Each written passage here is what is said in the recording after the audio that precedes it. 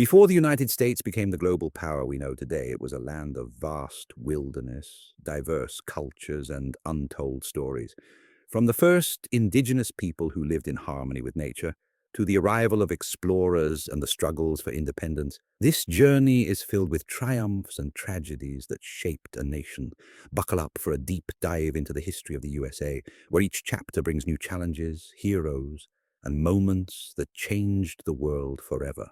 Long before the term America even existed, the land was teeming with life, diverse ecosystems, and rich cultural traditions. The first people to arrive on the American continent were not conquerors or explorers. They were seekers, driven by survival instincts and the promise of a new world. They crossed the frozen Bering Strait over 15,000 years ago, if not earlier, in search of food, warmth, and shelter, carrying their families and firestones with them. These early migrants, thought to be ancestors of today's Native Americans, journeyed southward from what is now Siberia, walking across a land bridge that once connected Asia to North America. This migration was not a single event, but a gradual and continuous process that saw these first people spread across the vast stretches of North, Central, and South America. They didn't simply survive, they thrived, adapting to different climates and building cultures deeply connected to the land. The Americas were never a land untouched by human hands.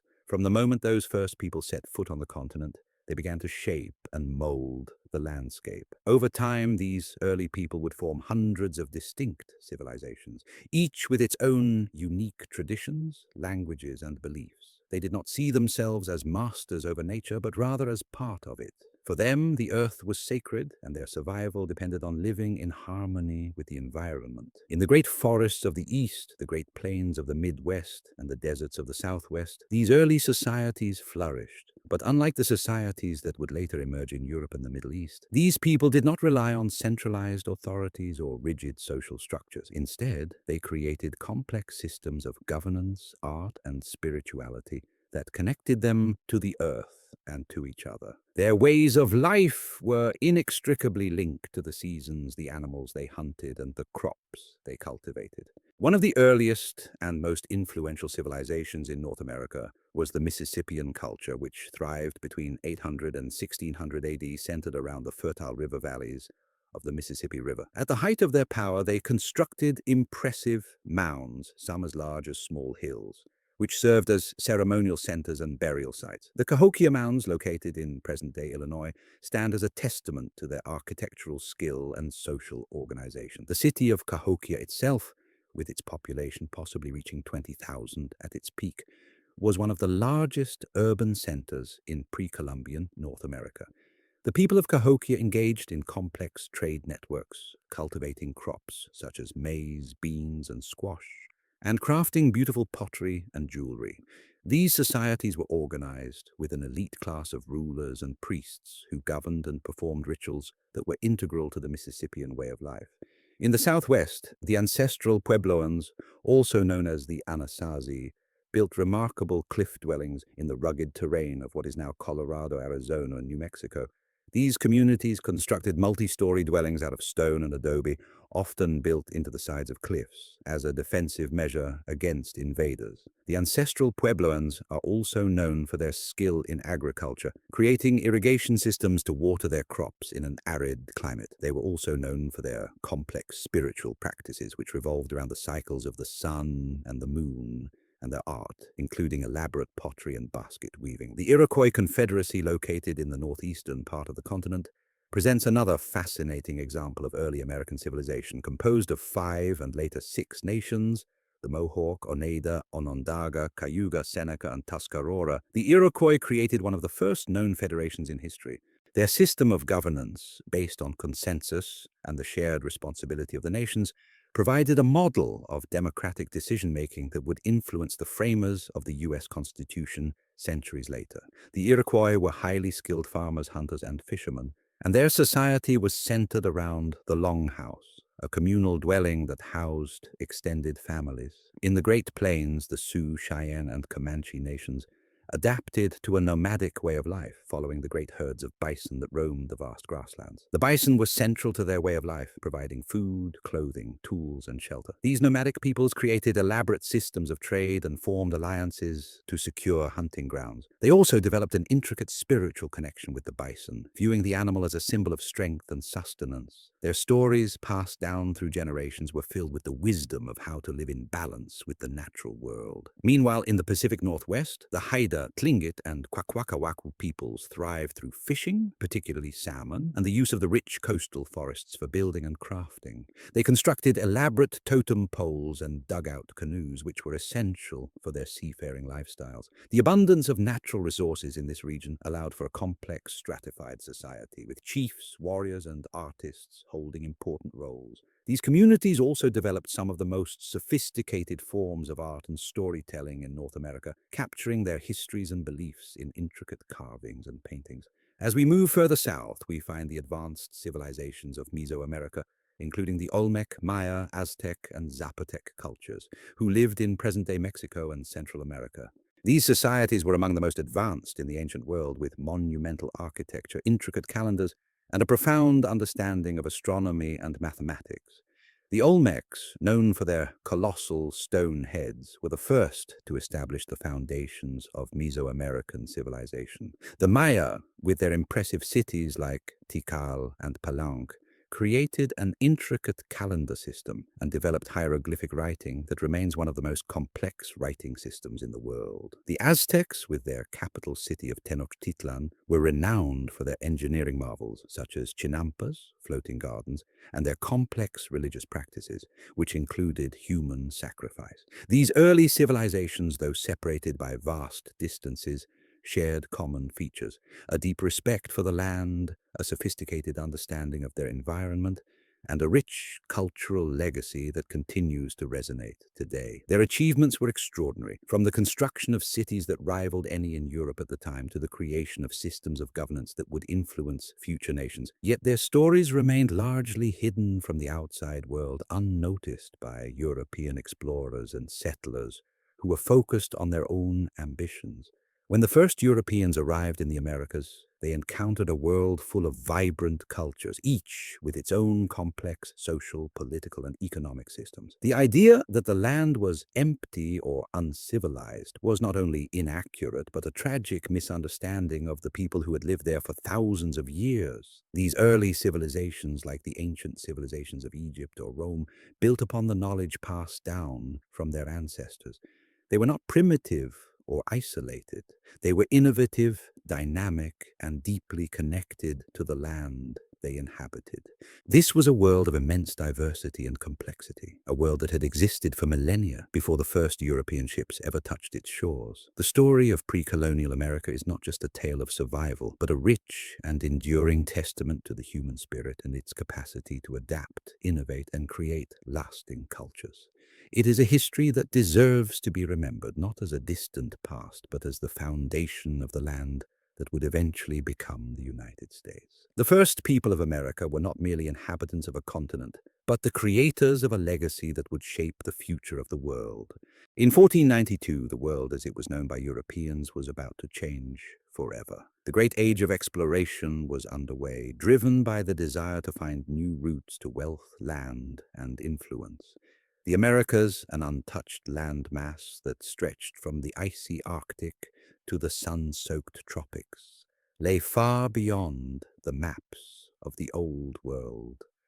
For centuries, the lands across the Atlantic were mysterious, filled with myths of riches and untold treasures, and yet the real story of the New World began not with the discovery of gold, but with the first tentative steps of European exploration, the first encounters.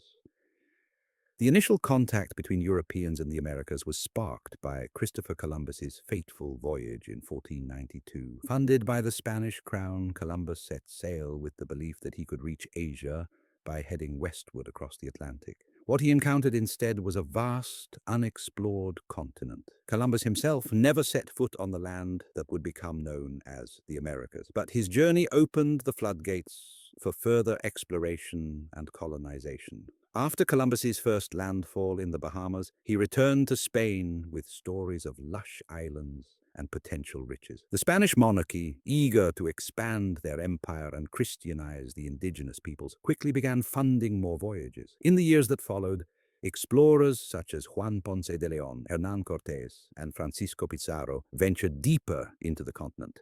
They encountered a rich tapestry of civilizations, from the Aztecs in Mexico to the Inca Empire in South America. However, the arrival of these European explorers brought with it violence, disease, and destruction. The indigenous peoples of the Americas, who had lived in relative isolation for thousands of years, had no immunity to the diseases brought by Europeans. Smallpox, measles, and influenza decimated native populations even before the first confrontations took place. The encounters between the indigenous people and the Europeans were often marked by distrust, hostility, and warfare, especially as European settlers sought to claim land, establish trade routes, and convert the native population to Christianity. Spanish dominance in the Americas. By the early 1500s, Spain had established its dominance in the Americas. Hernán Cortés's conquest of the Aztec Empire in 1519 stands as one of the most famous events in the history of European expansion. Armed with superior weapons, horses, and the support of rival native groups, Cortés overthrew the Aztec Emperor Montezuma and claimed Mexico for Spain. The conquest was brutal, with Cortés's forces slaughtering thousands and taking control of Tenochtitlan, the great Aztec capital. Spain's control over vast swathes of the Americas was solidified by the establishment of the Viceroyalty of New Spain, which stretched from present-day Mexico all the way into the southwestern United States. Soon after, Francisco Pizarro launched his own conquest of the Inca Empire, which stretched along the Andean mountain range in South America. Pizarro, much like Cortés, benefited from superior technology and the unintended assistance of the devastating diseases that preceded him. The Incas, with their impressive urban centers and intricate agricultural systems, were no match for the invading conquistadors, and within a decade, the Incan heartland was absorbed into the Spanish Empire. By the mid-1500s, Spain had a significant colonial presence in the New World. The Spanish crown ruled over an empire that stretched from Mexico to Peru, exploiting its resources, especially gold and silver, to fund the burgeoning empire back in Europe. In addition to the wealth flowing from the Americas, the Spanish also established a complex colonial society with European settlers, enslaved Africans and indigenous peoples at various levels within the social hierarchy. Spanish missions were also established throughout the Americas, where Catholic priests worked to convert the indigenous populations to Christianity. The missions became centers for both religious and social life, where native peoples were taught European customs and Christianity, often through forceful means. These early efforts at religious conversion had a profound and lasting impact on the cultures of the Americas, erasing or altering much of the indigenous religious and social structures. The arrival of other European powers, Spain's early dominance in the Americas, was not to go unchallenged. As the Spanish Empire flourished, other European powers began to set their sights on the New World. The Portuguese established a stronghold in Brazil, where they began to extract valuable resources like sugar, gold, and timber. Unlike the Spanish, the Portuguese established fewer colonies and instead focused on exploiting the land for its lucrative agricultural products. In the early 1600s, the French and Dutch followed suit, establishing colonies along the St. Lawrence River in Canada and the northeastern coast of what would become the United States. The French, led by figures like Jacques Cartier and Samuel de Champlain, focused on fur trading and developing alliances with indigenous tribes, such as the Hurons, for mutual benefit. French Canada, particularly Quebec, would become a vital part of the empire's economy through its fur trade. But the population of French settlers would remain relatively small compared to their Spanish counterparts. The Dutch, meanwhile, established the colony of New Netherland in the area that would eventually become New York. While the Dutch were primarily interested in trade, particularly in furs, they were also willing to cooperate with the indigenous peoples as they sought to build a profitable commercial empire. However, the Dutch presence in the Americas was relatively short-lived, as the English eventually took control of New Netherland in the mid-1600s. Perhaps the most significant challenge to Spain's dominance in the Americas came from the English. In 1584, Sir Walter Raleigh attempted to establish the first English colony in the New World in what would become known as Roanoke, off the coast of present-day North Carolina. However, the colony mysteriously disappeared, and the fate of its settlers remains one of the great unsolved mysteries of early American history. Despite the failure of Roanoke, English interest in the Americas remained high. The English established their first permanent settlement in Jamestown, Virginia, in 1607, marking the beginning of a significant and lasting presence in the New World. Unlike the Spanish, who focused on extracting wealth, the English established agricultural colonies, growing tobacco, rice, and other crops. These colonies would quickly become a major part of the English economy, especially as the demand for tobacco grew in Europe.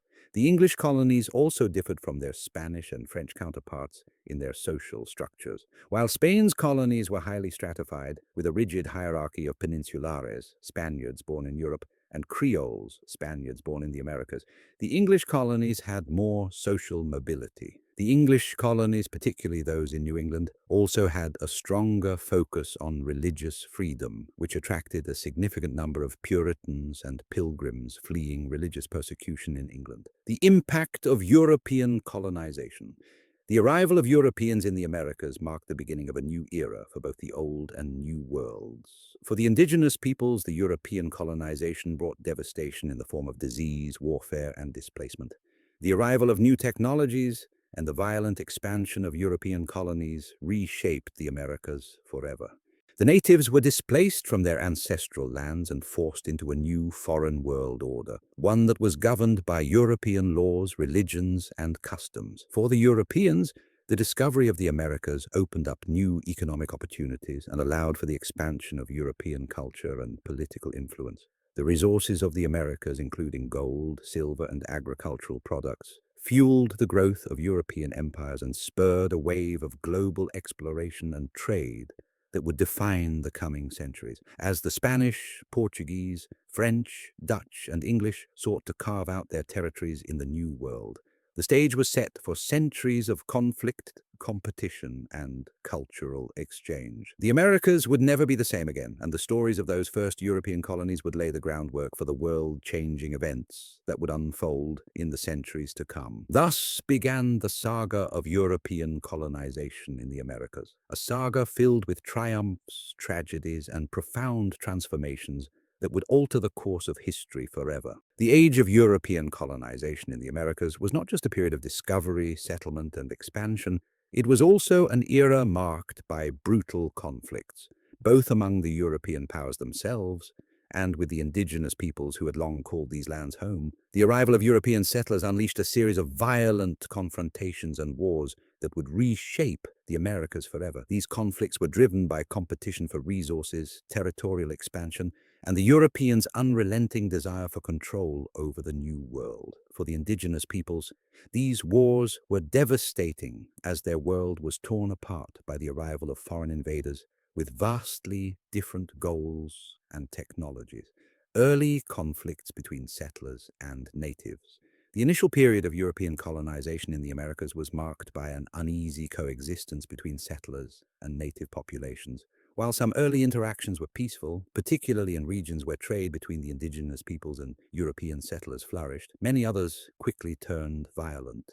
The Europeans, often outnumbered and seeking to establish permanent settlements, were in constant need of land, resources, and labor.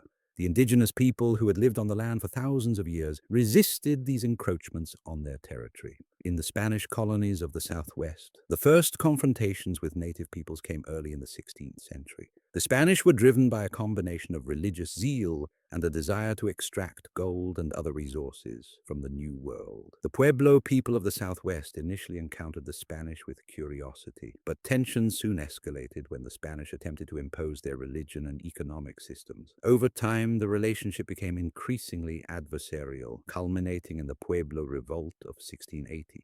Led by Pope, a Pueblo religious leader, the revolt saw the Pueblo people temporarily driving out the Spanish and reclaiming their lands.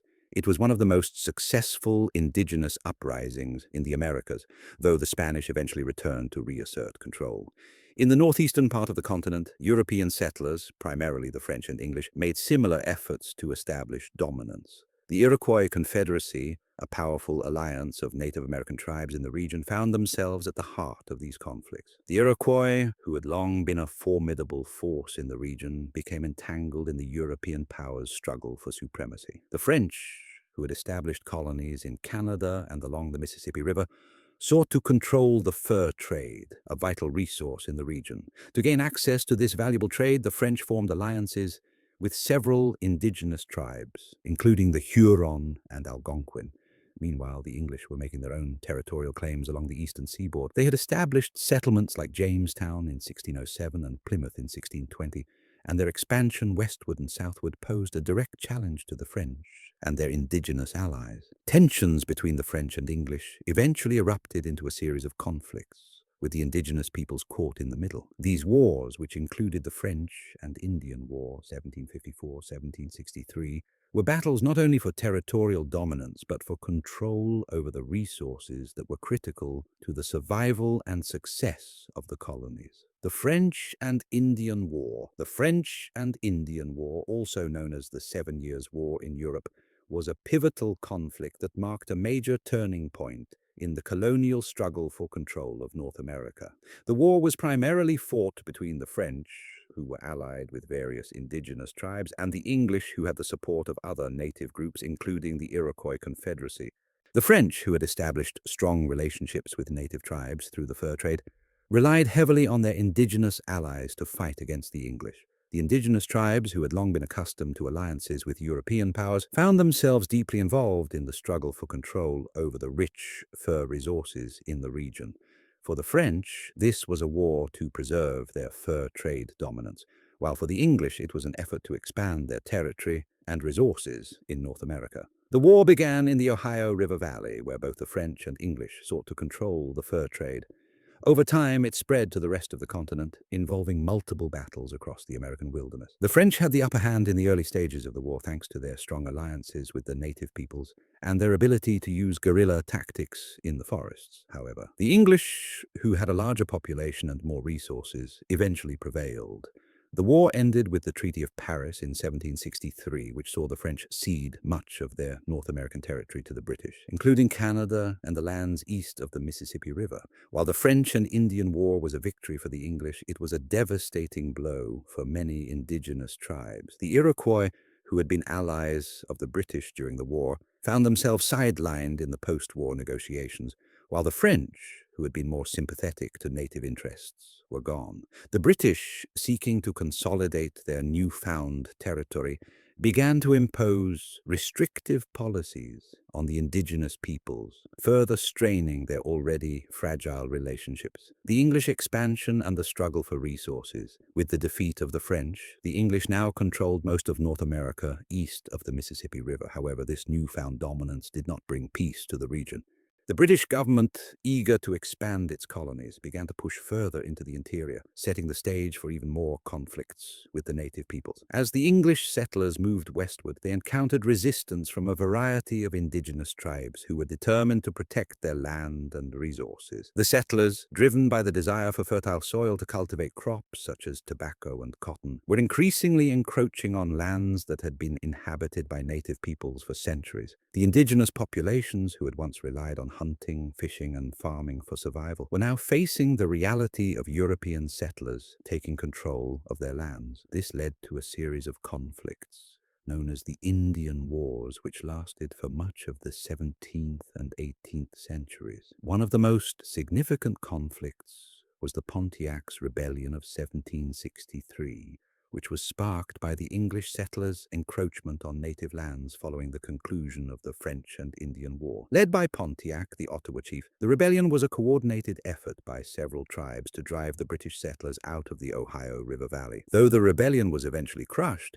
it demonstrated the deep frustrations of the indigenous peoples with European expansion. The British response to the rebellion was a proclamation in 1763 that restricted colonial settlement beyond the Appalachian Mountains. This was intended to ease tensions with the indigenous tribes and limit further conflict, but it was largely ignored by the settlers, who continued to push westward in search of land. The violation of the Proclamation of 1763 would later contribute to growing tensions between the American colonists and the British Crown, culminating in the American Revolution. The legacy of colonial wars. The colonial wars fought between European powers and indigenous peoples had long-lasting consequences for the future of the Americas.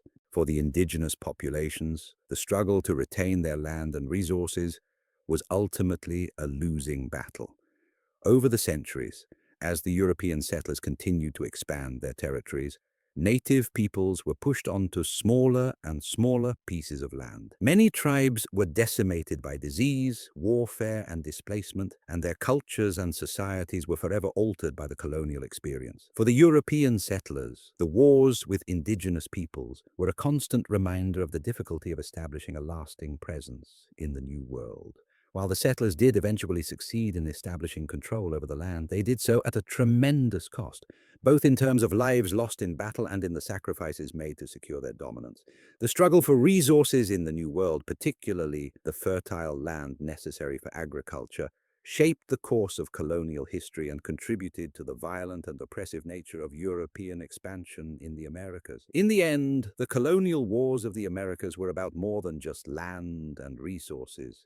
They were about the clash of two civilizations. The indigenous peoples, with their deep connection to the land and their centuries-old cultures, found themselves in direct conflict with the European settlers, who saw the land as a resource to be exploited and controlled. The result was a long, painful struggle that forever changed the history of the Americas, leaving a legacy of both loss and survival for the native peoples, while cementing the dominance of European powers in the New World. The American colonies, once viewed by the British Crown as valuable assets, began to show signs of discontent in the years leading up to the American Revolution. The period following the French and Indian War, 1754-1763, marked the beginning of a new phase in the relationship between Great Britain and its American colonies. With the British government deep in debt following the costly war, they looked to the colonies as a source of revenue. This shift in policy would ignite tensions that had been simmering for years, ultimately culminating in a single, defiant act of rebellion, the Boston Tea Party. The event, which took place on the night of December 16, 1773, became one of the most iconic acts of resistance in American history.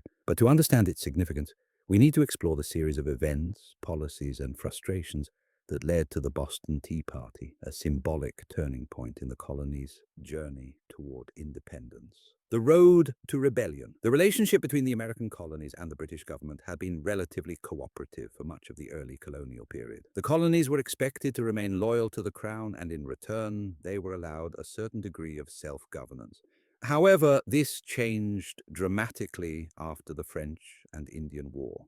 The British government, burdened by enormous war debts, began imposing a series of taxes on the colonies to recoup its losses and fund the growing costs of maintaining an empire. One of the first major pieces of legislation aimed at raising revenue from the colonies was the Stamp Act of 1765. This law required colonists to purchase stamps for all printed materials, including newspapers, legal documents, and playing cards. The Stamp Act was met with immediate and widespread protest across the colonies. The colonists argued that they should not be taxed without their consent, a principle they believed was enshrined in their rights as Englishmen.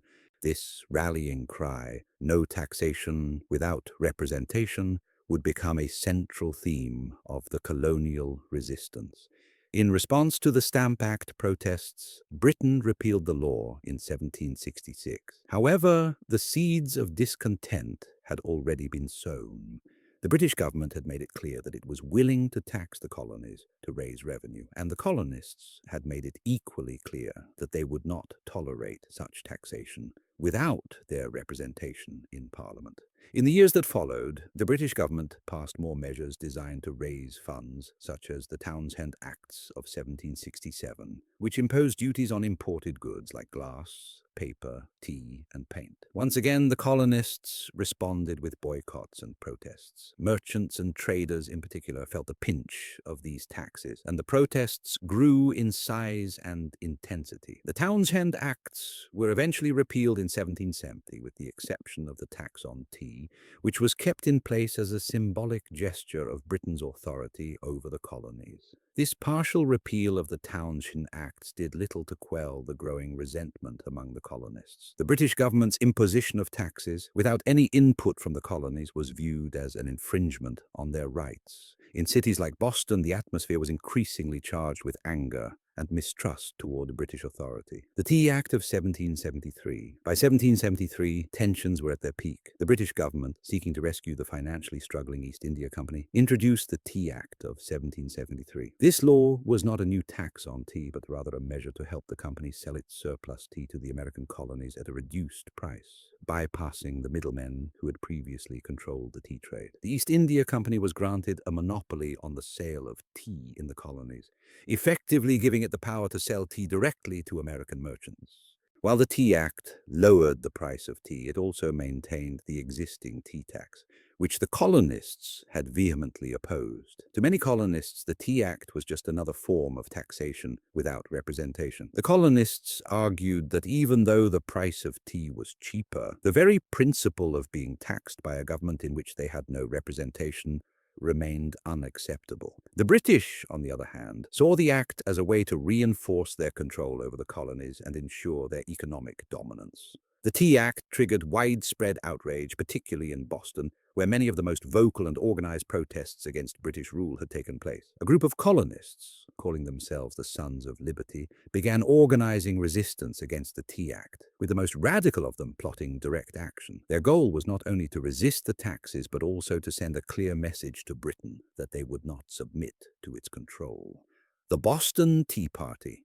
On the night of December 16, 1773, a group of about 60 men, many disguised as Mohawk Indians to conceal their identities, boarded 3 British ships, the Dartmouth, Eleanor, and Beaver, docked in Boston Harbor. These ships had arrived in Boston with shipments of British tea, and the Sons of Liberty were determined not to allow the tea to be unloaded. The men, led by figures such as Samuel Adams and John Hancock, seized the opportunity to act. In the dead of night, the men methodically dumped 342 chests of tea, valued at over $10,000, equivalent to millions of dollars today, into the harbor. The tea floated in the cold waters of Boston Harbor, and the Sons of Liberty made their statement loud and clear.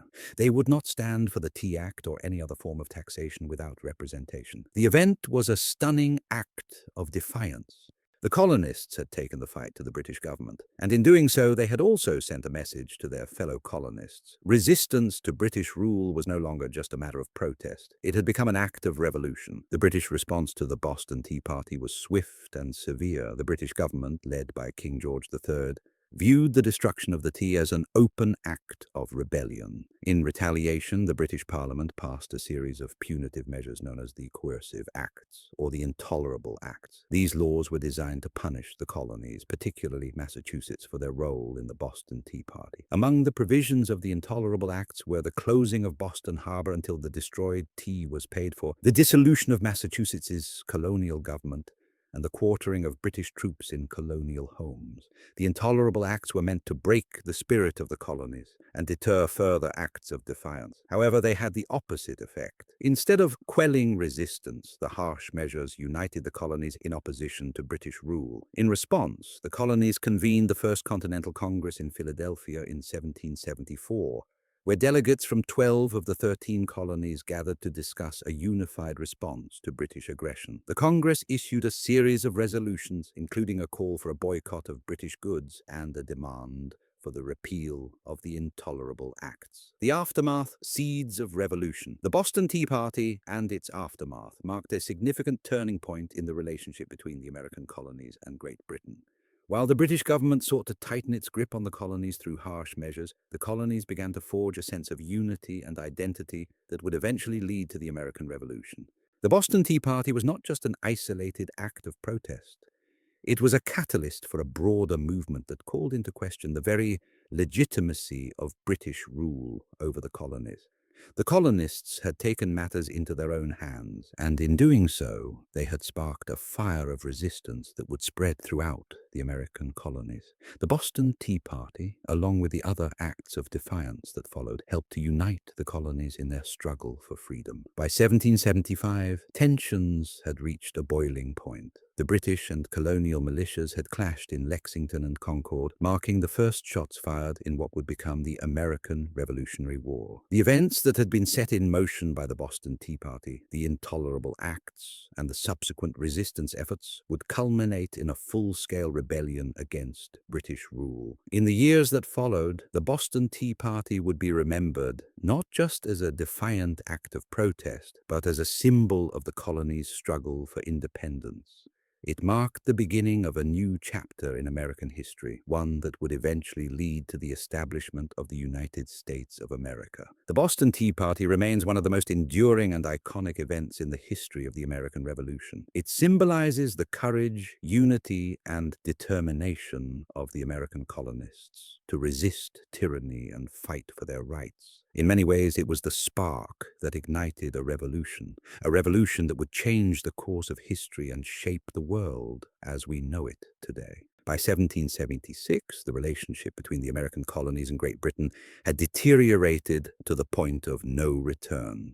The years of escalating tensions, protest, and defiance had laid the groundwork for an irreversible break with the British Crown. The desire for independence was no longer an abstract ideal, but a central goal for many colonists. The time had come to formalize this desire and to declare, in no uncertain terms, that the colonies were no longer subjects of a distant monarchy, but were instead free and independent states. The Declaration of Independence became the official document that expressed this revolutionary sentiment. The path to the Declaration was paved with years of British oppression, colonial resistance, and ideological shifts that eventually led the colonies to conclude that they could no longer remain under British rule. The Declaration itself, which would be adopted by the Continental Congress on July 4, 1776, not only marked the birth of a new nation, but also encapsulated the core principles that would define the American experiment in democracy for centuries to come.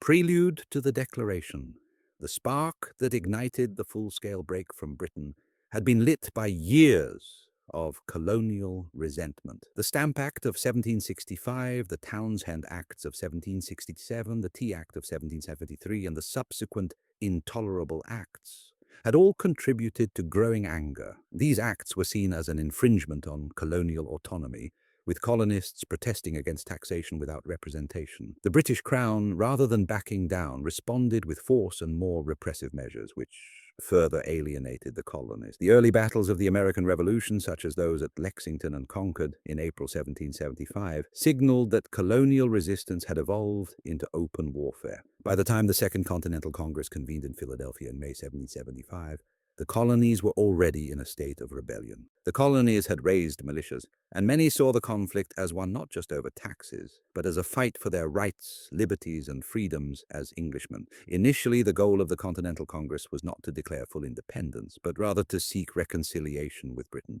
The Congress sent the Olive Branch Petition to King George III in July 1775, urging him to end hostilities and to find a peaceful resolution to the conflict. However, the petition was rejected outright, and the king declared the colonies to be in a state of rebellion. At this point, many colonists began to understand that independence was their only viable option. The writing of the Declaration of Independence became an inevitable next step. By the winter of 1775-1776, public sentiment was shifting rapidly in favor of a formal declaration. Influential works like Thomas Paine's Common Sense, published in January 1776, helped to galvanize public support for independence. Paine's pamphlet was a powerful argument for breaking away from Britain, urging Americans to embrace the idea of self-governance and to reject monarchy. It resonated with ordinary colonists, many of whom were growing weary of British rule and the ongoing war. The Continental Congress and the decision to declare independence. In June 1776, the Continental Congress had begun to seriously consider independence. The sentiment in favor of breaking from Britain was growing, but there was still some hesitancy. Many delegates from the southern colonies were particularly cautious, as they feared that declaring independence might jeopardize their economic interests. especially the institution of slavery, which was central to the Southern economy. However, events were moving quickly. Richard Henry Lee, a delegate from Virginia, introduced a resolution calling for independence from Britain on June 7, 1776. Lee's resolution was a bold and direct challenge to the British Crown, and it set the stage for the formal declaration. The Congress debated the issue for several days before. On June 11th, they decided to form a committee to draft a declaration. The committee was composed of 5 men: Thomas Jefferson, John Adams, Benjamin Franklin, Roger Sherman, and Robert R. Livingston. Each of these men played an important role in the creation of the declaration, but it was Jefferson, the youngest member of the committee, who took on the task of writing the first draft. Jefferson, a lawyer and a powerful writer, was well known for his commitment to the principles of liberty and self-government. His intellectual leanings were heavily influenced by Enlightenment thinkers like John Locke, who advocated for natural rights and the idea that governments existed to protect those rights. Jefferson's task was not only to outline the colony's grievances with the British Crown, but also to justify the colony's decision to break away and establish their own government. The writing of the Declaration, the drafting of the Declaration took place during a time of high tension and uncertainty. Jefferson worked quickly, producing the first draft in just a few days. His writing was elegant, persuasive, and imbued with a deep sense of moral conviction. The Declaration was structured to include several key sections: a preamble, a list of grievances against the British Crown, and a conclusion declaring the colony's independence. The preamble of the Declaration is perhaps the most famous section, and it articulated the philosophical justification for independence. In it, Jefferson wrote, "We hold these truths to be self-evident, that all men are created equal, that they are endowed by their Creator with certain unalienable rights, that among these are life, liberty, and the pursuit of happiness." This was a radical declaration for its time. Jefferson, influenced by the philosophy of Locke, argued that government's legitimacy comes from the consent of the governed, and that any government that violates the rights of its citizens forfeits its right to rule. This assertion of natural rights became the foundation of American political thought and would influence countless democratic movements around the world. The bulk of the Declaration, however, consists of a detailed list of grievances against King George III. These grievances were not just a list of complaints, but a systematic argument showing that the king had violated the colony's rights and disregarded their needs. Jefferson catalogued specific abuses such as the imposition of taxes without consent, the dissolution of colonial governments, the maintenance of standing armies in peacetime, and the denial of fair trials. Each grievance was framed as a violation of the natural rights of the colonists and demonstrated the necessity of rebellion. The conclusion of the Declaration made it clear that the colonies were not simply protesting British actions, but were fully committed to independence. It boldly declared that these united colonies are and of right ought to be free and independent states, that they are absolved from all allegiance to the British Crown, and that all political connection between them and the state of Great Britain is and ought to be totally dissolved. With these words, the colonies formally severed their ties with Britain and established themselves as sovereign nations. The Declaration of Independence was not just an assertion of the colonies' right to govern themselves, but a statement of universal principles about freedom, equality, and justice. The signing of the Declaration after Jefferson's draft was presented to the Continental Congress. It was reviewed and revised. The delegates, particularly John Adams and Benjamin Franklin, suggested several changes to the language, but the overall structure and message of the document remained intact. After some heated debate and revisions, the final version of the Declaration was approved by the Continental Congress on July 4, 1776. The signing of the Declaration took place shortly thereafter. On that historic day, 56 delegates from the 13 colonies affixed their signatures to the document, each risking their lives and fortunes in doing so. Among the signers were well-known leaders like John Hancock, whose bold signature is the most prominent on the document, as well as Thomas Jefferson, Benjamin Franklin, and Samuel Adams. The signing was a symbol of unity, but it was also an act of defiance. By signing the Declaration, these men were formally committing to the revolution and the cause of independence. The legacy of the Declaration. The signing of the Declaration of Independence on July 4, 1776, was not the end of the American Revolution, but it was its defining moment. The Declaration made it clear that the colonies were now at war with Britain, and it set the stage for the long and difficult fight for independence.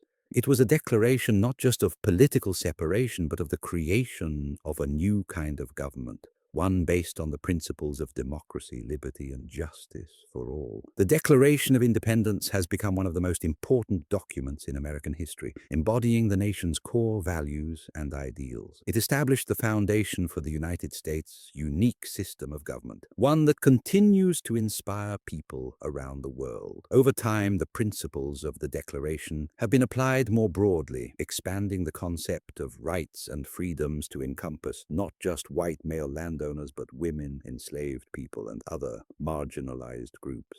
The struggle for independence, as laid out in the Declaration, became a broader fight for freedom, equality, and human dignity. Today, the Declaration of Independence remains a living document, not just in its words, but in its ongoing influence on American society and the world. The American Revolution was not merely a military conflict, it was a battle for identity, ideals, and self-determination.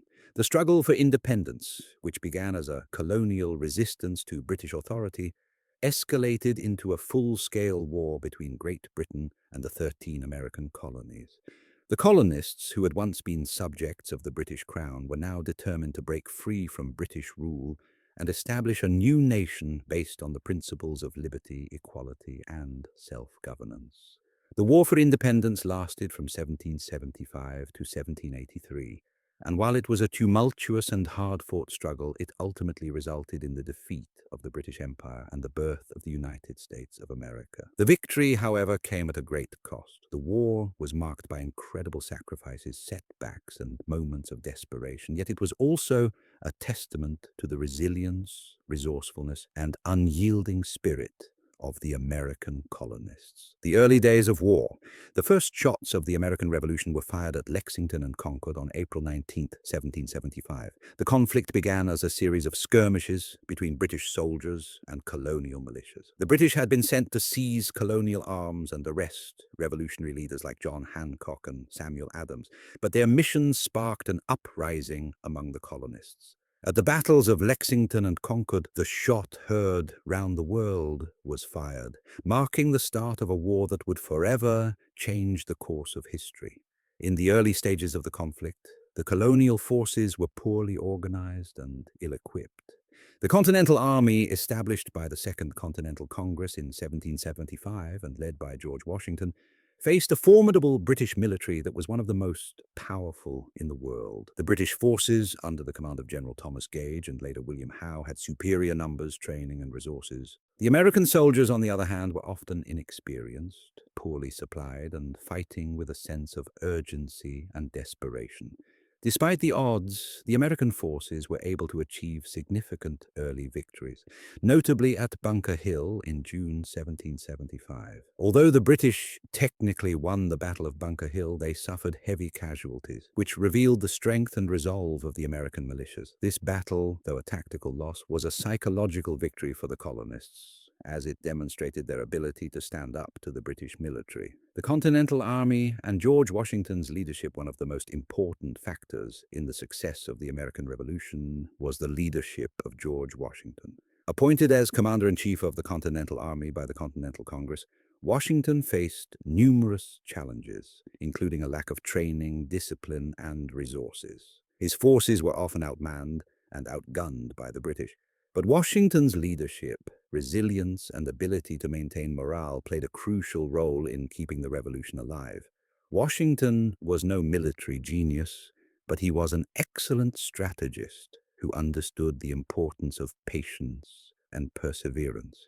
His greatest strength was his ability to inspire his troops, and maintain their loyalty through the darkest moments of the war. Washington's leadership was crucial during some of the early defeats, such as the loss of New York City to the British in 1776. After being driven out of New York, Washington's army was forced to retreat across New Jersey into Pennsylvania. Despite these setbacks, Washington's refusal to surrender and his ability to rally his forces would prove pivotal. One of Washington's most significant victories came at the Battle of Trenton on December 26, 1776. After a series of retreats and suffering heavy losses, Washington led a daring and successful attack on the Hessian forces in Trenton, New Jersey. The victory not only boosted American morale, but also encouraged many soldiers to re-enlist and continue the fight for independence. The French alliance and turning the tide. As the war dragged on, the American forces were in dire need of support, both in terms of supplies and military expertise. The turning point in the war came in 1777, when the Americans secured a crucial victory at the Battle of Saratoga. In this pivotal battle, American forces under General Horatio Gates and Benedict Arnold decisively defeated the British forces led by General John Burgoyne. The British defeat at Saratoga had far-reaching consequences, as it convinced France to enter the war on the side of the Americans. The French alliance was a game-changer for the revolutionaries. The French provided essential military aid, including troops, supplies, and naval support. The French also helped to bring other European powers, such as Spain and the Dutch Republic, into the conflict, further weakening Britain's position. In addition to material support, the French sent military leaders like Marquis de Lafayette, who became a trusted advisor to Washington and played a key role in training American soldiers. The entry of France into the war shifted the balance of power. The French Navy, in particular, was instrumental in challenging British control of the seas. The most decisive moment of French involvement came in 1781, during the siege of Yorktown in Virginia. A combined American and French force, supported by the French Navy, laid siege to the British forces under General Cornwallis. With the British fleet unable to relieve Cornwallis and his troops surrounded on land, the British were forced to surrender on October 19, 1781. The victory at Yorktown effectively ended the fighting in North America and secured American independence. The war at sea and in the West. While much of the war's focus was on the East Coast, the conflict also spread to the seas and the western frontier. The American Navy, though small and underfunded, achieved several notable victories. Ships like the USS Bonhomme Richard, commanded by John Paul Jones, became symbols of American resistance. In one of the most famous naval engagements of the war, Jones's ship defeated the British HMS Serapis off the coast of England in 1779. Jones's victory made him a hero in both America and France and helped to boost morale among the American forces. On the western frontier, where the war was less intense but still significant, American forces faced a mix of British loyalists and Native American tribes allied with Britain. In the Ohio Valley and along the Great Lakes, the American frontier militias, led by figures like George Rogers Clark, fought against British forces and their Native American allies. Clark's successful campaigns in the West were vital in securing control of the Ohio River Valley and other Western territories, which would later become part of the United States. The Treaty of Paris and the end of the war. By 1783, the war had drained Britain's resources, and its empire was in disarray. Despite having the largest military in the world, Britain could not sustain a prolonged war against the colonists and their European allies. The Treaty of Paris, signed on September 3, 1783, officially ended the Revolutionary War and recognized the United States as an independent nation. The treaty granted the United States significant territorial gains, including all lands east of the Mississippi River south to Florida and north to Canada. This marked the beginning of the United States' westward expansion. The war had been a costly endeavor for both sides. The American Revolution claimed the lives of approximately 25,000 American soldiers, many of whom died from disease, starvation, and harsh conditions. The British suffered significant losses as well, both in terms of military personnel and financial resources.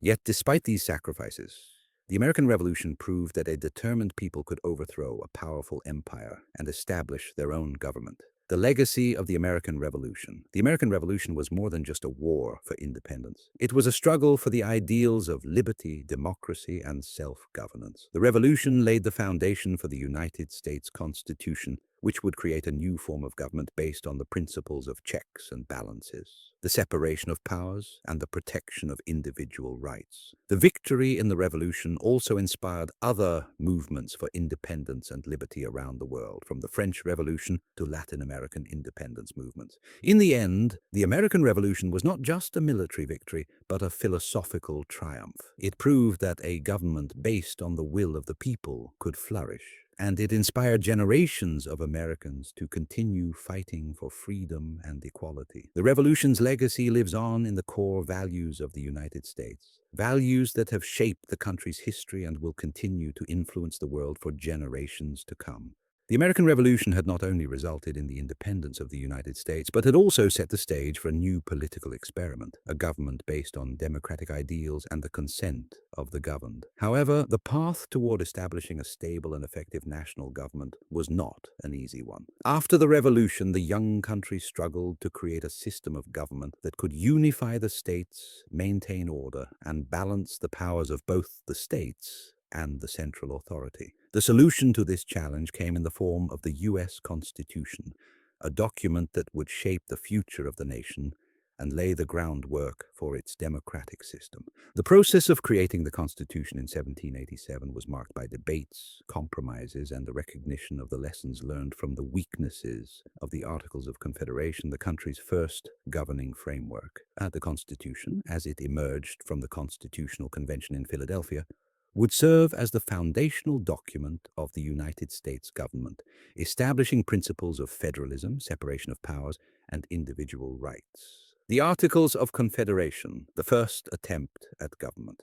The United States, after winning its independence from Great Britain, initially operated under the Articles of Confederation, which had been ratified in 1781. The Articles were meant to serve as a provisional government until a more permanent system could be established. They reflected the colonists' strong desire to avoid the kind of centralized authority they had just fought to overthrow in Britain. As a result, the Articles created a very weak central government, giving most of the power to the individual states. Under the Articles of Confederation, the national government consisted of a single legislative body, the Confederation Congress, which had limited powers.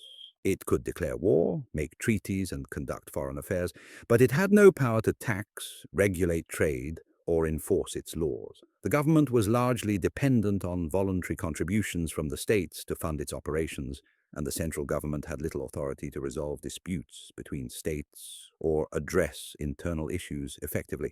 The weaknesses of the Articles became increasingly apparent. The central government struggled to raise revenue, leaving it unable to pay off war debts or fund national defense.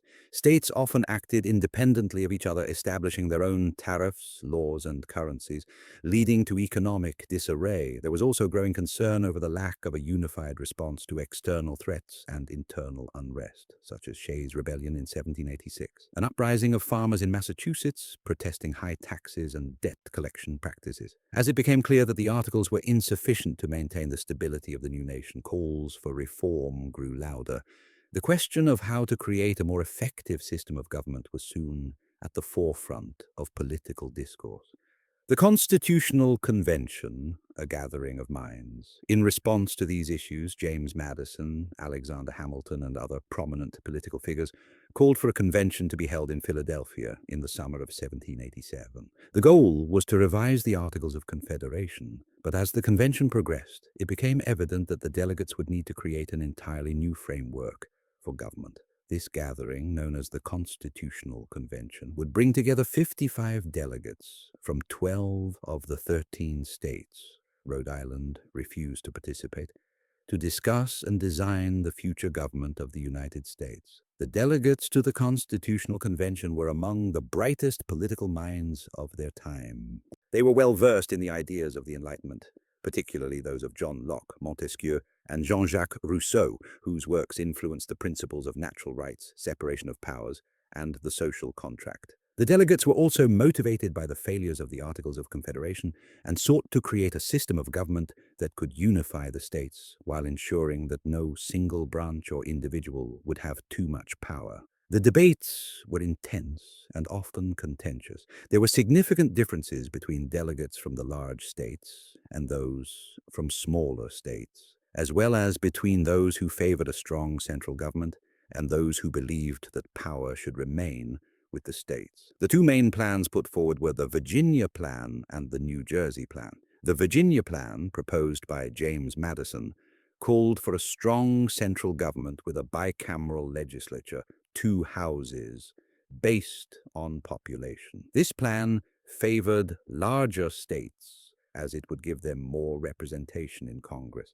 The New Jersey Plan, proposed by William Paterson, called for a unicameral legislature, in which each state, regardless of size, would have equal representation. This plan favored smaller states, which were concerned that they would be dominated by the larger states. These competing plans reflected the deep divisions among the delegates, and a compromise was needed. The Great Compromise, also known as the Connecticut Compromise, proposed by Roger Sherman, provided a solution by creating a bicameral legislature with a House of Representatives based on population, as outlined in the Virginia Plan, and a Senate in which each state would have equal representation, as outlined in the New Jersey Plan. This compromise helped to bridge the gap between large and small states and laid the foundation for the legislative branch of the new government. The creation of the Constitution, the framework for government. After weeks of heated debate and compromise, the delegates to the Constitutional Convention reached an agreement on the structure of the new government. The Constitution was drafted as a document that established a strong federal government while preserving the autonomy of the states. It reflected a delicate balance between authority and liberty, power and restraint. The key features of the Constitution that emerged in 1787 included: 1. Federalism. The Constitution established a federal system of government in which power was shared between the national government and the states. This was a departure from the Articles of Confederation, which had given too much power to the states. The Constitution's system of federalism allowed for a strong central government, but also protected the rights of states. 2. Separation of powers. The Constitution established a system of government based on the separation of powers into three distinct branches: the legislative, executive, and judicial. Each branch had its own responsibilities and checks on the power of the other branches. This system was designed to prevent any one branch from becoming too powerful and to ensure that power would be balanced and accountable. 3. Checks and balances. Closely related to the separation of powers was the system of checks and balances. Each branch of government was given the ability to limit the power of the others. For example, while Congress could pass laws, the president could veto them. Similarly, the courts could declare laws unconstitutional, thus ensuring that no branch could dominate the others. 4. The presidency. The Constitution created the office of the president, giving the chief executive significant powers, including the ability to command the military, make treaties, and appoint judges. However, the president's power was also limited by the system of checks and balances, and the president would be subject to the oversight of Congress and the judiciary. 5. The Bill of Rights. Although the original draft of the Constitution did not include a Bill of Rights, many delegates recognized the need to protect individual liberties. As a result, the Bill of Rights, comprising the first 10 amendments, was added shortly after the Constitution was ratified. These amendments guaranteed fundamental rights, such as freedom of speech, religion, and the press, as well as protections against unreasonable searches and seizures. The ratification of the Constitution. After the Constitution was signed on September 17, 1787, it still needed to be ratified by the states in order to become law. The process of ratification was not easy, and the document faced significant opposition from some quarters. Many people, particularly in the states, feared that the new Constitution would give too much power to the federal government and threaten the rights of individual citizens and the states. Those who supported the Constitution, known as Federalists, argued that a strong central government was necessary to maintain order and provide for the common defense. Opponents of the Constitution, known as Anti-Federalists, were concerned about the lack of a Bill of Rights and the potential for the central government to become too powerful. The debates between Federalists and Anti-Federalists were intense, with both sides making compelling arguments. However, the promise of adding a Bill of Rights helped to win over many skeptics. By June 21, 1788, the Constitution was ratified when New Hampshire became the ninth state to approve it, making it the law of the land. The final hurdle was the ratification of the Bill of Rights, which was added in 1791. Legacy and impact. The Constitution established a framework of government that has endured for over 2 centuries, making it one of the oldest written national constitutions still in use today. It created a political system that has been a model for many nations and has allowed the United States to remain a stable democracy throughout times of war, peace, economic turmoil, and social change. The Constitution's enduring strength lies in its ability to adapt to changing circumstances while maintaining the core principles of liberty, equality, and justice. It has been amended 27 times to address issues such as voting rights, civil rights, and the expansion of government powers, but its fundamental structure has remained intact. The creation of the Constitution was a monumental achievement that shaped the course of history. It laid the foundation for a government that would be tested by challenges both internal and external, but one that would continue to uphold the ideals of freedom and democracy for generations to come. Following the ratification of the U.S. Constitution in 1788, the United States embarked on the formidable task of creating a government from the ground up. The Constitution had provided the framework, but it was the first group of elected leaders who would flesh out the details, develop political systems, and establish the institutions that would guide the young nation. In this critical period, the leadership of George Washington, John Adams, and Thomas Jefferson would be instrumental in laying the foundations of the American Republic. These early years, from 1789 to 1801, were marked by both the creation of key government institutions and the resolution of major challenges that tested the fledgling nation's stability. From establishing the executive branch's role to forming a financial system and dealing with foreign threats, the first presidencies played a crucial role in shaping the United States' future. At the same time, these presidents faced the challenge of preserving the democratic ideals of the Revolution while building the institutions that would support long-term governance. George Washington, the first president and architect of the executive branch. The first president of the United States, George Washington, was not just a revered military leader, he also became the defining figure in the creation of the American executive branch. Washington's leadership set precedents for future presidents and helped to determine the nature of executive power. As the first president, Washington faced the daunting task of establishing authority for a new government that was still untested and fragile. Yet, Washington's character, leadership, and resolve helped to ensure that the federal government would take shape effectively. Upon taking office in April 1789, Washington immediately faced the question of how much power the president should have. The Constitution had given the president significant authority, but many of its provisions were vague, leaving Washington with the task of determining the office's proper role. One of his first decisions was to create a cabinet, a group of advisors who would head the various departments of government. This move was crucial for establishing the concept of presidential advisors and setting up the executive branch. Washington appointed Thomas Jefferson as Secretary of State, Alexander Hamilton as Secretary of the Treasury, Henry Knox as Secretary of War, and Edmund Randolph as Attorney General. Washington's leadership also solidified the presidency's role as both a symbol of unity and a check on the power of Congress. He understood that the president had to be an impartial figure above the political fray, yet he also recognized that the role required decisiveness. Washington's handling of foreign and domestic crises would help define the office and set precedents for future presidents. The establishment of the executive departments under Washington's leadership, the government began to take shape through the creation of crucial institutions that would endure for centuries. One of the most important steps in this process was the establishment of the Department of the Treasury, the Department of State, and the Department of War. These departments were critical for the functioning of the federal government and helped create a structure of governance that would endure throughout U.S. history. The creation of the Treasury Department, in particular, was driven by the vision of Alexander Hamilton, Washington's Secretary of the Treasury. Hamilton recognized that a strong financial system was necessary for the young republic to survive. In 1790, he proposed a series of bold financial policies, including the assumption of state debts by the federal government, the creation of a national bank, and the establishment of a uniform currency. These proposals were designed to stabilize the nation's finances and establish the federal government as a credible authority. Though controversial at the time, Hamilton's financial plan laid the foundation for the nation's economic system and demonstrated the importance of government in managing national affairs.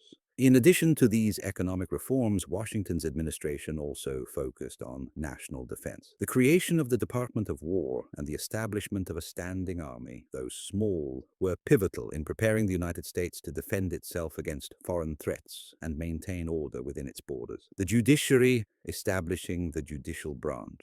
Another key achievement of Washington's presidency was the creation of the judicial system. Under the Constitution, the judicial branch was to be independent and was given the authority to interpret laws and resolve disputes. However, like the executive branch, the details of how the judiciary would function were left to be determined by Congress and the President. In 1789, Washington signed the Judiciary Act of 1789, which established the structure of the federal judiciary. The law created a system of federal courts, including district courts, circuit courts, and the Supreme Court. The Judiciary Act also defined the jurisdiction and powers of the courts, ensuring that they would have the authority to interpret federal laws and review cases involving the Constitution. The establishment of the judiciary was crucial for maintaining the rule of law and upholding the principles enshrined in the Constitution. Washington appointed the first justices to the Supreme Court, including John Jay, who became the first Chief Justice of the United States. The decisions made by the Supreme Court in the early years of the Republic helped to clarify the interpretation of the Constitution and reinforce the role of the judiciary in protecting individual rights and resolving disputes between states and the federal government. John Adams, building on Washington's foundations, John Adams, Washington's vice president and the second president of the United States, faced different challenges as he took office in 1797. By the time Adams assumed the presidency, the country had made significant strides in establishing its government and institutions. However, tensions with foreign powers and internal political divisions posed serious threats to the stability of the new nation. Adams inherited a volatile situation with France, which was engaged in an intense conflict with Britain. The French Revolution had led to the overthrow of the French monarchy and the rise of radical political forces, which created uncertainty for the United States. The French government, led by the Directory, had initially supported the American Revolution but later became hostile due to disagreements over the U.S. response to European conflicts. In 1798, tensions between the US and France escalated into the Quasi-War, an undeclared naval conflict. During this period, Adams faced immense pressure from his own party, the Federalists, who favored a more aggressive stance against France, and from the Democratic Republicans, who sympathized with the French cause. Despite the push from his party for war, Adams resisted calls for military confrontation, believing that war would be disastrous for the young nation.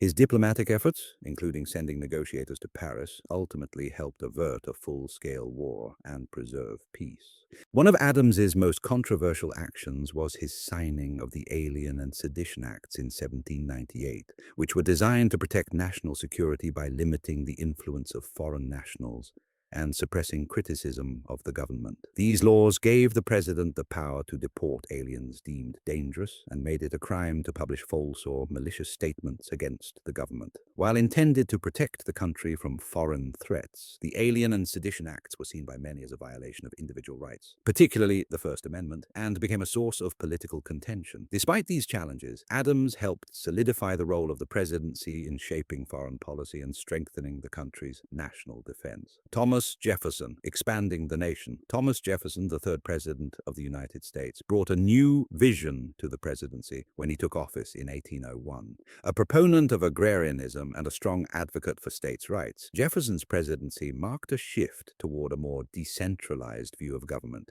contrasting with the more centralized approach of his predecessors, especially Hamilton and Adams. Jefferson's most significant accomplishment during his presidency was the Louisiana Purchase in 1803, which doubled the size of the United States. The acquisition of this vast territory from France for $15 million was a remarkable diplomatic achievement and had long-lasting consequences for the nation. The purchase not only provided the United States with fertile land for agriculture, but also secured control of the Mississippi River and the port of New Orleans, essential for trade and economic growth. Despite his strict interpretation of the Constitution, Jefferson took the pragmatic step of justifying the purchase under the president's treaty-making power. The Louisiana Purchase was a turning point in U.S.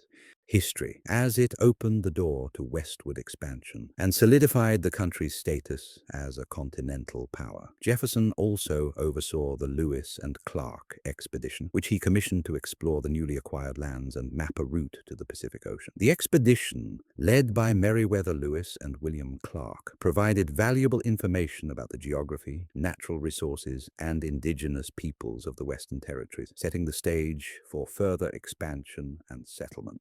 The creation of political parties.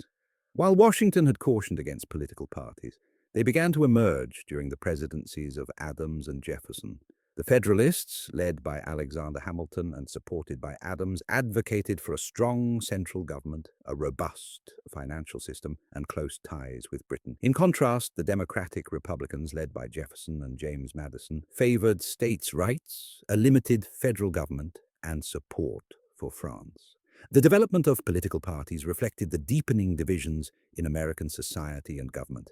These parties would become a permanent fixture in the U.S. political system, shaping elections and policy debates for centuries to come. Conclusion: the legacy of the first presidents. The first presidents of the United States faced enormous challenges as they worked to establish a functioning government and secure the young nation's future. Through their leadership, they created essential institutions like the executive departments, the judiciary, and the framework for foreign policy. They navigated foreign threats, internal divisions, and economic challenges, and they laid the groundwork for the nation's expansion and growth.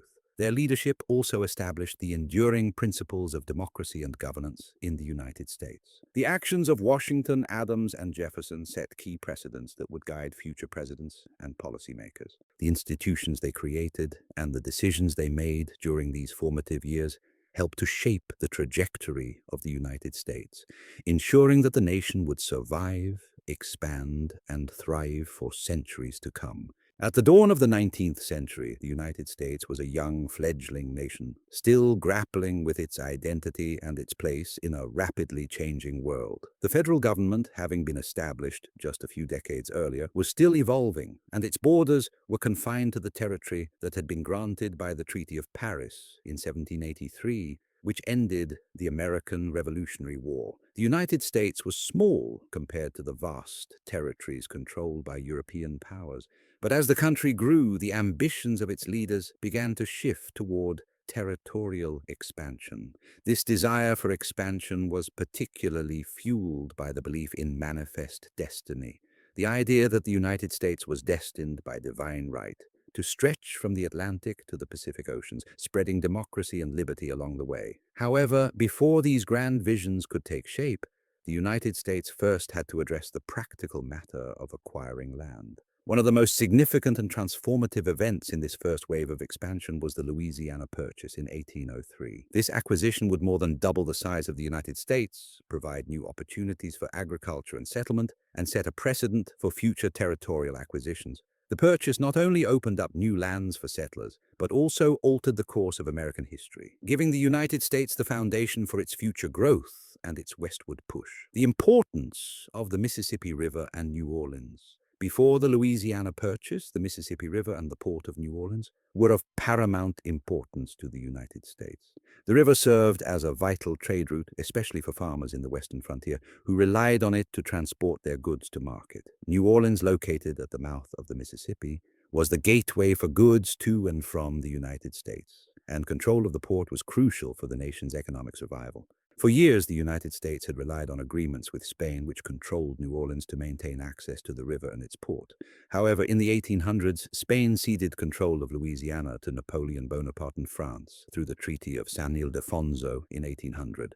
The prospect of France, under Napoleon controlling the Mississippi River and New Orleans, was deeply concerning for the United States. The French, after all, were a much stronger military power, and there was fear that they would block American access to the river, hampering trade and potentially threatening the nation's expansion. As a result, President Thomas Jefferson, who took office in 1801, made securing access to the Mississippi River and New Orleans one of his administration's top priorities. Initially, Jefferson and his administration sought to negotiate a deal with the French government to secure the port of New Orleans. But events would soon unfold that would make the acquisition of all of Louisiana a far more attractive proposition: the Louisiana Territory and Napoleon's ambitions. At the turn of the century, Napoleon Bonaparte, who had risen to power in France, was determined to re-establish French dominance in the Americas. He had grand visions of creating a French empire in the Western Hemisphere, centered around a revived French colony in the Caribbean and a vast, fertile territory in North America. This ambition was linked to his broader goals of strengthening France's global power and preserving French prestige in the face of British domination. However, Napoleon's plans began to unravel in the early 1800s. In 1801, France attempted to reassert control over its colony in Hispaniola, modern-day Haiti, where a slave revolt led by Toussaint Louverture had already severely weakened French control. Despite Napoleon's efforts to quell the revolution, the French were unable to regain control of the island, and in 1803, after suffering significant losses in men and resources, Napoleon abandoned his plans for a Caribbean empire. This failure in the Caribbean, coupled with the looming threat of war with Britain, prompted Napoleon to reconsider his goals in North America. With the possibility of war with Britain on the horizon and the recognition that he could no longer hold on to Louisiana and its territory, Napoleon decided to sell the entire Louisiana territory to the United States. This move was motivated by both pragmatic and strategic considerations. The sale would provide France with immediate funds to finance its wars in Europe and would also prevent the territory from falling into British hands. Jefferson's dilemma: to buy or not to buy. When news reached President Jefferson in 1803 that France was willing to sell the Louisiana territory, he was both surprised and intrigued. On one hand, the acquisition of such a vast swath of land would fulfill many of his goals for the nation: expansion, agrarian development, and economic growth. The purchase would also provide security by ensuring that the United States controlled the Mississippi River and the port of New Orleans. However, Jefferson faced a significant dilemma. The U.S. Constitution didn't explicitly authorize the president to purchase land from foreign nations. Jefferson, a strict constructionist who believed in adhering closely to the powers granted by the Constitution, was unsure whether he had the legal authority to make such a purchase. He struggled with the decision as he was a firm believer in the principle of limited government, and the idea of acquiring land on such a scale seemed to contradict the strict limits on federal power that he had long espoused. Despite his concerns, Jefferson ultimately decided that the benefits of acquiring the Louisiana Territory outweighed the potential constitutional issues. He argued that the purchase was consistent with the president's power to make treaties, and that the acquisition of such a large area of land was crucial for the nation's future. He also understood that the opportunity was rare. If he did not act, it was unlikely that such a deal would present itself again. The negotiation and the Louisiana Purchase. In 1803, James Monroe and Robert Livingston, two American diplomats, were sent to Paris to negotiate the terms of the Louisiana Purchase. The original mission was to secure only New Orleans and as much land as could be acquired for up to $10 million. However, when they arrived in Paris, they were shocked to learn that the French were willing to sell the entire Louisiana Territory, which stretched from the Mississippi River to the Rocky Mountains and from the Gulf of Mexico to Canada. The French were asking for $15 million, a sum that was significantly more than what the United States had initially budgeted. The deal was extraordinary considering the vastness of the land, and it amounted to just 3 cents per acre, a bargain by any standard. Monroe and Livingston, recognizing the historic opportunity before them, quickly accepted the offer. The treaty was signed on April 30th, 1803. And the Louisiana Territory officially became part of the United States. The purchase was transformative for the United States. The land acquired through the Louisiana Purchase, totaling about 828,000 square miles, more than doubled the size of the country, increasing its landmass by roughly 60%. It included the present-day states of Louisiana, Arkansas, Missouri, Iowa, Nebraska, and Kansas, along with parts of Minnesota, North Dakota, South Dakota, Oklahoma, Montana, Wyoming, Colorado, and New Mexico. This vast expanse opened up opportunities for agricultural development, trade, and settlement, and it set the stage for westward expansion, which would shape the nation's future.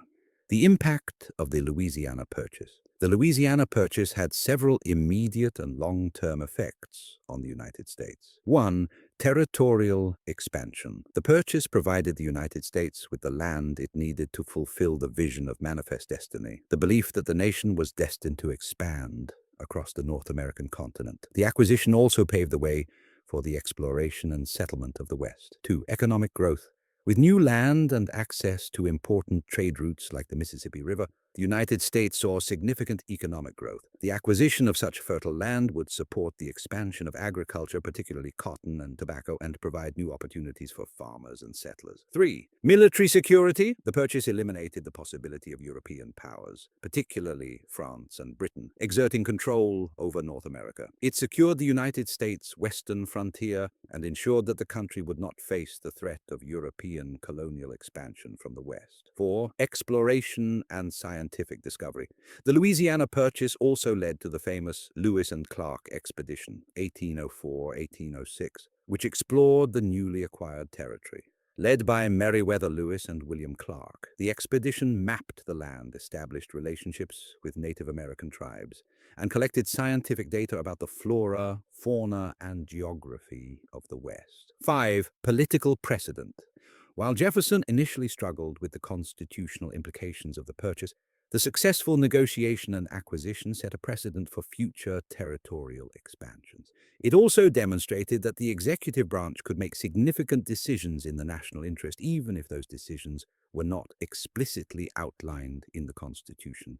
Conclusion. The Louisiana Purchase was one of the most significant events in American history. It not only expanded the nation's territory, but also set the stage for the United States to become a continental power. The purchase demonstrated the flexibility of the U.S. government and its ability to seize opportunities that would shape the country's future. The acquisition of the Louisiana Territory was the first major step in the United States' westward expansion, leading to the eventual settlement and development of the western frontier. And it laid the groundwork for the future growth and prosperity of the nation. The history of the United States' relationship with Native American tribes is one of the most complex and tragic aspects of the nation's past. For centuries, indigenous peoples had lived in North America, developing distinct cultures, societies, and ways of life that were intricately tied to the land. However, with the arrival of European settlers, followed by the establishment of the United States, Native American nations faced challenges that would ultimately lead to their displacement, loss of land, and near extermination. The U.S. government's policies toward Native American tribes evolved over time, often moving from attempts at assimilation to forced relocation, and later to a systematic effort to erase native cultures entirely. These policies were driven by the growing needs of European settlers and the expanding U.S. economy, particularly the desire for land, resources, and the notion of manifest destiny. In the early years of the Republic, the government's policies were shaped by a mix of strategies, some that sought to integrate native peoples into the broader American society, while others pursued more violent or coercive measures. However, these attempts largely failed, and by the mid-19th century, a clear pattern of displacement and destruction emerged. The relationship between the United States and Native Americans has been one of conquest, broken promises, and systemic injustice that continues to resonate in Native communities today. Early encounters and initial U.S. government policies. After the formation of the United States, early government policies toward Native American tribes were largely shaped by the understanding that settlers and indigenous populations could coexist. This was partly due to the assumption that native tribes would eventually become part of the new nation, either through assimilation or treaties. However, as settlers moved westward and as U.S. territorial ambitions grew, these assumptions would prove to be disastrous for native peoples. President George Washington and his administration initially adopted a policy of civilization toward Native Americans, believing that tribes could be integrated into European American society. This policy encouraged Native Americans to adopt European-style farming practices, Christianity, and government structures. Washington and later Presidents John Adams and Thomas Jefferson sought to promote peaceful coexistence by offering land for farming and supplies to those willing to adopt a civilized lifestyle. However, these efforts were insufficient in preventing conflict and displacement, and many Native Americans resisted attempts to erase their cultures and identities. In this period, the government negotiated treaties with various tribes, including the Treaty of Paris, 1783, and later agreements, but these treaties were often poorly enforced, and the terms were not honored by the U.S. government. Tribes frequently found themselves pressured into signing treaties that resulted in the cession of land, often with little to no choice in the matter. With the constant push westward, Native Americans were often moved onto smaller and smaller parcels of land, resulting in ever-decreasing territory. The Indian Removal Act and the Trail of Tears. One of the most infamous episodes in the history of U.S. policy toward Native Americans came with the Indian Removal Act of 1830. Signed by President Andrew Jackson, the law authorized the forced relocation of thousands of Native Americans from their ancestral lands in the southeastern United States to areas west of the Mississippi River, an area that was considered more suitable for settlement by European American farmers. The Indian Removal Act was a direct response to the growing demands of white settlers for more land, particularly in Georgia, Alabama, and Mississippi. These areas were rich in fertile land suitable for cotton farming, a commodity that was in high demand due to the expansion of slavery. Jackson, a former military leader with a history of hostility toward Native Americans, saw removal as a solution to the Indian problem. In his view, relocating the native tribes would allow for the peaceful expansion of the United States while removing Native Americans from the path of white settlement. The forced relocation, known as the Trail of Tears, primarily affected the Cherokee, Chickasaw, Choctaw, Creek, and Seminole nations. Between 1830 and 1850, an estimated 100,000 Native Americans were forced to move from their ancestral lands. The journey was long, grueling, and deadly. Over 4,000 Cherokee died during their forced relocation in 1838 alone due to disease, hunger, and exposure to harsh conditions. The other tribes faced similar hardships, and many perished during the journey. The Trail of Tears remains one of the darkest chapters in the history of U.S. government policies toward Native Americans. The relocation was not just a physical displacement, but a psychological and cultural trauma that disrupted the lives of entire communities. The Cherokee, for example, had a long history of farming, schooling, and maintaining a stable society. The forced removal tore apart their way of life, and many tribes never fully recovered from the loss of their ancestral lands. The expansion of settler colonies and violent confrontations. As the U.S. expanded westward, especially after the Louisiana Purchase in 1803 and the annexation of Texas in the 1840s, conflicts with Native American tribes became more frequent and violent. White settlers, encouraged by the idea of manifest destiny, pushed deeper into Native American territories. Native tribes whose resources were being depleted and whose homelands were being taken began to resist. The government's response to this resistance was often militaristic. The most notable example of this occurred in the Great Plains and Midwest,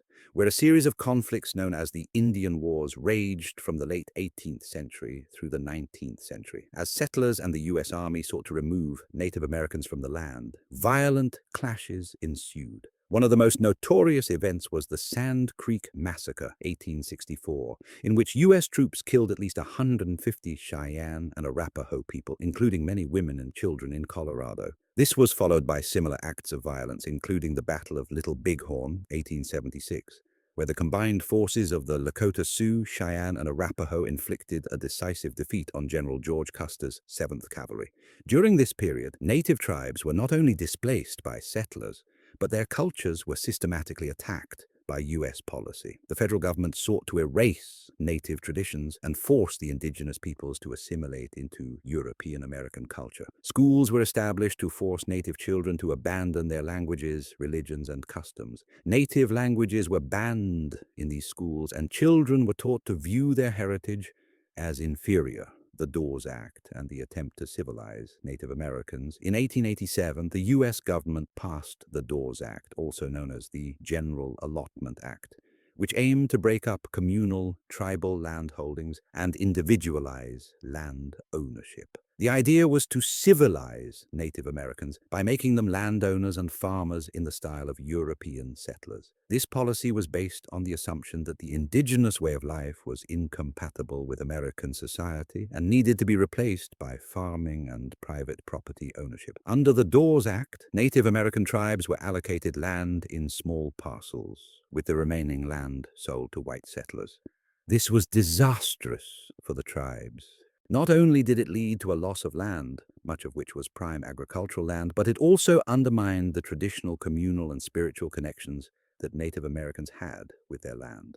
By 1934, Native Americans had lost approximately 66% of their land through the implementation of the Dawes Act, and the policy left many native communities destitute. The Dawes Act is often viewed as one of the most damaging pieces of legislation passed by the US government in relation to Native Americans. It attempted to impose European-style farming and land ownership on peoples who had a fundamentally different relationship with land and nature, and it weakened native social structures by breaking up their collective land holdings. The late 19th and early 20th century continued displacement and assimilation efforts. The government's policies toward Native Americans continued to be driven by the desire to assimilate indigenous peoples into European American society and by the ongoing need for land to support the growing settler population. In the late 19th century, the government focused on eliminating native cultures, and much of the land that had been taken was opened to settlers. This period was marked by violent confrontations, the loss of vast amounts of land, and the forced relocation of tribes to reservations, which were often situated in harsh, unproductive lands that were far from their original homelands.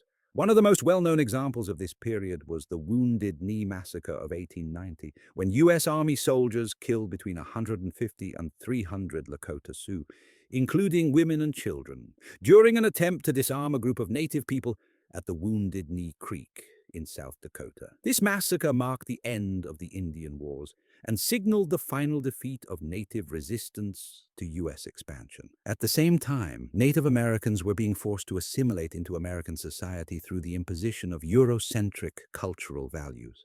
The government attempted to replace native traditions with Western norms, particularly through the establishment of Indian boarding schools. Children were separated from their families, forbidden to speak their languages, and trained to become farmers or laborers. This cultural genocide, alongside the systematic loss of land, led to the near destruction of many Native American communities. Conclusion: a legacy of displacement and injustice. The policies of the U.S. government toward Native Americans were marked by a consistent pattern of displacement, violence, and assimilation. From the early treaties to the forced removals, the Indian Removal Act, the Dawes Act, and the military campaigns against Native nations, the United States pursued a policy that sought to erase Native American cultures and make room for white settlers and American economic interests. The consequences of these policies were devastating for Native American communities. The forced removals, massacres, and loss of land resulted in the decimation of native populations and the destruction of cultural traditions that had existed for thousands of years. The legacy of this displacement continues to affect native communities today, with many facing poverty, health disparities, and loss of language and cultural identity. The history of U.S. government policy toward Native Americans serves as a reminder of the systemic injustices faced by indigenous peoples. It also highlights the importance of understanding and confronting the impact of these policies, as well as the ongoing efforts by Native American communities to reclaim their sovereignty, preserve their cultures, and fight for justice. The history of Native American relations with the U.S. government is not just a historical matter. It is a living issue that continues to shape the lives of millions of Native Americans today. The American Civil War, 1861-1865, was one of the most defining and transformative events in the history of the United States. Fought between the northern states, the Union, and the southern states, the Confederacy, it was a war rooted in deep-seated divisions over issues such as slavery, states' rights, and economic differences. While the war was triggered by the question of slavery and its expansion into new territories, it was also about the nature of the Union itself and what it meant to be part of a single nation. The conflict led to massive loss of life, the destruction of much of the South, and a profound reordering of American society and politics. The road to war, the path to the Civil War, was long and fraught with tension. Throughout the early 19th century, the United States had been divided along geographic and ideological lines. The North, with its growing industrial economy, was increasingly anti-slavery, while the South's agricultural economy relied heavily on the institution of slavery to support its labor-intensive cotton, tobacco, and rice production. The differences between the two regions were not just economic, but also political and social, and these divisions became even more pronounced as the country expanded westward. As new territories were acquired through the Louisiana Purchase, 1803, and the annexation of Texas, 1845, the question of whether these new territories would permit slavery became a central issue. The Missouri Compromise of 1820 had temporarily resolved the issue by admitting Missouri as a slave state and Maine as a free state, maintaining a balance between the two regions. However, As the nation grew, tensions over the expansion of slavery intensified. In the 1850s, several key events exacerbated the rift between North and South. The Compromise of 1850 was an attempt to ease tensions, but it included provisions that enraged Northern abolitionists, including the Fugitive Slave Act, which required that escaped slaves be returned to their owners. Additionally, the Kansas-Nebraska Act of 1854 allowed for the potential expansion of slavery into the Kansas and Nebraska territories through the principle of popular sovereignty, where settlers could vote to decide whether to allow slavery. This led to violence in Kansas, known as Bleeding Kansas, as pro-slavery and anti-slavery forces clashed in the struggle for control over the territory. The publication of Harriet Beecher Stowe's Uncle Tom's Cabin in 1852 further inflamed public sentiment against slavery in the North, while in the South, pro-slavery sentiment remained strong. The Dred Scott decision of 1857 by the U.S. Supreme Court, which ruled that African Americans could not be citizens and that Congress had no power to regulate slavery in the territories, was another key event that polarized the nation. By the late 1850s, tensions reached a boiling point. The election of Abraham Lincoln as president in 1860 was seen as the final straw by many Southerners. Lincoln, a member of the newly formed Republican Party, which opposed the expansion of slavery into new territories, was elected without a single Southern vote. To many in the South, his victory signaled the end of their way of life and their right to govern themselves. As a result, Southern states began to secede from the Union, starting with South Carolina in December 1860, secession and the birth of the Confederacy. By February 1861, 7 Southern states, South Carolina, Mississippi, Florida, Alabama, Georgia, Louisiana, and Texas, had seceded from the Union and formed the Confederate States of America, CSA, with Jefferson Davis elected as president. The secession of the Southern states was driven by fears that Lincoln and the Republican Party would attempt to abolish slavery, which was vital to the Southern economy and way of life. The Confederacy believed in the right to self-determination and the ability to govern themselves, including the right to maintain slavery. The issue of secession was not just about slavery, it was also about states' rights and the balance of power between the federal government and state governments. The South had long believed that the federal government was overstepping its bounds and infringing upon the rights of the states, particularly in relation to slavery. On the other hand, the North believed that the Union should remain intact and that no state had the right to unilaterally secede. President Lincoln, upon taking office in March 1861, was faced with the daunting task of preserving the Union. Lincoln's primary goal was to prevent the further spread of slavery, not to immediately abolish it in the Southern states. However, he also made it clear that he would not tolerate secession and would use force, if necessary, to preserve the Union. His inaugural address made this position clear. "In your hands, my dissatisfied fellow countrymen, and not in mine, is the momentous issue of civil war." The first shots of the Civil War were fired in April 1861, when Confederate forces attacked Fort Sumter, a Union military garrison in South Carolina. The Union garrison, commanded by Major Robert Anderson, was surrounded by Confederate forces, and after a bombardment, Anderson surrendered the fort. The attack on Fort Sumter marked the beginning of open hostilities between the North and the South. The war begins 1861-1863. The initial months of the Civil War were characterized by a sense of confidence in both the North and the South. Many believed that the war would be short, with a quick victory for either side. However, the conflict quickly became far more protracted and brutal than anyone had anticipated. The Union had several advantages going into the war, including a larger population, more industrial capacity, and a more developed transportation infrastructure. However, the Confederacy had several strengths as well, including the leadership of generals like Robert E. Lee, Stonewall Jackson, and others, as well as the advantage of fighting on home soil, where local knowledge and support gave them an edge in some battles. The early battles of the war, including the First Battle of Bull Run, July 1861, showed that the war would not be a quick one. The Confederacy won the first major battle of the war, forcing Union forces to retreat. Over the next several years, the war would escalate with significant battles such as the Battle of Antietam, 1862, the Battle of Gettysburg, 1863, and the Battle of Fort Donelson, 1862, among others. One of the turning points of the war came in 1863 with the Emancipation Proclamation issued by President Lincoln on January 1st, 1863. While the proclamation did not immediately free all enslaved people, it declared that all enslaved individuals in Confederate-held territory were to be set free. The Emancipation Proclamation changed the nature of the war, transforming it from a conflict over the preservation of the Union into a war for freedom and the abolition of slavery. It also allowed African Americans to enlist in the Union Army, further bolstering the North's forces.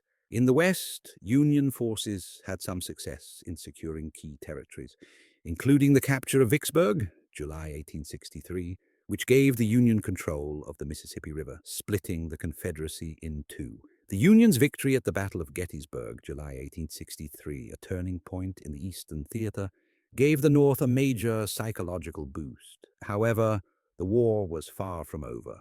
The war's cost, a nation divided. As the war progressed, it became clear that the conflict would have a devastating impact on both the North and the South. The Union, with its greater industrial capacity, could produce weapons, ammunition, and supplies in large quantities. But the war still took a heavy toll in terms of human life. By the end of the war, over 620,000 soldiers had died, more than in any other U.S. conflict. In addition, countless civilians in the South were killed, and many southern cities, including Atlanta and Richmond, were destroyed. The economic impact was also profound. The North, despite its industrial advantages, faced significant economic strain, including inflation and resource shortages. The South, with its economy largely based on agriculture and slavery, was devastated. Union blockades prevented the Confederacy from exporting cotton and importing necessary goods, leading to severe shortages. The South's reliance on agriculture made it vulnerable to the destruction of farmland and infrastructure, and the war severely crippled its economy. The conflict also had profound social and political consequences. The war deepened divisions between the North and the South, and both sides saw the war as a struggle for survival. The South fought to preserve its way of life, including the institution of slavery, while the North fought to preserve the Union and later to abolish slavery. The war also left a legacy of bitterness and resentment that would continue to affect race relations and national unity for generations. The end of the war and its aftermath. By 1864 and 1865, the Union had begun to wear down the Confederate forces. Under the leadership of General Ulysses S. Grant, the Union Army launched a series of offensives that brought the Confederacy to its knees. In April 1865, after a long and brutal siege, General Lee's Confederate forces finally surrendered to General Grant at Appomattox Courthouse, effectively ending the war. While the war's end marked the formal defeat of the Confederacy, it did not immediately resolve the racial and political issues that had led to the conflict. The abolition of slavery was confirmed with the passage of the 13th Amendment in December 1865. But the South would remain embroiled in a long struggle over Reconstruction, racial equality, and the reintegration of Southern states into the Union. The Civil War fundamentally reshaped the United States, preserving the Union and ending the institution of slavery. However, its legacy of division, particularly in terms of race and the struggle for civil rights, would persist long after the war ended. The Civil War remains a pivotal chapter in American history, one that set the stage for the modern United States and its ongoing journey toward achieving the ideals of freedom and equality for all its citizens. The American Civil War 1861-1865 resulted in the preservation of the Union, but it also left the country deeply divided, both politically and socially. The war had devastated the South physically and economically, and the nation faced the monumental task of rebuilding not just its infrastructure, but its very soul. The period following the Civil War, known as Reconstruction, 1865-1877, was a transformative era in American history. It marked an intense and contentious effort to reintegrate the Southern states back into the Union, redefine the relationship between the federal government and the states, and most importantly, ensure that the newly freed African Americans would receive the rights and freedoms promised by the Union victory. Reconstruction also brought about significant changes to the United States Constitution, with the adoption of three crucial amendments, the 13th, 14th, and 15th Amendments, which reshaped the nation's legal landscape. While the period was defined by ambitious legislative efforts and significant social progress, it also faced intense resistance, violence, and political struggles, which ultimately led to the era's decline in the late 1870s. The end of the Civil War and the challenges of Reconstruction. The end of the Civil War did not bring an immediate end to the challenges facing the United States. The South was left in ruins, its cities and plantations destroyed, its economy in shambles, and its social order upended. The once powerful institution of slavery had been abolished, but the newly freed African Americans were left without land, education, or a secure place in the nation's future. The South's white population, still deeply entrenched in its racial prejudices, was reluctant to accept the reality of emancipation, and the social and economic systems of the Old South were resistant to change. In Washington, the question of how to rebuild the South and reintegrate it into the Union became a point of major contention. There were differing opinions on how best to approach the task, and these differences would shape the Reconstruction era. The key issue was whether the Southern states had truly left the Union during the rebellion, or whether they had merely been in a state of rebellion. This question influenced the nature of the policies adopted for Reconstruction. President Abraham Lincoln, before his assassination in April 1865, had proposed a relatively lenient plan for Reconstruction, known as the 10% Plan. This plan allowed for the Southern states to rejoin the Union once 10% of their voters, based on the 1860 census, swore an oath of allegiance to the Union and accepted the abolition of slavery. Lincoln's plan was focused on reconciliation and the swift reintegration of the South. However, Lincoln's assassination left the task of Reconstruction to his successor, Andrew Johnson, who had been a Southern Democrat and a staunch Unionist during the Civil War. Johnson's policies were much more lenient than many in Congress had hoped for. He quickly offered amnesty to most of the white Southerners who had rebelled, allowing them to regain political power without significant restrictions. This approach angered many in the radical Republican faction of Congress, who believed that a much stronger and more transformative approach to Reconstruction was needed, one that would ensure full civil rights for African Americans and radically transform the South's social and economic structures. The Black Codes and the rise of radical Reconstruction, Johnson's lenient policies, particularly his pardoning of former Confederate leaders and his inability to address the needs of freed African Americans, led to the rise of a more aggressive Republican stance on Reconstruction. In 1866, the radical Republicans, led by figures like Thaddeus Stevens and Charles Sumner, began to push for more sweeping reforms. They saw Johnson as an obstacle to progress and began to fight for stronger measures to protect African Americans' rights and to reshape Southern society. In response to Johnson's approach, many Southern states enacted the Black Codes, laws designed to restrict the freedom of African Americans. These codes attempted to maintain white supremacy by limiting the rights of African Americans, particularly their ability to own property, travel, vote, and access education. The Black Codes further entrenched racial inequality and served as a stark reminder that the Confederacy's defeat had not brought an end to the racial prejudices that permeated Southern society. In response, Congress passed the Civil Rights Act of 1866, which aimed to ensure that African Americans had full citizenship rights and could not be denied equal protection under the law. This marked a turning point in the national government's approach to Reconstruction, as it began to push for more sweeping federal protections for African Americans. In 1867, Congress took the decisive step of implementing radical Reconstruction. Under the Reconstruction Acts of 1867, the South was divided into 5 military districts, each governed by a Union general. These military governors were tasked with ensuring the protection of African Americans' rights, enforcing new laws, and overseeing the creation of new state governments. Southern states were required to ratify the 14th Amendment, which guaranteed equal protection under the law, and to grant African American men the right to vote in order to re-enter the Union. This military occupation and the implementation of Reconstruction policies marked the high point of federal intervention in the South. During this period, African American men began to vote and run for office in significant numbers. In some Southern states, African Americans were elected to local and state offices, and even to Congress.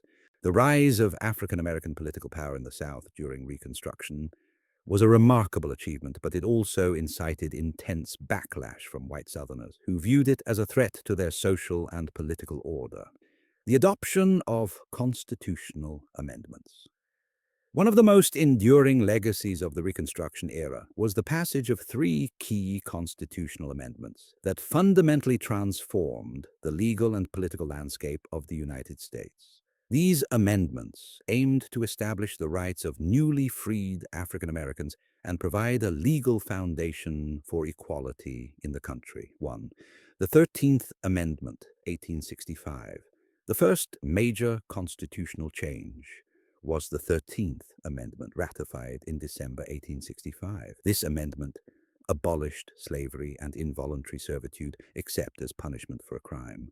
The passage of the 13th Amendment marked the official end of slavery in the United States, fulfilling the promises made during the Civil War. However, the amendment did not guarantee full equality for African Americans and left many questions regarding civil rights and social integration unresolved. 2. The 14th Amendment, 1868. The next critical change was the 14th Amendment, ratified in 1868. This amendment granted citizenship to all people born or naturalized in the United States, including African Americans, and promised equal protection of the laws for all citizens.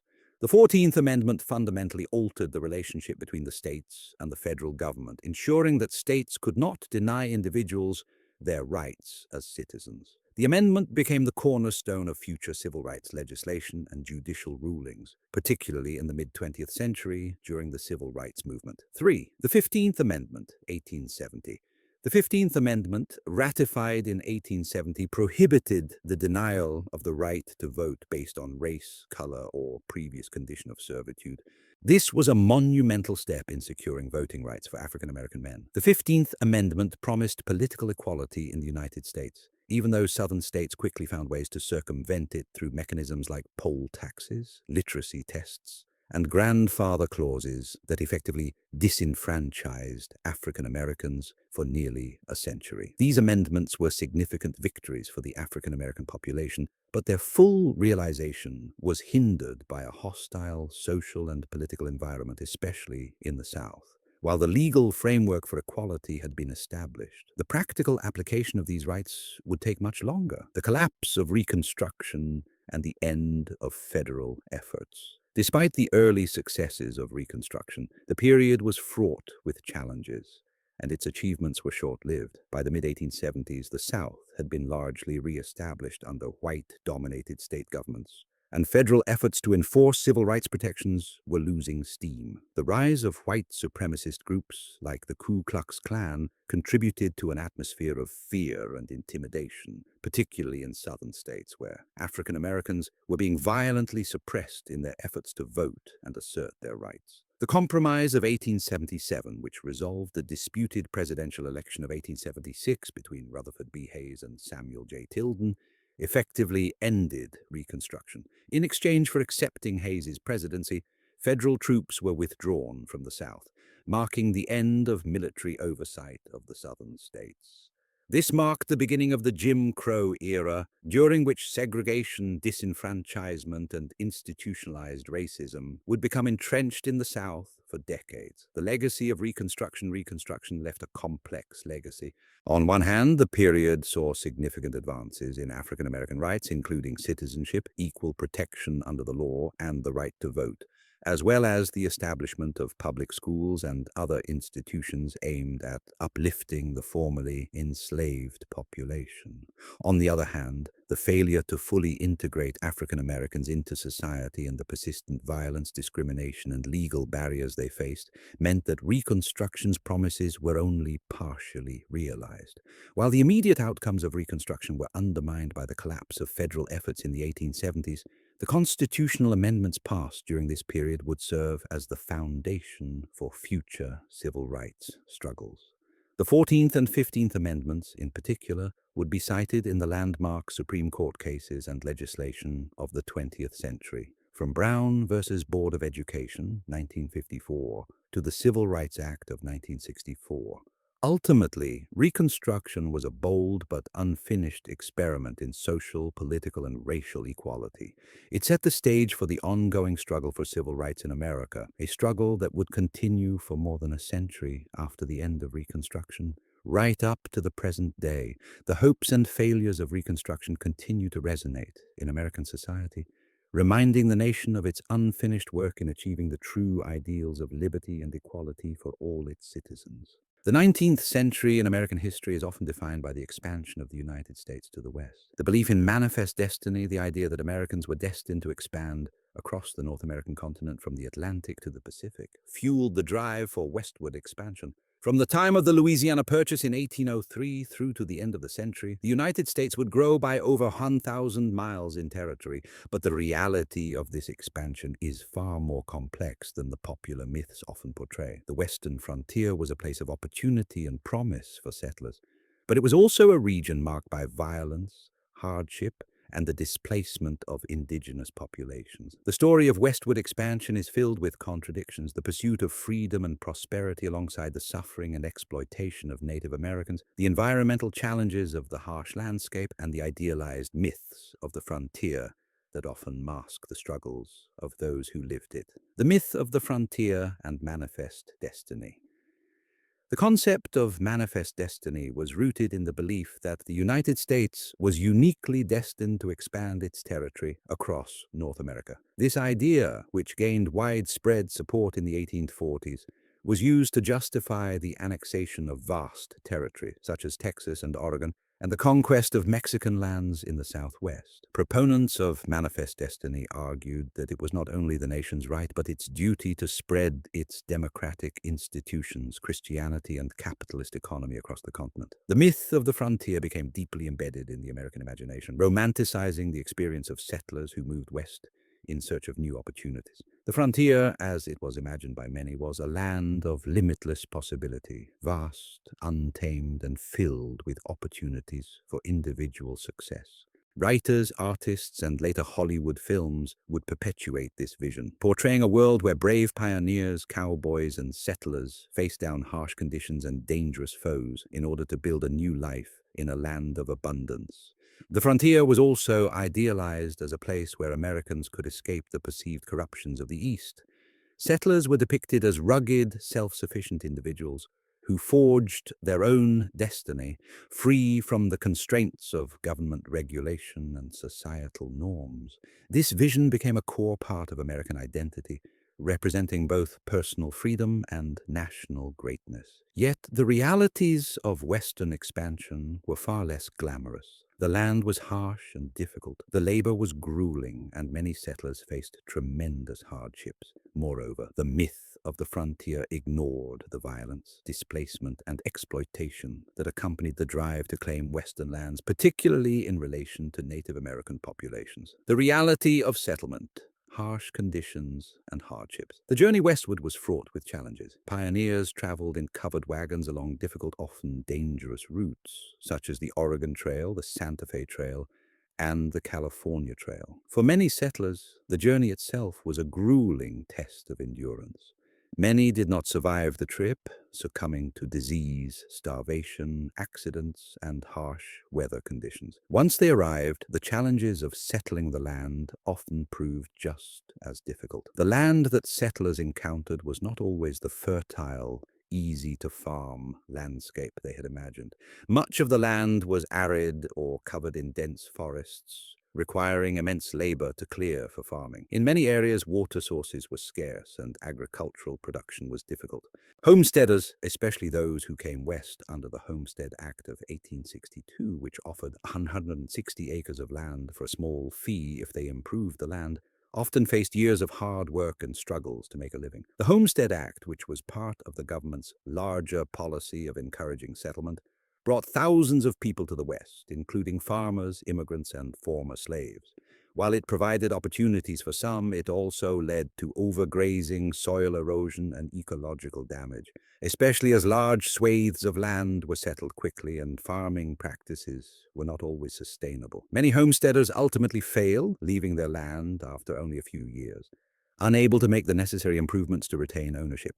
Environmental challenges were particularly severe in the Great Plains.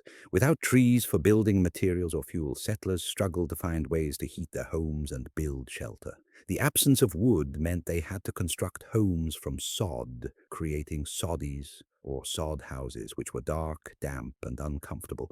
The terrain was also prone to dust storms and extreme temperature fluctuations, leading to what became known as the Dust Bowl later in the 1930s, when the region's ecosystem was severely damaged. The displacement of Native Americans. While settlers moved west in search of a better life, they were not the only ones living on the land. Indigenous tribes had inhabited the American continent for thousands of years, developing complex societies, cultures, and economies. These Native American nations, including the Cherokee, Sioux, Navajo, Nez Perce, and many others, had deep spiritual and cultural ties to the land, and their livelihoods were intricately connected to the environment. The myth of manifest destiny justified the removal and relocation of these tribes to make way for American settlers. The U.S. government pursued policies of removal and assimilation, often forcing Native American tribes off their ancestral lands. The Indian Removal Act of 1830 led to the forced relocation of thousands of tribes, particularly in the South, to reservations far from their original homelands, most infamously marked by the Trail of Tears. The expansion into the West only intensified the violence and disruption to Native American societies. As settlers moved further west, they clashed with indigenous peoples over land, resources, and sovereignty. The Indian Wars, a series of military campaigns from the 1860s through the 1890s, saw the U.S. Army engaged in brutal conflicts with various tribes, including the Lakota Sioux, Cheyenne, and Apache. The U.S. military employed overwhelming force, using tactics like scorched earth and mass slaughter, such as the killing of thousands of buffalo, which were vital to many tribes' survival. The Battle of Little Bighorn in 1876, where General George Custer and his forces were defeated by the Lakota Sioux and Cheyenne, remains one of the most famous confrontations of the Indian Wars. Despite such victories, Native Americans were ultimately unable to withstand the pressure of U.S. expansion. By the late 19th century, most tribes had been forcibly relocated to reservations, where they were isolated from their traditional lands and their cultures were systematically destroyed. The role of the railroad. One of the most significant forces in facilitating the settlement and expansion of the American West was the construction of the Transcontinental Railroad. Completed in 1869, the railroad connected the eastern United States to the west, enabling faster movement of goods, people, and military forces. The railroad helped populate the West by making it easier to transport settlers and supplies. It also played a critical role in the economy, facilitating trade and industry, particularly in mining and agriculture. However, the construction of the railroad had negative effects on both the land and the Native American populations. The railroad itself was built at the expense of indigenous lands and was a significant factor in the displacement of tribes. Additionally, the expansion of the railroad facilitated the massive slaughter of buffalo, which were an essential resource for many native groups. The buffalo population, once numbering in the millions, was decimated to near extinction in the late 19th century due to overhunting, particularly by railroad workers and hunters supplying the burgeoning railroad industry. The railroad also enabled the mass movement of settlers, particularly from the Eastern Europe, who came to the West seeking new opportunities. These settlers, along with the U.S. Army, contributed to the rapid decline of Native American nations and cultures. The myth of the cowboy and the reality of Western life. The myth of the cowboy has become synonymous with the American West, but like many other aspects of Western expansion, the truth behind it is far more complex. The image of the rugged cowboy, a symbol of individualism and freedom, was largely shaped by novels, dime store novels, and later Hollywood films. Cowboys were depicted as lone heroes riding across vast plains, taming the wilderness, and fighting injustice. The reality of the cowboy's life was far less glamorous. Cowboys were primarily ranch hands who worked long hours, tending to cattle, often under harsh conditions. While some cowboys were indeed independent and adventurous, many were employed by ranches and worked as part of a labor force. Moreover, the cowboy myth often overlooks the fact that many cowboys were of Mexican or African American descent, groups that contributed significantly to the development of the cattle industry, yet were often excluded from mainstream narratives. The cowboy's role in the West was primarily tied to the cattle industry, which grew rapidly as settlers moved into the Great Plains. The introduction of railroads allowed for the mass transportation of cattle, and the expansion of the cattle industry became central to the economy of the West. However, the cattle boom came with its own set of challenges, including overgrazing, harsh winters, and conflicts over land use with farmers and Native American groups. By the late 1800s, the open-range cattle industry was in decline, replaced by more modern and organized ranching methods. The legacy of Western expansion. The myth of the American West has had a lasting impact on U.S. culture, contributing to the nation's identity as a land of opportunity, freedom, and exploration. The idealized image of the frontier, with its promise of individualism and progress, continues to influence American attitudes toward expansion, innovation, and exploration. However, the reality of Western expansion is far more complicated. It was a process marked by violence, exploitation, and profound injustice. Particularly for Native American populations, the land that had once been their own was taken, their cultures were undermined, and their people were displaced or annihilated. At the same time, the harsh conditions faced by settlers, the environmental degradation caused by rapid expansion, and the limitations of agriculture and industry on the frontier reveal a more complex and less romanticized history. The myths surrounding the West were shaped by the desires of a growing nation to create a story of triumph and destiny, yet the reality of expansion is a reminder of the costs of this vision. Costs that are still felt by Native American communities today and that are woven into the ongoing struggles for land, justice, and recognition. The true story of the American frontier is one of both opportunity and tragedy, a story that reflects the nation's complexities and its ongoing battle with its past. The late 19th and 20th centuries in the United States were marked by significant movements for social change, many of which focused on individual rights, equality, and the recognition of marginalized communities. Two of the most pivotal struggles during this period were the movements for women's rights and the civil rights movement for African Americans. These movements, though distinct in their origins and specific demands, were both rooted in the broader fight for justice, equality, and the assertion of individual rights in a society that had long excluded or oppressed large swaths of its population. The fight for women's rights and African Americans' rights was part of a broader shift in American society, a move toward more inclusive democratic ideals and a rejection of the old norms that had defined social and political life for generations. These movements also reflected the ideals of individualism that had long been a hallmark of American identity, the belief in the potential for each person, regardless of gender or race, to control their own destiny and enjoy the freedoms guaranteed by the Constitution. The struggle for women's rights. The fight for women's rights in the United States dates back to the early 19th century, though it gained momentum in the latter half of the century and reached its full fruition with the ratification of the 19th Amendment in 1920. Early women's rights activists were motivated by the belief that women deserved the same rights and opportunities as men, including the right to vote, the right to own property, and the right to receive an education. These activists argued that women were entitled to the same constitutional protections as men, particularly the rights to liberty, equality, and the pursuit of happiness. The Seneca Falls Convention of 1848, held in Seneca Falls, New York, was the first major public gathering focused on women's rights.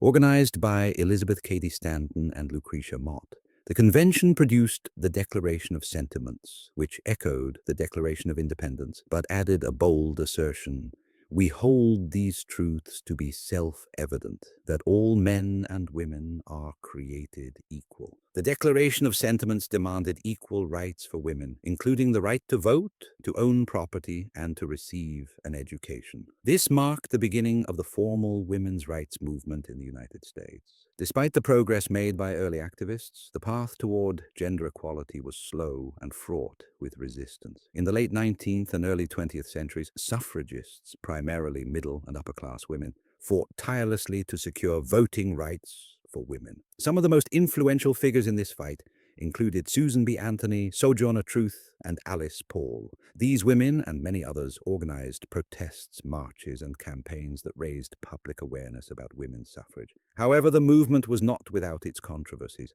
Many suffragists initially focused on the rights of white women, while the voices of black women were often excluded from mainstream suffrage efforts. Figures like Ida B. Wells, a black journalist and activist, fought for the rights of African American women to vote, but they often faced both racial and gender discrimination in their efforts. By the early 20th century, the suffrage movement gained widespread support. Women began to demand political participation in greater numbers. And eventually, in 1920, the 19th Amendment was ratified, granting women the right to vote. This victory marked a significant moment in American history, but it was not the end of the struggle for women's rights. Women continued to fight for equal pay, reproductive rights, and the full integration of women into all aspects of American life. The Civil Rights Movement struggles for African Americans' rights. The Civil Rights Movement, which gained momentum in the mid-20th century, was an outgrowth of earlier efforts by African Americans to gain equality, justice, and freedom. For centuries, African Americans had been denied basic human rights. From the enslavement of millions during the pre-Civil War era to the systematic racial segregation that followed the abolition of slavery. The 13th, 14th, and 15th Amendments, ratified in the post-Civil War Reconstruction period, had legally abolished slavery, granted citizenship, and prohibited voting discrimination based on race. But in practice, the effects of these amendments were limited, particularly in the South. The Jim Crow laws enacted after Reconstruction in the late 19th century enforced racial segregation and disenfranchised African Americans in the South.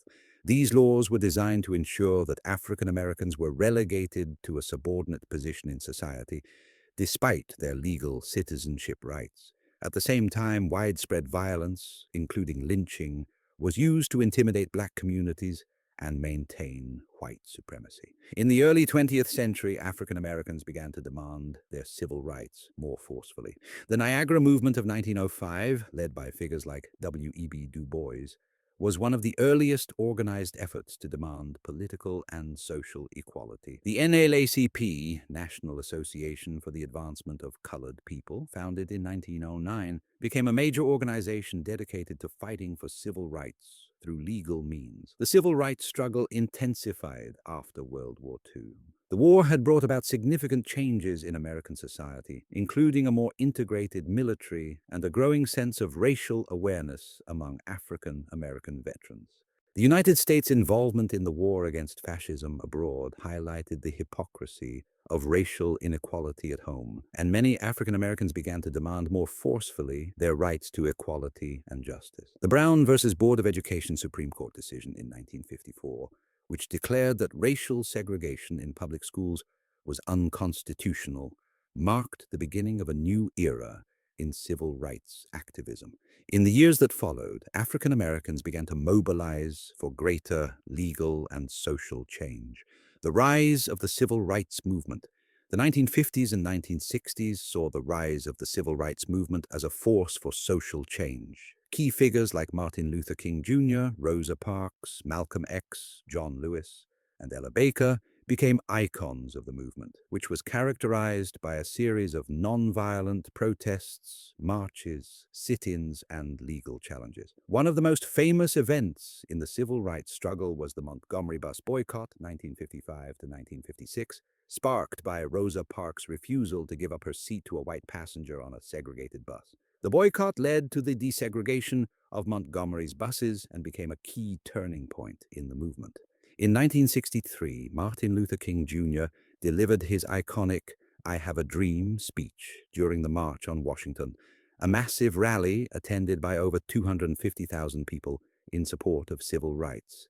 King's message of nonviolence and racial harmony resonated with millions of Americans and galvanized efforts for legislative change. King's leadership, particularly his role in advocating for nonviolent protest, made him one of the most significant figures in American history. The civil rights movement also sought changes to laws that enforced segregation and discrimination. The Civil Rights Act of 1964 was a landmark piece of legislation that prohibited discrimination based on race, color, religion, sex, or national origin. It marked a significant step toward ending institutionalized racism in the United States.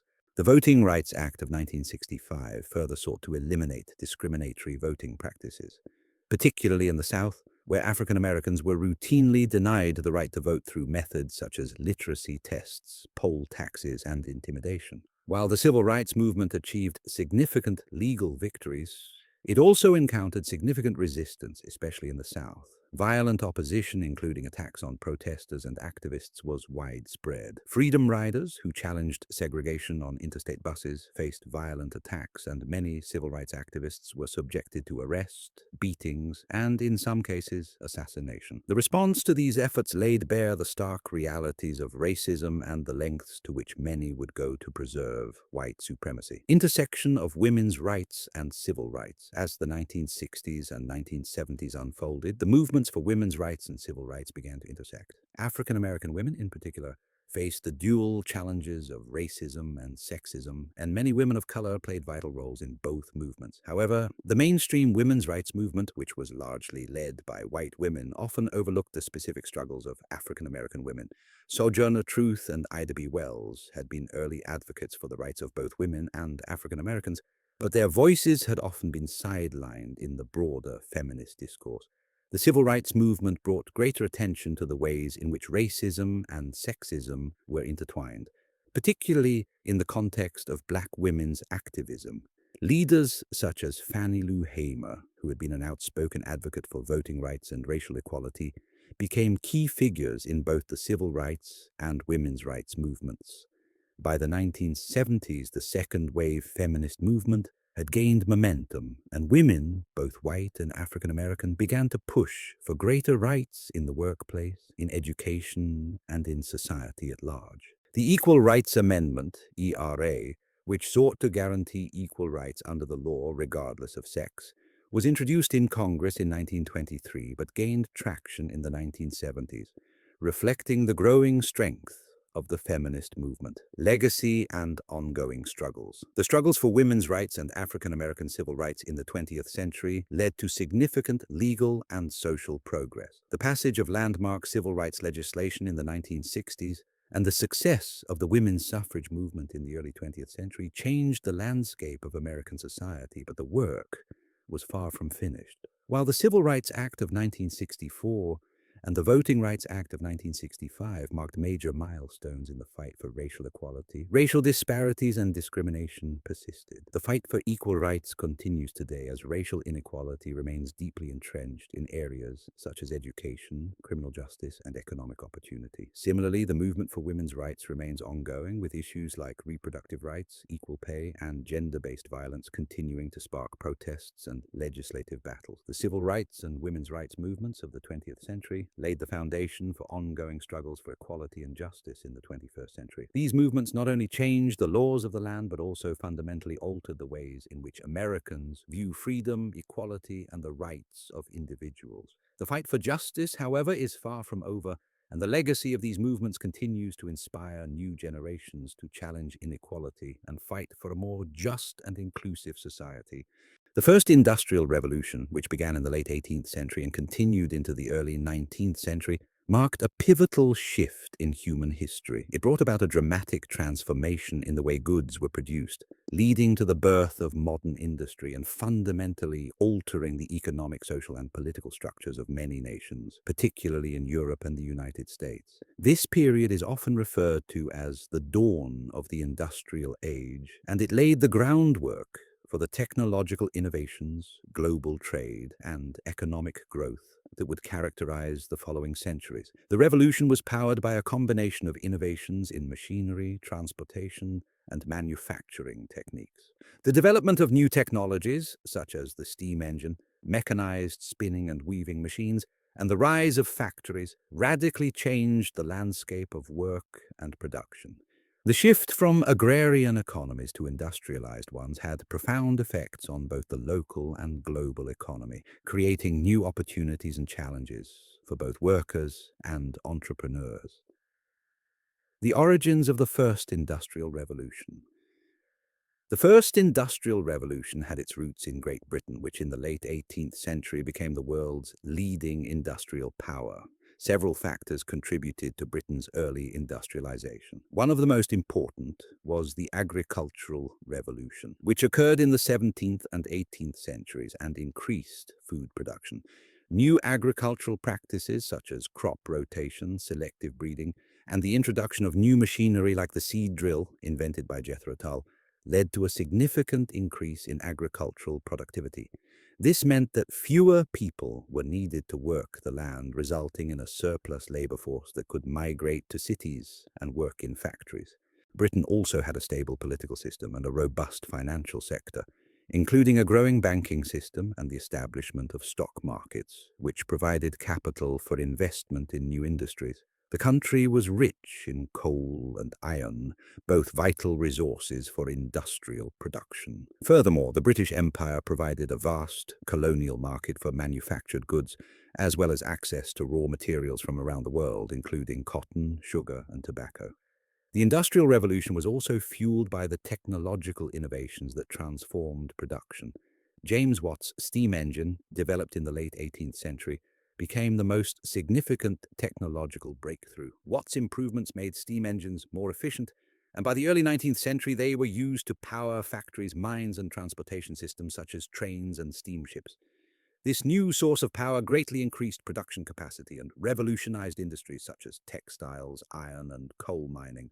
The rise of factories and mass production. Before the Industrial Revolution, the majority of goods were produced in homes through a system known as the domestic system or cottage industry, where workers would produce textiles and other goods by hand in their homes using simple tools. However, with the advent of mechanized production, the domestic system gave way to factories, which centralized production and allowed for the mass manufacturing of goods. This shift was most prominent in the textile industry, where innovations like the spinning jenny, the water frame, and power looms enabled the mass production of thread and cloth.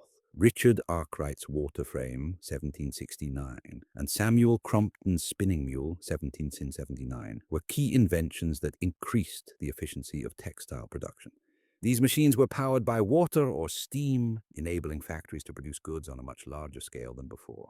The factory system also introduced a new way of working, with labor becoming more specialized and regimented. Instead of workers producing entire products from start to finish, each worker focused on one specific task, leading to greater efficiency and higher output. The factory system brought about significant changes to the nature of work. Work hours became longer, often extending to 12 or 14 hours a day, and the conditions were harsh, with workers, particularly women and children, often enduring dangerous and unhealthy environments. The repetitive nature of factory work was also grueling, and the rise of mechanized production led to the decline of traditional artisan craftsmanship, which had relied on skilled labor. While the factory system was brutal for many workers, it was highly profitable for factory owners. The increased scale of production and the ability to use machines to perform tasks that were previously done by hand allowed for a tremendous growth in industrial output. By the early 19th century, Great Britain was the world leader in industrial production, and other countries began to follow its lead. Technological innovations and their impact on the economy. The technological innovations of the first industrial revolution had a profound impact on the economy. The ability to produce goods on a mass scale led to the growth of industries and the establishment of new markets. Transportation was one of the key sectors affected by industrialization. The development of steam engines was crucial for the expansion of railroads and steamships, which revolutionized the movement of goods and people. The steam locomotive and railroad networks, first pioneered in Britain, transformed the transportation system, reducing the cost and time it took to transport goods over long distances. This allowed for the rapid movement of raw materials to factories and finished goods to markets, both within nations and internationally. The creation of railroads also spurred the growth of new industries, such as coal mining and steel production, which were essential for constructing trains, tracks, and infrastructure. In addition to railroads, steamships were developed to improve transportation across seas and rivers. Steamships like the Clermont, built by Robert Fulton in 1807, allowed for faster and more reliable travel, opening up trade routes and connecting distant regions. As a result, international trade grew rapidly, and industrialized nations could access raw materials from colonies and other parts of the world while exporting finished goods to new markets. Economic growth and social change. The first industrial revolution led to significant economic growth, particularly in countries like Great Britain, the United States, and later Germany and France. Industrialization created new industries and jobs, which contributed to urbanization. People from rural areas moved to cities in search of factory work, leading to the rapid growth of urban centers. Cities like Manchester, Birmingham, and Liverpool in Britain, and later cities in the United States like Pittsburgh, Chicago, and Detroit, became hubs of industrial activity. This growth, however, came with a set of social challenges. The rapid pace of urbanization led to overcrowded cities, poor living conditions, and unsanitary environments. The rise of factories created a working class that lived in difficult conditions, with long hours, low wages, and dangerous working environments. The rise of the factory system also deepened class divisions, with a growing gap between the industrial capitalists, owners of factories, and the working class. The labor movement began to take shape in response to these conditions as workers began organizing for better wages, working conditions, and rights. Early labor unions emerged in the 19th century, advocating for reforms such as the reduction of work hours, the abolition of child labor, and safer working environments. These movements, while initially suppressed, laid the foundation for labor rights and the eventual recognition of workers' rights as fundamental to modern economies. The spread of industrialization. While the first industrial revolution began in Great Britain, its effects soon spread to other parts of Europe and the United States. In the United States, industrialization took off in the early 19th century, spurred by the availability of natural resources like coal, iron, and timber, and by the rapid expansion of railroads. The U.S. was able to leverage its large landmass, a relatively cheap labor force, and its technological innovations to build an industrial economy. The American system of manufacturing, which emphasized the use of interchangeable parts and mass production techniques, was one of the key innovations that fueled U.S. industrial growth. This system, pioneered by Eli Whitney and others, allowed for the production of goods on a large scale, further advancing industrialization in the United States. In Germany, the industrialization process began later than in Britain or the United States, but it gained momentum in the second half of the 19th century. The unification of Germany in 1871 provided a large domestic market, and the country quickly became an industrial powerhouse. German industry was characterized by a focus on heavy industry, particularly the production of steel, coal, and chemicals. In France, industrialization was slower, but it eventually took off in the late 19th century. France's industrial sector was more focused on luxury goods, textiles, and consumer products, though it also made advances in sectors like transportation and infrastructure. Global impact and the legacy of the First Industrial Revolution. The impact of the First Industrial Revolution extended beyond the countries that were initially industrialized. It laid the groundwork for the global economy that would emerge in the 20th century, with industrialized nations dominating global trade and economic activity. The need for raw materials such as cotton, coal, rubber, and minerals spurred the growth of European and later American imperialism as countries sought to control resources in Africa, Asia, and Latin America. Industrialized nations also relied on colonies to serve as markets for their manufactured goods, creating an interconnected global economy. The revolution also had a profound impact on the environment. The rapid expansion of industry led to the extensive use of natural resources, and the pollution caused by factories and industrial processes contributed to environmental degradation. The exploitation of coal, iron, and other minerals transformed landscapes and altered ecosystems, marking the beginning of the environmental challenges that would accompany industrial progress for centuries. In the long term, the First Industrial Revolution set the stage for further technological advancements and economic transformations. It spurred subsequent waves of industrialization, including the Second Industrial Revolution, which brought new technologies like electricity, the automobile, and the assembly line. The rise of industrial capitalism also influenced social and political ideologies, leading to the development of socialism, communism, and labor rights movements as reactions to the inequalities and injustices of industrial society. Conclusion: the First Industrial Revolution was one of the most important turning points in human history. It marked the transition from agrarian economies to industrialized ones, revolutionized the way goods were produced, and transformed social, political, and economic structures across the globe. While it brought about immense economic growth and technological progress, it also created significant social and environmental challenges. The legacy of the First Industrial Revolution continues to shape the modern world, with the principles of mass production, technological innovation, and global trade still at the heart of the global economy.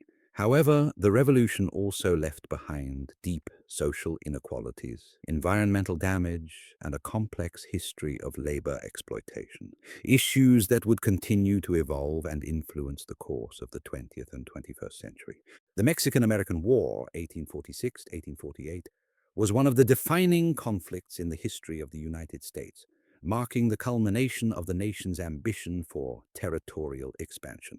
It was a war that not only altered the map of North America, but also played a crucial role in shaping the United States' national identity, its foreign policy, and its complex relationship with issues like slavery, nationalism, and the rights of indigenous populations. At its core, the Mexican-American War was about land, and specifically about the United States' desire to expand westward. The conflict was the direct result of a series of political, economic, and ideological pressures, culminating in the annexation of Texas and the U.S. desire to acquire California and other parts of Mexican territory. As a result, the war marked a turning point in the history of both the United States and Mexico, with profound and lasting consequences for both nations. The background of the Mexican-American War. In the 1830s and 1840s, the United States was undergoing significant political and social changes, driven in part by the philosophy of manifest destiny. This was the belief that the United States was destined by God to expand its territory across the North American continent, from the Atlantic to the Pacific. Many Americans believed that it was their divine right and duty to spread democracy, free institutions, and American ideals across the entire continent, regardless of the presence of other nations or peoples. This belief was particularly strong among politicians and settlers, eager to expand into the western frontier, which was largely under Mexican control at the time. At the heart of the conflict was the Republic of Texas, which had declared its independence from Mexico in 1836, following a revolution.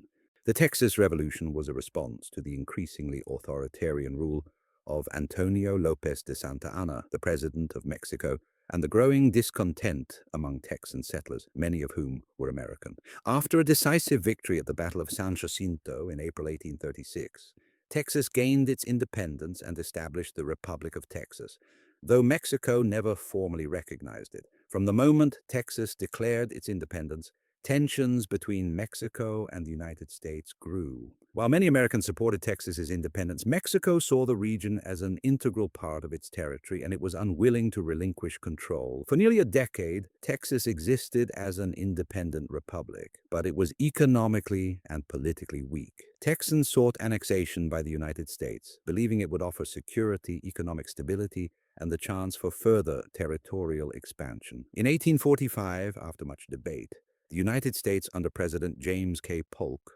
annexed Texas, making it the 28th state of the Union. This move was highly controversial, as Mexico had warned that annexation would result in war. Despite Mexico's objections, Texas was admitted to the Union, and soon after, President Polk set his sights on further expansion, including the acquisition of California and New Mexico. The lead-up to war. After the annexation of Texas, the United States and Mexico clashed over the borders of the new state. Mexico argued that the southern boundary of Texas was the Nueces River, while the United States insisted that it was the Rio Grande further south.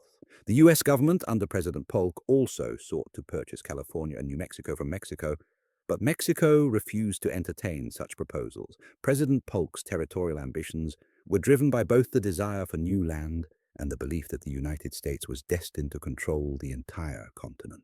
In addition to annexing Texas, Polk saw the acquisition of California and New Mexico as crucial to the fulfillment of manifest destiny. California, with its access to the Pacific Ocean, was particularly important for trade, particularly with Asia. Polk's administration first tried diplomacy to resolve the conflict, sending John Slidell, a special envoy to Mexico in late 1845, to negotiate the purchase of California and New Mexico and to settle the dispute over the Texas border. However, Mexico rejected Slidell's mission, and relations between the two countries quickly deteriorated. In early 1846, President Polk ordered U.S. troops, led by Zachary Taylor, to move into the disputed territory between the Nueces River and the Rio Grande.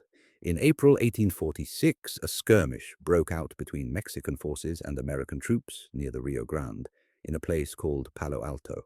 This clash and subsequent battles provided Polk with the pretext he needed to call for war, famously declaring that American blood had been shed on American soil, the outbreak of war. On May 13th, 1846, after a series of diplomatic failures and the skirmish at Palo Alto, the U.S. Congress declared war on Mexico. The war was deeply divisive within the United States, with some Northerners opposing it, believing that it was being fought to expand slavery, while many Southerners and expansionists saw it as an opportunity to fulfill manifest destiny. The Mexican-American War was primarily fought on two fronts: the Northern Front, which included battles in Texas and the southwestern United States, and the Western Front, which focused on California and Mexico itself. The war was marked by a series of rapid, decisive victories for U.S. forces, who were better equipped, better trained, and more organized than their Mexican counterparts. The major campaigns and battles. The war's first major battle took place at Palo Alto on May 8, 1846, and it was a decisive victory for the U.S. Army, commanded by Zachary Taylor. This victory set the stage for a series of successful campaigns in northern Mexico and Texas. Taylor's forces captured Monterrey in September 1846, a key victory in the north that brought them closer to Mexico. Meanwhile, Stephen Kearny, another U.S. commander, led forces westward to California, where he captured Santa Fe and helped secure California for the United States. California was soon under U.S. control, and the Bear Flag Revolt, a revolt by American settlers in California, further solidified American rule over the territory. The most decisive battle of the war, however, was the Battle of Chapultepec in September 1847, which occurred as U.S. forces under General Winfield Scott advanced on Mexico City. The assault on Chapultepec Castle, a military stronghold, was a key moment in the campaign. After a fierce battle, the U.S. captured Mexico City, effectively ending the war. Mexico was forced to negotiate peace. The Treaty of Guadalupe Hidalgo, the military successes of the United States in 1847, led to the signing of the Treaty of Guadalupe Hidalgo on February 2, 1848, which officially ended the Mexican-American War. Under the terms of the treaty, Mexico recognized the Rio Grande as the southern border of Texas, ceded California, New Mexico, Arizona, and other southwestern territories to the United States, and gave up all claims to these lands. In exchange, the United States paid Mexico $15 million and agreed to assume certain claims of U.S. citizens against Mexico, which amounted to an additional $3 million. The territory ceded to the United States was vast, amounting to approximately 500,000 square miles, more than a third of Mexico's territory. This acquisition effectively fulfilled much of the United States' manifest destiny, opening the way for the expansion of American settlements across the West. Consequences of the war. The Mexican-American War had profound and lasting consequences for both countries. For the United States, the victory provided new land and resources that fueled economic growth, particularly in the areas of agriculture, mining, and transportation. The acquisition of California, with its fertile lands and access to the Pacific Ocean, set the stage for the California Gold Rush of 1849, which attracted thousands of settlers and miners to the region. The rapid expansion of U.S. territory also laid the foundation for the nation's emergence as a continental power, capable of projecting influence across the Americas and the Pacific. However, the war also brought significant challenges and problems. One of the most contentious issues was the question of slavery.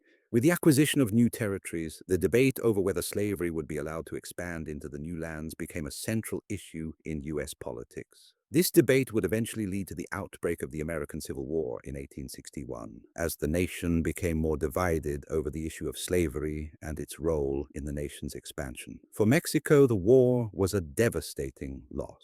The Treaty of Guadalupe Hidalgo resulted in the loss of nearly half of Mexico's territory, and the defeat had profound economic, social, and political consequences. Mexico struggled with the aftermath of the war, including the financial burden of the treaty's terms, the loss of critical land, and political instability. The loss also deepened the sense of national humiliation and set the stage for future conflicts within Mexico itself. Legacy and reflection. The Mexican-American War is a pivotal chapter in the history of both the United States and Mexico. For the United States, it marked the realization of manifest destiny and set the country on a path of westward expansion that would continue throughout the 19th and into the 20th century. The war helped establish the U.S. as a continental power and significantly altered the nation's political, social, and economic landscape. However, the war also highlighted the deep divisions within the United States, particularly over issues like slavery and the treatment of indigenous populations. The annexation of vast territories and the treatment of Mexican Americans in the newly acquired lands would continue to spark debates about citizenship, civil rights, and national identity for decades. For Mexico, the war marked the loss of a significant portion of its territory and created political and social instability that would persist for much of the 19th century. The war is often seen as a moment of national trauma, and its legacy is still felt in Mexican-US relations today. In both countries, the Mexican-American War was a formative event that influenced their political and cultural development. Its legacy continues to shape discussions on territorial rights, national identity, and the relationship between the United States and Latin America, making the war a significant chapter in the history of North America. The struggle for civil rights and the deep societal divisions in the United States during the 19th and 20th centuries were significant themes that shaped the nation's history. These divisions were often rooted in race, class, gender, and immigration status. And while progress was made in addressing some of these inequalities, many marginalized groups continued to face systemic discrimination and exclusion. The battles for civil rights were complex and multifaceted, involving not just legal struggles, but also cultural, economic, and social challenges.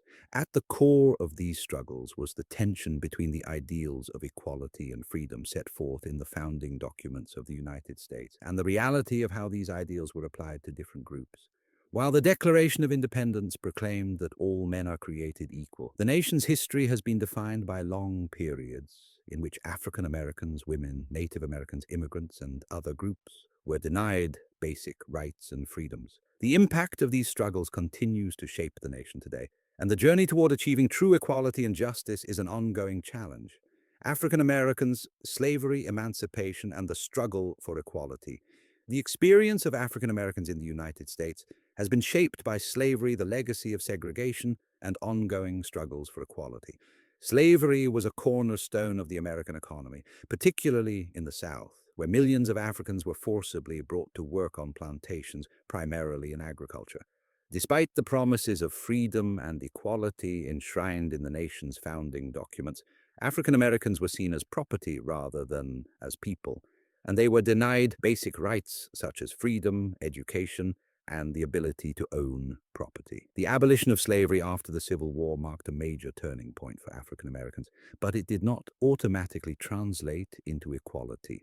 The passage of the 13th Amendment, 1865, which abolished slavery, was a significant victory. However, the end of slavery did not guarantee full rights or a future free from discrimination. The Reconstruction era, which sought to integrate formerly enslaved individuals into American society, was short-lived, as Southern states quickly enacted black codes and later Jim Crow laws that segregated African Americans from whites and denied them basic rights, including the right to vote. The legal struggle for African American civil rights continued throughout the late 19th and early 20th centuries, with landmark events such as the Plessy versus Ferguson decision, 1896, which legalized racial segregation under the doctrine of separate but equal. It was not until the civil rights movement of the 1950s and 1960s that significant legal progress was made. Leaders like Martin Luther King Jr., Rosa Parks, Malcolm X, and countless others pushed for equal rights through nonviolent protests, sit-ins, and legal challenges. The movement culminated in the passage of the Civil Rights Act of 1964 and the Voting Rights Act of 1965, both of which aimed to end segregation and guarantee African Americans' right to vote. Despite these legal victories, African Americans still face challenges related to systemic racism, economic inequality, and police violence. The struggle for equality continues today, with movements like Black Lives Matter shining a light on the ongoing issues of racial injustice. Native Americans, displacement, assimilation, and cultural survival. Native Americans have faced centuries of displacement, violence, and forced assimilation. From the first European settlements to the present day, indigenous populations have been pushed off their land, subjected to brutal military campaigns, and denied their basic rights. The United States government's policies toward Native Americans were rooted in the desire for land and resources, particularly as European settlers expanded westward in the 19th century. The Indian Removal Act of 1830 and the resulting Trail of Tears forced tens of thousands of Native Americans to relocate from their ancestral lands, and many tribes were decimated in the process. The U.S. government's forced policy of assimilation sought to undermine Native American cultures by encouraging indigenous people to adopt European American customs, including Christianity, farming, and private property ownership. Native children were often sent to boarding schools, where they were stripped of their native languages, customs, and identities. Throughout the 19th and early 20th centuries, Native American communities continued to resist, but they faced overwhelming challenges. The U.S. government's policy of forcing tribes onto reservations often meant confinement to barren, unproductive lands, and the cultural erasure of indigenous peoples continued. Despite these obstacles, Native American communities maintained their cultural heritage, and in the mid-20th century, a revitalization of Native American activism occurred, focused on issues such as sovereignty, land rights, and cultural preservation. The Indian civil rights movement of the 1960s and 1970s, led by groups like the American Indian Movement, AIM, fought for Native American rights and self-determination. The movement's victories included the Indian Self-Determination and Education Assistance Act of 1975, which allowed native nations more control over their own affairs, and the Indian Religious Freedom Act of 1978, which protected native religious practices. However, Native American communities continue to face challenges related to poverty, healthcare, education, and the fight for land and water rights.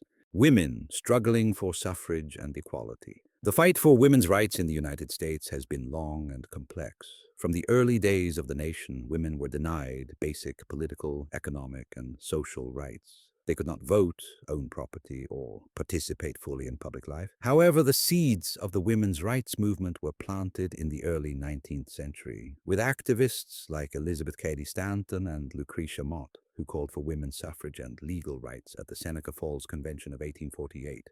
The Declaration of Sentiments issued at the convention demanded that women be granted the right to vote, receive equal education, and have access to property. The suffrage movement gained momentum in the late 19th and early 20th centuries, culminating in the passage of the 19th Amendment in 1920, which granted women the right to vote. Despite this victory, women continued to face discrimination in the workplace, education, and political life.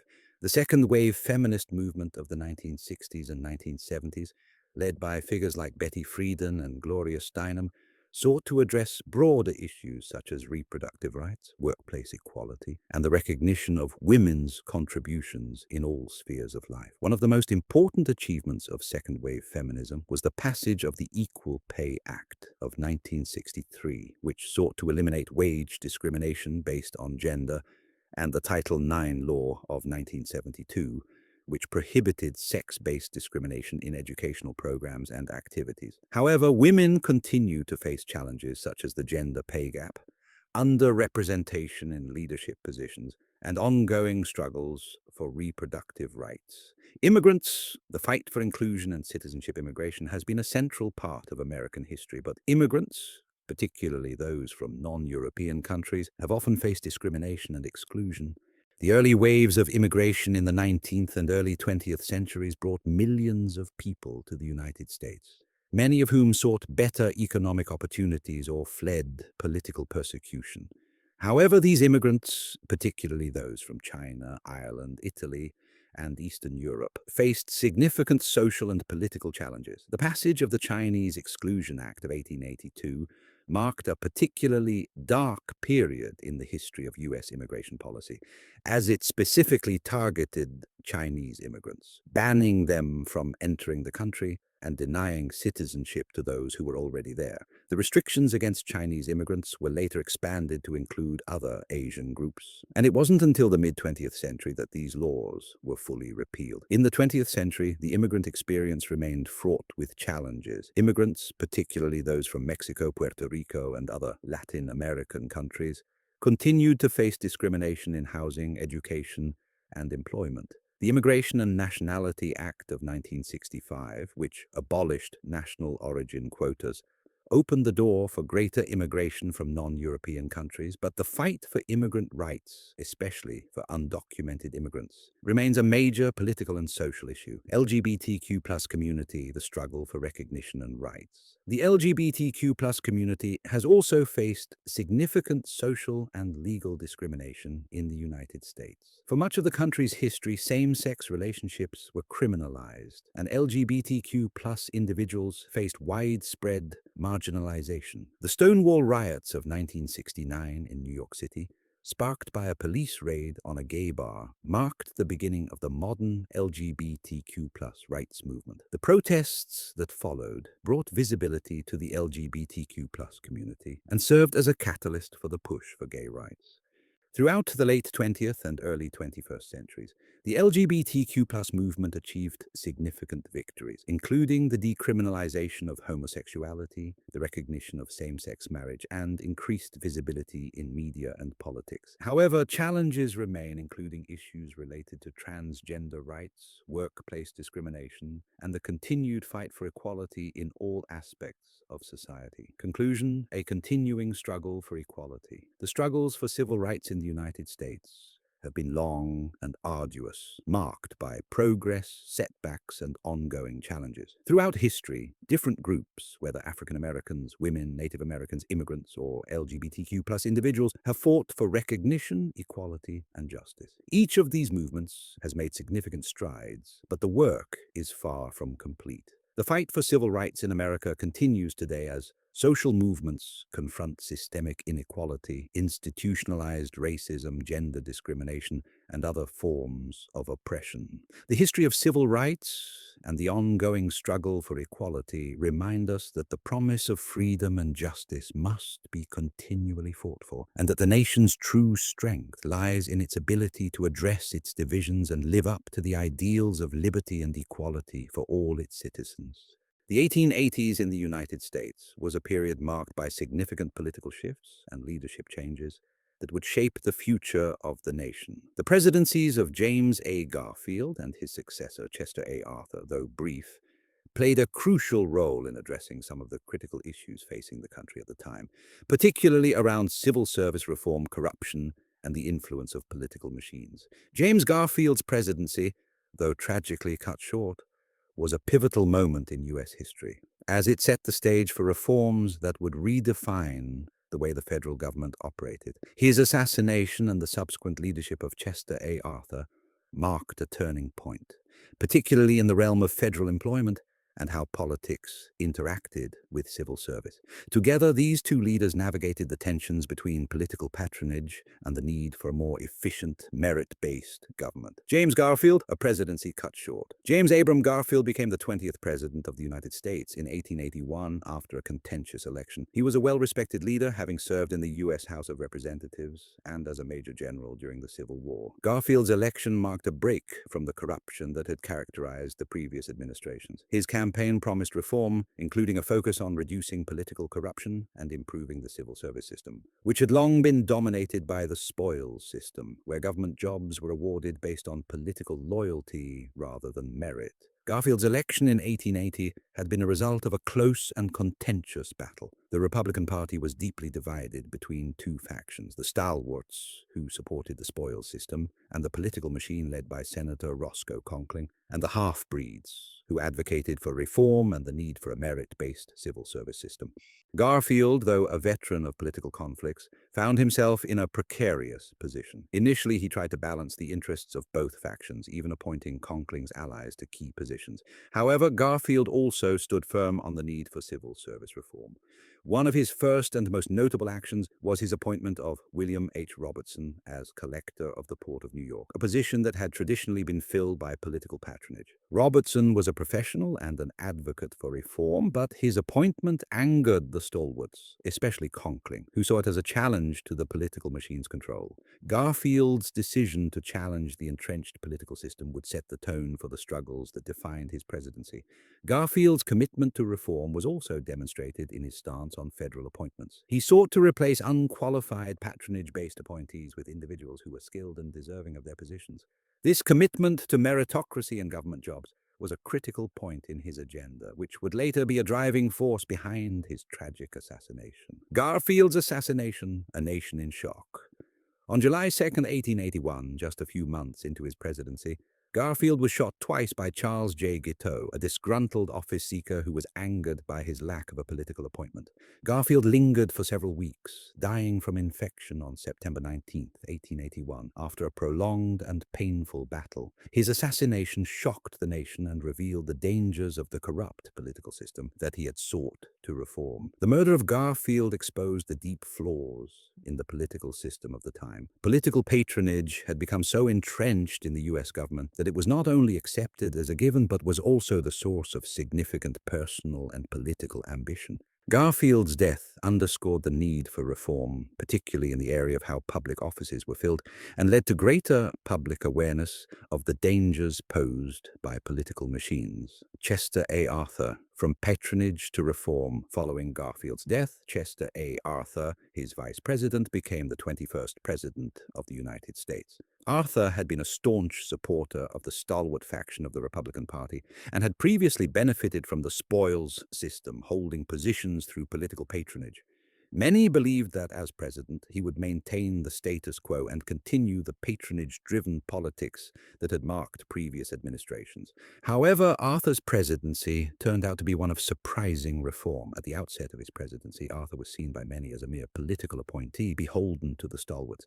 His association with the spoils system and his previous work as a collector in New York had earned him a reputation as a politician who was closely tied to the corrupt political machine. Yet Arthur's response to Garfield's assassination was one of transformation. He seemed to realize that the political system could no longer continue as it had, and he took steps to initiate the very reforms that Garfield had supported. The most significant change that Arthur ushered in was his advocacy for civil service reform. His administration became a key player in the passage of the Pendleton Civil Service Reform Act of 1883, which marked a monumental shift in how government employees were hired.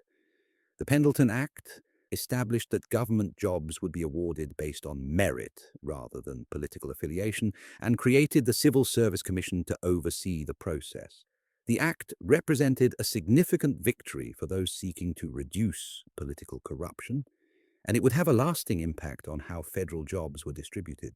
Arthur's support for the Pendleton Act was pivotal because it represented a major break with the political patronage system that had dominated American politics for much of the 19th century. While Arthur had been a product of that system, he became an advocate for change and worked with reformers in Congress to push through the legislation.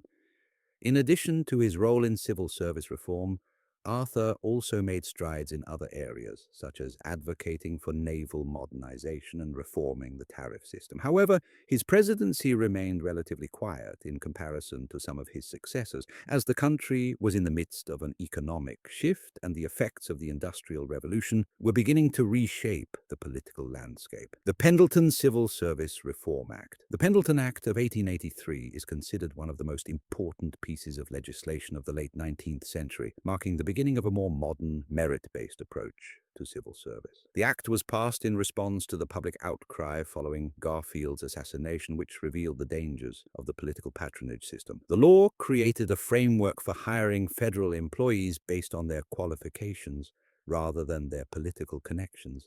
Under the Pendleton Act, an independent civil service commission was established to oversee the process of examining applicants for federal positions, ensuring that appointments were made based on merit and competence.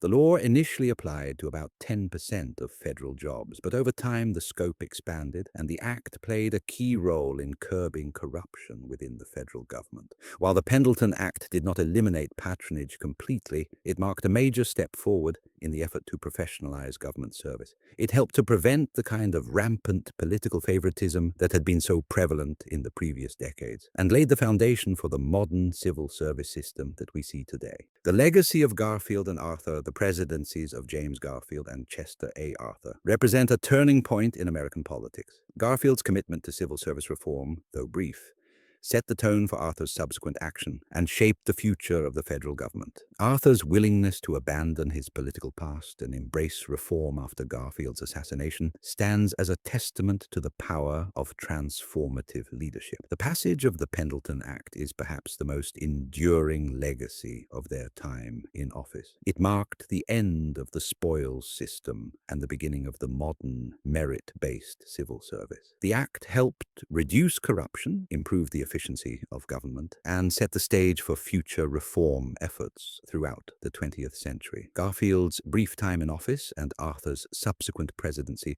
also laid the groundwork for a shift in political leadership. With the rise of the progressive era in the early 20th century, further reforms in government and society would continue the work that Garfield and Arthur had started. Their leadership helped to create a government more attuned to the needs of its people and better equipped to meet the challenges of an increasingly complex and industrialized nation. Conclusion: a period of change and transformation. The 1880s were a time of significant political change and leadership transformation in the United States. Garfield's presidency, although tragically short, marked the beginning of a new era in American politics, focused on reducing corruption and promoting merit-based government service. The aftermath of his assassination, however, is where the real political transformation occurred under the leadership of Chester A. Arthur. Arthur's unexpected commitment to reform and his role in passing the Pendleton Act solidified his legacy as an advocate for modernizing the U.S. government. Together, Garfield and Arthur played key roles in dismantling the patronage system and ushering in the first steps toward a more professional and accountable government. Though their time in office was brief, their contributions would have a lasting impact on the future of U.S. politics and the efficiency of the federal government. The reforms they implemented represented a turning point in the fight against political corruption, and they laid the foundation for the governmental changes that would come to define the progressive era in the early 20th century. In the late 19th and early 20th centuries, the United States transitioned from a relatively isolated nation to an increasingly active player on the global stage. Economic growth, coupled with new political ideologies and technological advancements, enabled the U.S. to pursue a policy of imperialism, a strategy of extending its power and influence through territorial expansion, economic dominance, and military intervention. This era of American imperialism had profound effects on global politics and marked the beginning of the United States' transformation into a global superpower. The late 19th century was a time of significant economic growth for the United States. The Industrial Revolution, fueled by technological innovations such as the railroad, telegraph, and later the automobile, rapidly transformed the U.S. economy. This period also saw the rise of big business, the growth of multinational corporations, and an increasing need for markets and raw materials. The expansion of U.S. industry and trade would play a pivotal role in shaping the nation's foreign policy and global influence. The roots of American imperialism. The roots of American imperialism can be traced to a combination of economic, political, and ideological factors. First, economic growth created new needs and opportunities for the United States. As the country industrialized, its factories needed new sources of raw materials, such as rubber, oil, and metals. Additionally, the U.S. was producing surplus goods that required new markets to sell. With Europe and Asia already established as centers of trade, the United States sought new territories to expand its influence and provide new outlets for its goods. Second, the political and ideological climate of the time played a significant role in driving imperial ambitions. The doctrine of manifest destiny, which had justified American expansion across North America during the 19th century, evolved into a broader idea of U.S. dominance on the global stage. The concept of American exceptionalism, the belief that the U.S. had a unique mission to spread democracy, freedom, and capitalism, became a guiding principle for foreign policy. Influential figures such as Alfred Thayer Mahan, a U.S. naval officer and historian, argued that the United States needed to expand its influence overseas, particularly by establishing a powerful navy and securing strategic naval bases in the Pacific and Caribbean. Third, the United States faced growing competition from European powers that had already established empires around the world. By the late 19th century, European countries like Britain, France, and Germany had colonized vast parts of Africa, Asia, and the Pacific, creating vast global empires. The US, fearing that it would be left behind in this new race for global influence, began to pursue its own imperial ambitions. Economic growth and the expansion of US power, economic expansion, was at the heart of the rise of American imperialism. The late 19th century was a period of rapid industrialization in the United States, fueled by the growth of industries such as steel, oil, and agriculture. The completion of the Transcontinental Railroad in 1869 had connected the East Coast with the West, opening up vast new territories for settlement, development, and trade. Railroads and the telegraph, which allowed for faster communication, enabled the US to become a global economic power. During this period, the United States also experienced an industrial boom. As industries grew, so did the demand for raw materials such as rubber, tin, and minerals, as well as access to new markets. By the late 19th century, US businesses were producing far more than the American market could consume, and they began to seek international markets for their goods. At the same time, new economic opportunities in the form of raw materials, land, and labor presented themselves as potential sources of wealth and prosperity for the nation. The Spanish-American War and the emergence of the US as a global power. The Spanish-American War of 1898 marked a key turning point in the history of American imperialism. It was a conflict rooted in both the strategic interests of the United States and a growing sense of nationalism and global ambition. The war was triggered by the explosion of the USS Maine in Havana Harbor, Cuba. Although underlying causes included U.S. concerns over Spain's declining empire and its treatment of Cuban insurgents fighting for independence, the war itself was relatively short, lasting only 4 months, but it had significant consequences for U.S. foreign policy and its role in world affairs. The Treaty of Paris, signed in December 1898, ended the war and resulted in the United States acquiring several territories from Spain, including Puerto Rico, Guam, and the Philippines. These territories marked the beginning of U.S. imperial control outside the North American continent. The acquisition of these territories signaled that the United States was no longer a mere continental power, but had become an imperial force with interests in the Caribbean and Pacific. The annexation of the Philippines particularly raised questions about the future direction of U.S. foreign policy. The decision to govern the Philippines sparked a heated debate in the U.S. over imperialism and the role of the nation in world affairs. Critics of imperialism, including Mark Twain and members of the Anti-Imperialist League, argued that imperialism contradicted the nation's founding principles of democracy and self-determination. Supporters of imperialism, on the other hand, saw the acquisition of colonies as a means to expand U.S. influence, ensure access to new markets, and secure a foothold in the Pacific, which was becoming increasingly important for global trade. The Roosevelt corollary and the expansion of U.S. influence in Latin America following the Spanish-American War. The United States continued to expand its imperial influence, particularly in the Western Hemisphere. President Theodore Roosevelt, who assumed office in 1901, pursued a foreign policy aimed at strengthening American dominance in the Americas. Roosevelt's most significant contribution to U.S. imperialism was the Roosevelt corollary to the Monroe Doctrine, announced in 1904. The Monroe Doctrine, first articulated in 1823, had warned European powers against further colonization or intervention in the Western Hemisphere.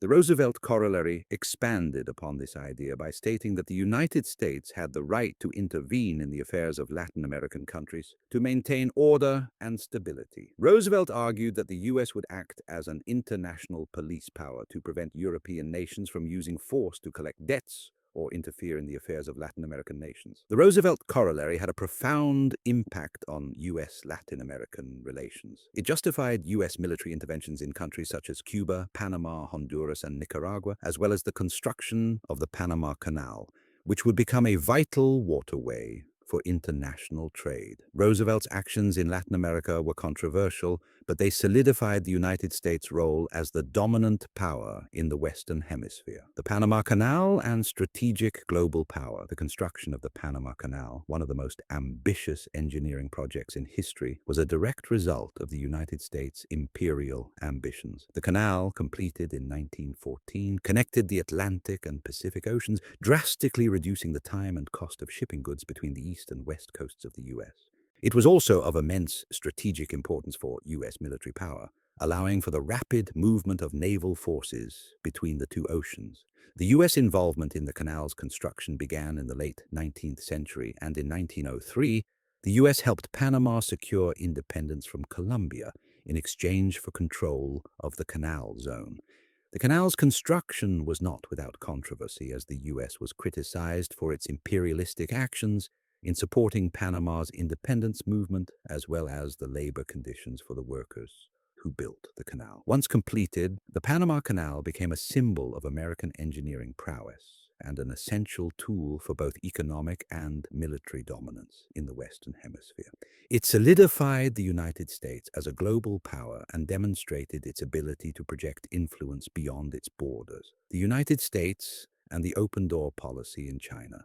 In addition to its actions in Latin America and the Caribbean, the United States also sought to expand its influence in Asia, particularly in China. At the end of the 19th century, China was in a state of internal strife, and European powers had begun to carve out spheres of influence in the country, leading to fears that the U.S. would be shut out of trade with China.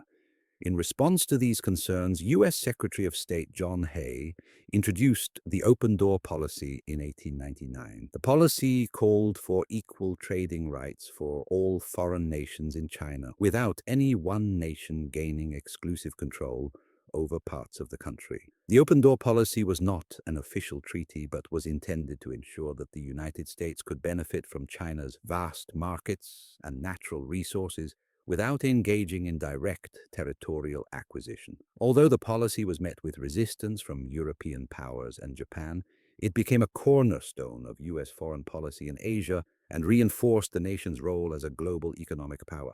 The policy also laid the groundwork for future American interventions in China, as the U.S. sought to safeguard its interests in the region. Conclusion: the rise of American imperialism.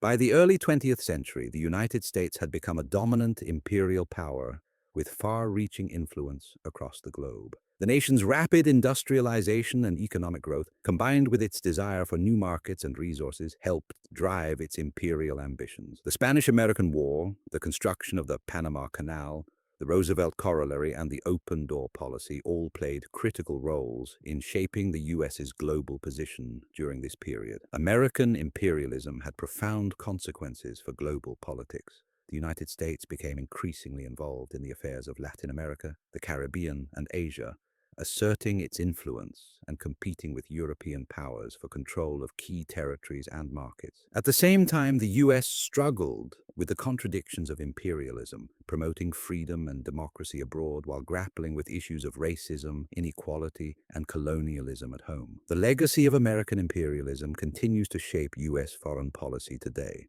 The expansionist policies of the late 19th and early 20th centuries laid the foundation for the United States' role as a global superpower, and the challenges of balancing national interests with international obligations remain central to the nation's foreign policy debates. As the world continues to evolve, the influence of the United States remains a crucial element of global politics, rooted in the imperial ambitions of the past. The two world wars of the 20th century, World War I and World War II, had a profound impact on the United States, not only on its foreign policy, but also on its economy, society, and political landscape. The wars marked the United States' emergence as a global power and signaled a transformation in its role in international affairs. The experiences of both wars reshaped the nation in ways that continue to influence its domestic and foreign policies to this day. In examining the impact of the world wars on the U.S., it is crucial to explore how the country shifted from a policy of isolationism to one of active global engagement, how the wars affected the American economy and society, and how they led to the rise of the U.S. as a superpower. World War I, the United States enters the global stage. World War I, 1914-1918, was a global conflict that primarily involved European powers but had far-reaching consequences for the United States. At the outset of the war, the U.S. adhered to its long-standing policy of neutrality. The country had no direct interest in the conflict, and President Woodrow Wilson initially argued that the United States should remain uninvolved. believing that it could act as a neutral mediator in peace negotiations. However, several key events led to a dramatic shift in U.S. policy, bringing the nation into the war in 1917. The immediate trigger for U.S. involvement was the German policy of unrestricted submarine warfare. German U-boats, submarines, were sinking ships, including civilian and neutral vessels, in an effort to blockade Britain and disrupt its supply lines. One such attack was the sinking of the Lusitania, a British passenger ship in 1915, which killed 128 Americans. While this event did not immediately push the US into war, it stirred public sentiment against Germany. In addition to the sinking of neutral ships, the Zimmermann telegram in January 1917 was another critical factor. This secret communication from German Foreign Minister Arthur Zimmermann to the German ambassador in Mexico suggested that Germany would support Mexico in reclaiming territories it had lost to the US in the 19th century, namely Texas, New Mexico, and Arizona, if Mexico joined the war against the United States. When this message was intercepted and made public, it galvanized American public opinion in favor of entering the war. In April 1917, Wilson, after much deliberation, asked Congress for a declaration of war, famously stating, "The world must be made safe for democracy." The US entry into the war marked a pivotal moment, not just for the country, but for the global balance of power. The impact of World War I on the US World War I had a profound impact on the United States, both at home and abroad. Domestically, the war effort required a massive mobilization of resources, which led to significant changes in the economy and society. The government expanded its role in economic planning, creating agencies like the War Industries Board to oversee production and distribution. The war created new jobs, and American industries shifted from consumer goods to military production, including weapons, ammunition, and ships. This mobilization led to an economic boom, particularly in the manufacturing and agricultural sectors, and it marked the beginning of the United States' role as an economic powerhouse on the world stage. One of the most significant societal changes was the mass migration of African Americans from the rural South to urban areas in the North, a movement that came to be known as the Great Migration. This migration was driven by the demand for labor in war-related industries, and it led to a demographic shift in the United States as African Americans sought better economic opportunities and greater freedom from the racial discrimination they had faced in the South. Women, too, experienced significant changes.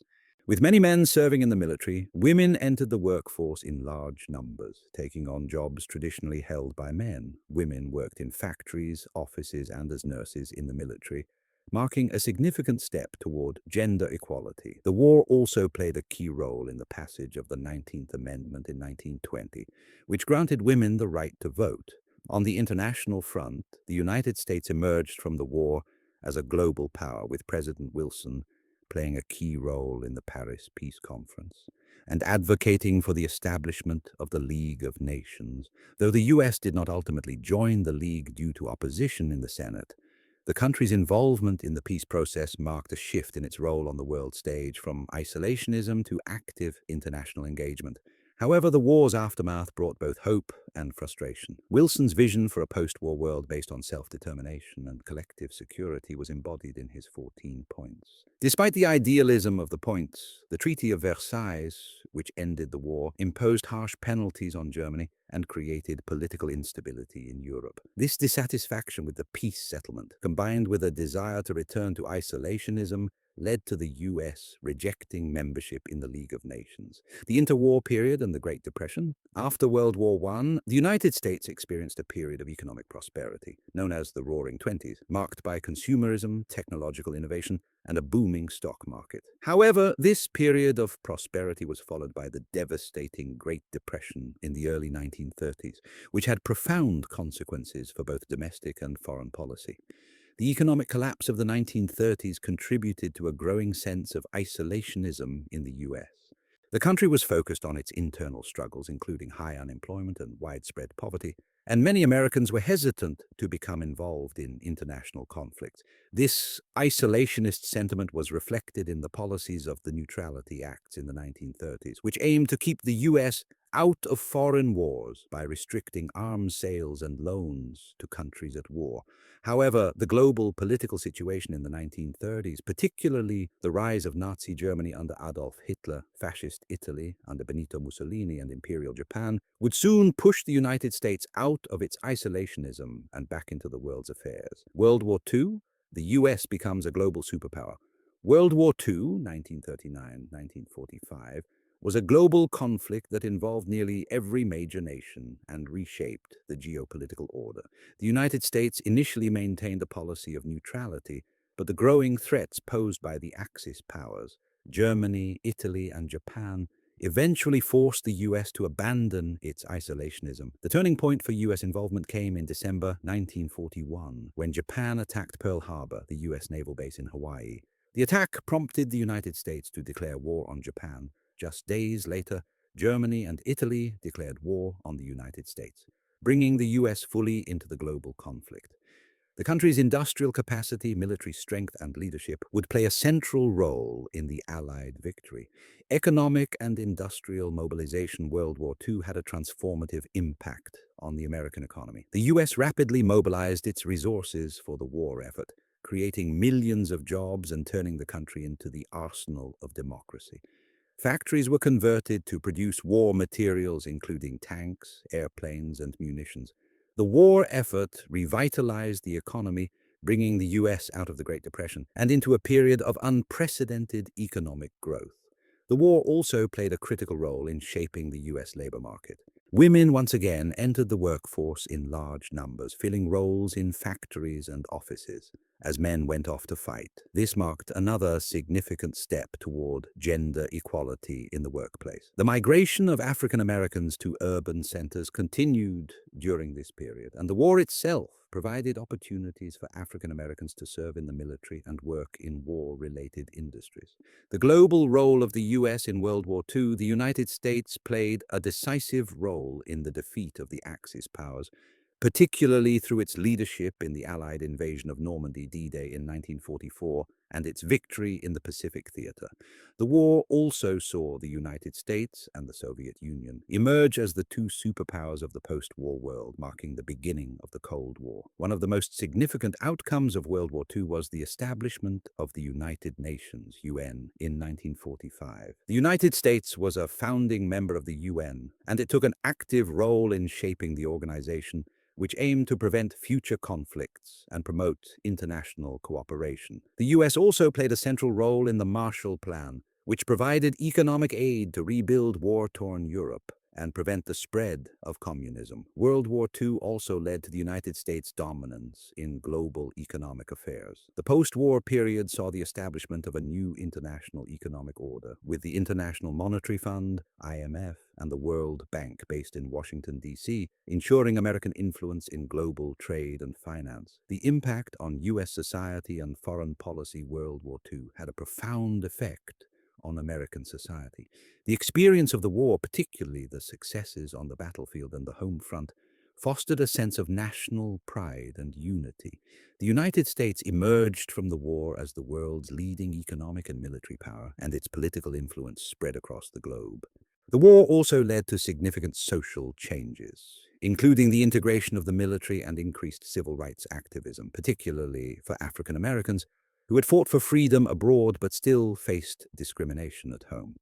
The end of World War II marked the beginning of a new era in U.S. foreign policy.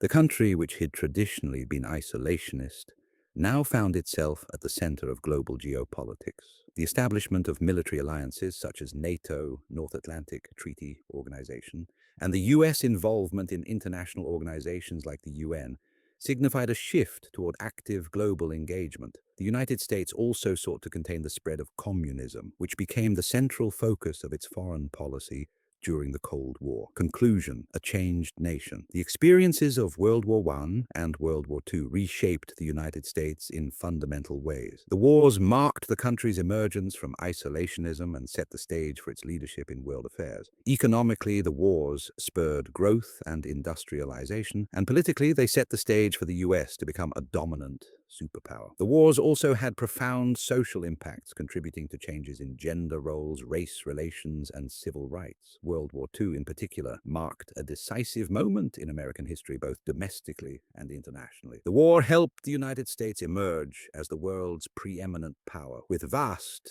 political, military, and economic influence. The legacy of these two world wars continues to shape American foreign policy and its role on the global stage, as the nation remains an integral player in shaping international relations, peacekeeping efforts, and economic policy.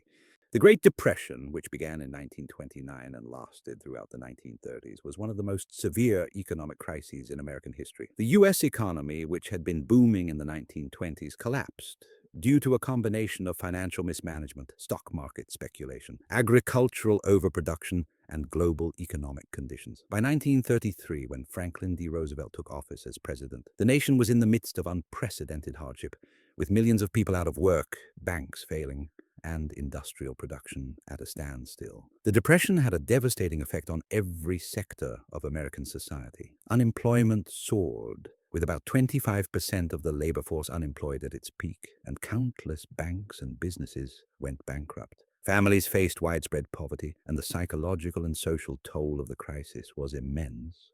But the Great Depression also led to significant reforms that reshaped the U.S. government and economy, driven largely by Roosevelt's New Deal programs. The New Deal, aimed at relief, recovery, and reform, sought to address the underlying causes of the Depression and provide a new framework for governance and economic management. The causes of the Great Depression. The Great Depression was caused by a combination of factors that had been building over several years. One, stock market crash of 1929. The most immediate cause of the Depression was the Wall Street crash of October 1929, where stock prices plummeted due to excessive speculation. During the 1920s, Americans had engaged in risky stock market investments, borrowing money on margin, buying stocks with borrowed funds, in hopes of making quick profits. When stock prices began to fall sharply, panic selling set in, and many people lost their life savings. 2. Bank failures. The stock market crash set off a chain reaction in the banking sector. With so many people losing money in the market, they rushed to withdraw their deposits from banks, leading to widespread bank runs. As banks were forced to close their doors, millions of Americans lost their savings. The banking collapse, combined with the lack of federal protections for depositors, made it difficult for businesses and individuals to secure the credit they needed to keep the economy running. 3. Agricultural overproduction. Throughout the 1920s, American farmers produced more crops than they could sell, particularly after the end of World War I, when the demand for agricultural exports decreased. The overproduction of crops, combined with falling commodity prices, led to an agricultural crisis. The Dust Bowl of the 1930s, caused by a prolonged drought and poor farming practices, exacerbated the situation, leading to the displacement of thousands of farmers, particularly in the Midwest. 4. Global economic downturn. The Great Depression was not limited to the United States. The global economy was also struggling in the aftermath of World War I, with many European countries burdened by war debts. The U.S. had also imposed tariffs, such as the Smoot-Hawley tariff, which raised taxes on imported goods and worsened international trade relations, further deepening the economic crisis. 5. Income inequality and the concentration of wealth. The 1920s had been a decade of economic inequality. A large portion of the country's wealth was concentrated in the hands of a few, while wages for workers remained stagnant. As consumer demand for goods fell and industrial production slowed, the economy struggled to keep pace, and many working-class Americans found themselves without jobs or support. The election of Franklin D. Roosevelt and the New Deal. In 1932, in the midst of the Great Depression, Franklin D. Roosevelt was elected as the 32nd President of the United States. Roosevelt's election was a direct response to the suffering and discontent with the Herbert Hoover administration, which many Americans blamed for failing to adequately address the crisis. Roosevelt, a Democrat and the former governor of New York, ran on a platform of bold and progressive reforms. His famous promise of a New Deal for the American people encapsulated his vision for economic recovery, relief for the unemployed, and reforms to prevent such a crisis from happening again. Roosevelt's first 100 days in office, from March to June 1933, were a whirlwind of legislative activity. With the country in the grips of severe economic hardship, Roosevelt's administration moved quickly to tackle the most immediate problems facing the nation. He declared a bank holiday to temporarily close all banks and restore confidence in the financial system. He then enacted a series of groundbreaking reforms to stabilize the economy and provide relief to struggling Americans. The 3 R's of the New Deal: relief, recovery, reform. The New Deal is often broken down into 3 primary goals: relief, recovery, and reform. These goals sought to address the immediate needs of the country while also laying the groundwork for long-term change. 1. Relief, immediate aid for the suffering. One of the key components of the New Deal was providing immediate relief to those most affected by the Depression. Roosevelt aimed to provide direct assistance to the unemployed, the poor, and the struggling working class. Among the most important relief programs were Civilian Conservation Corps, CCC. Established in 1933, the CCC provided jobs for young men in environmental conservation projects, such as planting trees, building national parks, and constructing infrastructure. The program employed millions of men and provided wages to their families. Public Works Administration, PWA. The PWA funded large-scale public works projects, including the construction of bridges, roads, schools, and hospitals. The goal was to stimulate employment and economic activity while improving the nation's infrastructure. Works Progress Administration, WPA. The WPA, founded in 1935, was the largest and most ambitious relief program, employing millions of Americans in public works projects, including construction, education, and the arts. The WPA helped put people to work and gave them the dignity of employment during one of the darkest periods in American history. Federal Emergency Relief Administration, FERA. FERA provided direct relief payments to the unemployed and those in dire need. This was a direct response to the suffering caused by the Depression and was meant to provide immediate financial relief to families in need. 2. Recovery, economic stabilization, and job creation. The New Deal also focused on economic recovery, aimed at revitalizing industries, stabilizing the financial system, and creating jobs to help lift the country out of the Depression. Some of the most significant recovery programs included National Industrial Recovery Act, NIRA.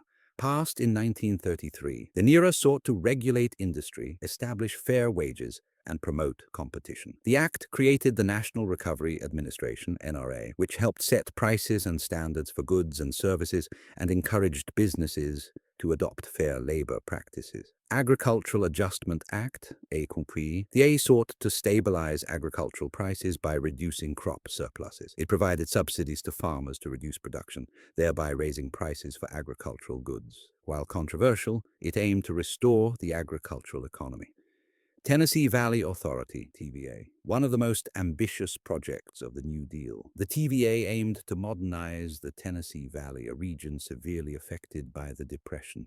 It focused on building dams, providing electricity, and promoting economic development in the South. 3. Reform, preventing future crises and building a stronger economy. While relief and recovery were essential to getting through the immediate crisis, Roosevelt also sought to implement long-term reforms to prevent another depression and ensure the stability of the U.S. economy in the future. Some of the most important reform measures included Social Security Act, 1935. The Social Security Act was one of the most enduring pieces of New Deal legislation. It created a system of pensions for the elderly, unemployment insurance, and aid to families with dependent children. The Social Security system provided a safety net for the elderly and vulnerable, helping to reduce poverty in the long term. Securities Exchange Act, 1934. To address the financial instability that had contributed to the Depression, Roosevelt established the Securities and Exchange Commission, SEC, which regulated the stock market, ensured transparency in financial reporting, and prevented fraud and manipulation. Glass-Steagall Act, 1933. The Glass-Steagall Act separated commercial and investment banking to reduce the risk of speculative practices that had led to the stock market crash. It also established the Federal Deposit Insurance Corporation, FDIC, which ensured bank deposits to restore public confidence in the banking system. The New Deal's legacy While the New Deal did not immediately end the Great Depression, it fundamentally reshaped the U.S. government and its relationship to the economy and society. The programs provided immediate relief to millions of Americans and laid the groundwork for long-term economic recovery. The establishment of Social Security, financial regulations, and labor protections were some of the lasting changes that continue to shape American society today. However, the New Deal was not without its critics. Some argued that it expanded the role of the federal government too much and created a culture of dependency. Others, particularly from the business community, feared the rise of socialist policies. Despite the criticism, the New Deal succeeded in stabilizing the economy, providing relief for millions of Americans, and restoring faith in the U.S. government's ability to act in times of crisis. The United States and the world. The impact of the New Deal, the effects of the Great Depression and the New Deal were not confined to the United States alone. The global economic downturn had widespread repercussions, and Roosevelt's leadership helped to establish the U.S. as a dominant player in shaping the post-Depression world. The New Deal provided a model for government intervention in the economy, and it influenced global economic policies in countries that faced similar economic challenges. Furthermore, Roosevelt's foreign policy during the New Deal era was focused on stabilizing global markets, rebuilding war-torn economies, and establishing international institutions to prevent future conflicts. The economic framework laid out during the New Deal helped the U.S. play a key role in the establishment of institutions like the Bretton Woods system and the United Nations after World War II. Conclusion: the long-term impact of the New Deal. The New Deal had a lasting impact on the United States, reshaping the country's economic and social landscape. While it did not solve all the problems of the Great Depression, it helped to restore hope, stabilize the economy, and establish a new role for the federal government in American life. The legacy of the New Deal can be seen in the social safety nets, labor protections, and financial regulations that continue to shape the nation today. Moreover, Roosevelt's leadership during the crisis transformed the United States into a global superpower, setting the stage for its central role in world affairs throughout the 20th century. The New Deal also marked a shift in the American political landscape, with the Democratic Party becoming the dominant political force for much of the 20th century. The challenges faced during the Depression shaped the political ideologies and policies that would guide U.S. domestic and foreign policy for decades, and the New Deal continues to be a touchstone for debates on the role of government in addressing economic crises. The aftermath of World War II, 1939-1945, marked a turning point in world history, and the United States emerged from the conflict as the world's most powerful nation. The war itself reshaped the global political, economic, and social landscape, and its consequences would lead to the establishment of the United States as a global superpower, both militarily and economically. The rise of the U.S. as a dominant force on the world stage was not immediate, but rather the result of both its strategic role in the defeat of the Axis powers and its ability to capitalize on the post-war opportunities that emerged.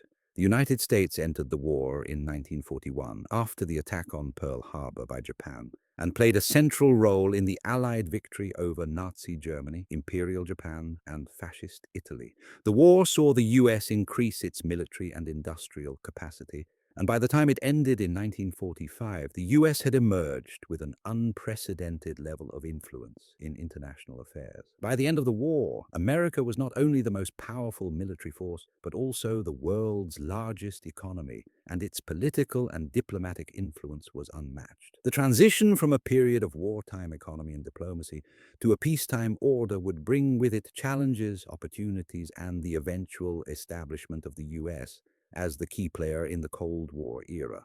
This period would set the foundation for America's status as the dominant global superpower for much of the 20th century. The economic and military transformation of World War II drastically transformed the U.S. economy and military. Before the war, the United States was still recovering from the Great Depression, but the mobilization for war efforts completely reversed the economic downturn. The need to produce weapons, vehicles, and supplies for the war effort spurred industrial production to unprecedented levels. Factories that had previously made consumer goods quickly switched to producing military hardware, while the country's agricultural sector became central to providing sustenance to both the military and the civilian population.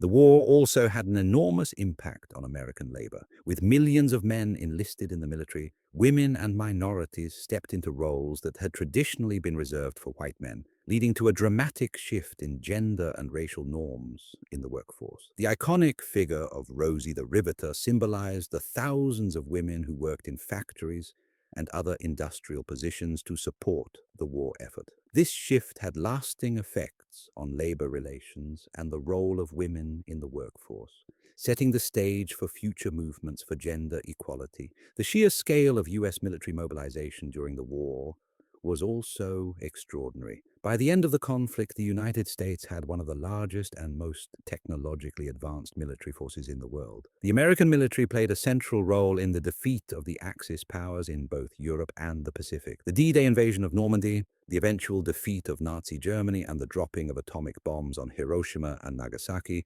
were among the defining military moments of the war. These actions not only contributed to the Allied victory, but also established the U.S. as the dominant military power, the Cold War, and the U.S. as a superpower. The immediate post-war period saw the emergence of two superpowers, the United States and the Soviet Union. Despite being allies during the war, the ideological and political differences between these two nations became increasingly apparent, giving rise to the Cold War 1947-1991. The United States, with its capitalist and democratic ideals, found itself in ideological opposition to the Soviet Union, which championed communism and totalitarian rule. The rivalry between the two superpowers would define international relations for the next half-century. America's transition into a global superpower was driven by several factors. 1. Military superiority and nuclear power. The United States' development and use of nuclear weapons at the end of World War II marked a dramatic shift in global power dynamics. The dropping of atomic bombs on Hiroshima and Nagasaki not only forced Japan to surrender, but also placed the U.S. in a position of unmatched military superiority. The atomic bomb gave the United States a powerful deterrent and solidified its position as a military leader in the post-war world. While the Soviet Union would soon develop its own nuclear weapons, the United States maintained a significant military advantage for much of the Cold War. The United States also emerged as the leader of the North Atlantic Treaty Organization, NATO, which was founded in 1949 as a military alliance aimed at countering the Soviet threat in Europe. NATO marked the US's commitment to defending democratic nations from the spread of communism and established the US as a central figure in global military alliances. 2. Economic dominance. Economically, the United States emerged from World War II as the world's most powerful and industrialized nation. Unlike European and Asian powers, which had suffered massive destruction during the war, the US economy had not only remained intact but had expanded rapidly during the war years. This growth continued in the post-war period, leading to a period of unprecedented prosperity throughout the 1950s and 1960s. The US also became the world's largest creditor nation, and its economic strength allowed it to reshape the global economic system. The Bretton Woods Conference of 1944, which took place towards the end of the war, resulted in the creation of international financial institutions like the International Monetary Fund, IMF, and the World Bank. These institutions were designed to promote economic stability and growth and to help rebuild war-torn countries. The dollar became the world's dominant currency, further cementing the US's economic influence. Additionally, American businesses began to play a dominant role in the global economy. American multinational corporations, particularly in industries like automobiles, oil, and technology, expanded their reach into foreign markets, spreading American economic and cultural influence worldwide. 3. Political and ideological leadership. The United States assumed a leadership role in the creation of international institutions dedicated to maintaining peace and fostering cooperation. In addition to the IMF and the World Bank, the U.S. played a central role in founding the United Nations, UN, in 1945, which became a forum for diplomacy, peacekeeping, and international collaboration. The UN, headquartered in New York City, reflected the increasing influence of the United States in global governance.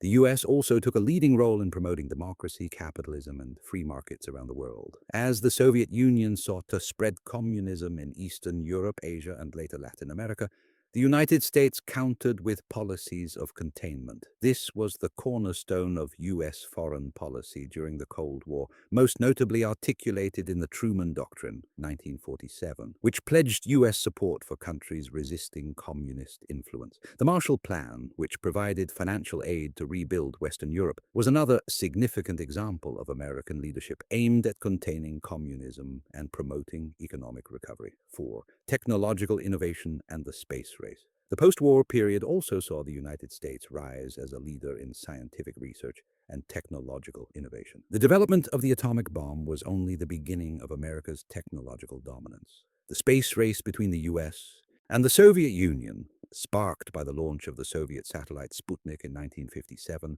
further cemented the US's status as a technological superpower. The US succeeded in landing the first human on the moon in 1969 with Apollo 11, signaling both technological prowess and a new chapter in the Cold War rivalry. This technological and scientific superiority gave the US global prestige and influence in the areas of education, research, and development. The US in the Cold War, proxy wars, and global influence. During the Cold War, the United States and the Soviet Union competed for global influence, often through indirect means. Both superpowers sought to expand their influence in other regions by supporting rival governments or factions in conflicts known as proxy wars. The US became involved in numerous conflicts during this period, often seeking to prevent the spread of communism. 1. Korean War, 1950-1953. The United States intervened in Korea after communist North Korea, supported by China and the Soviet Union, invaded the South.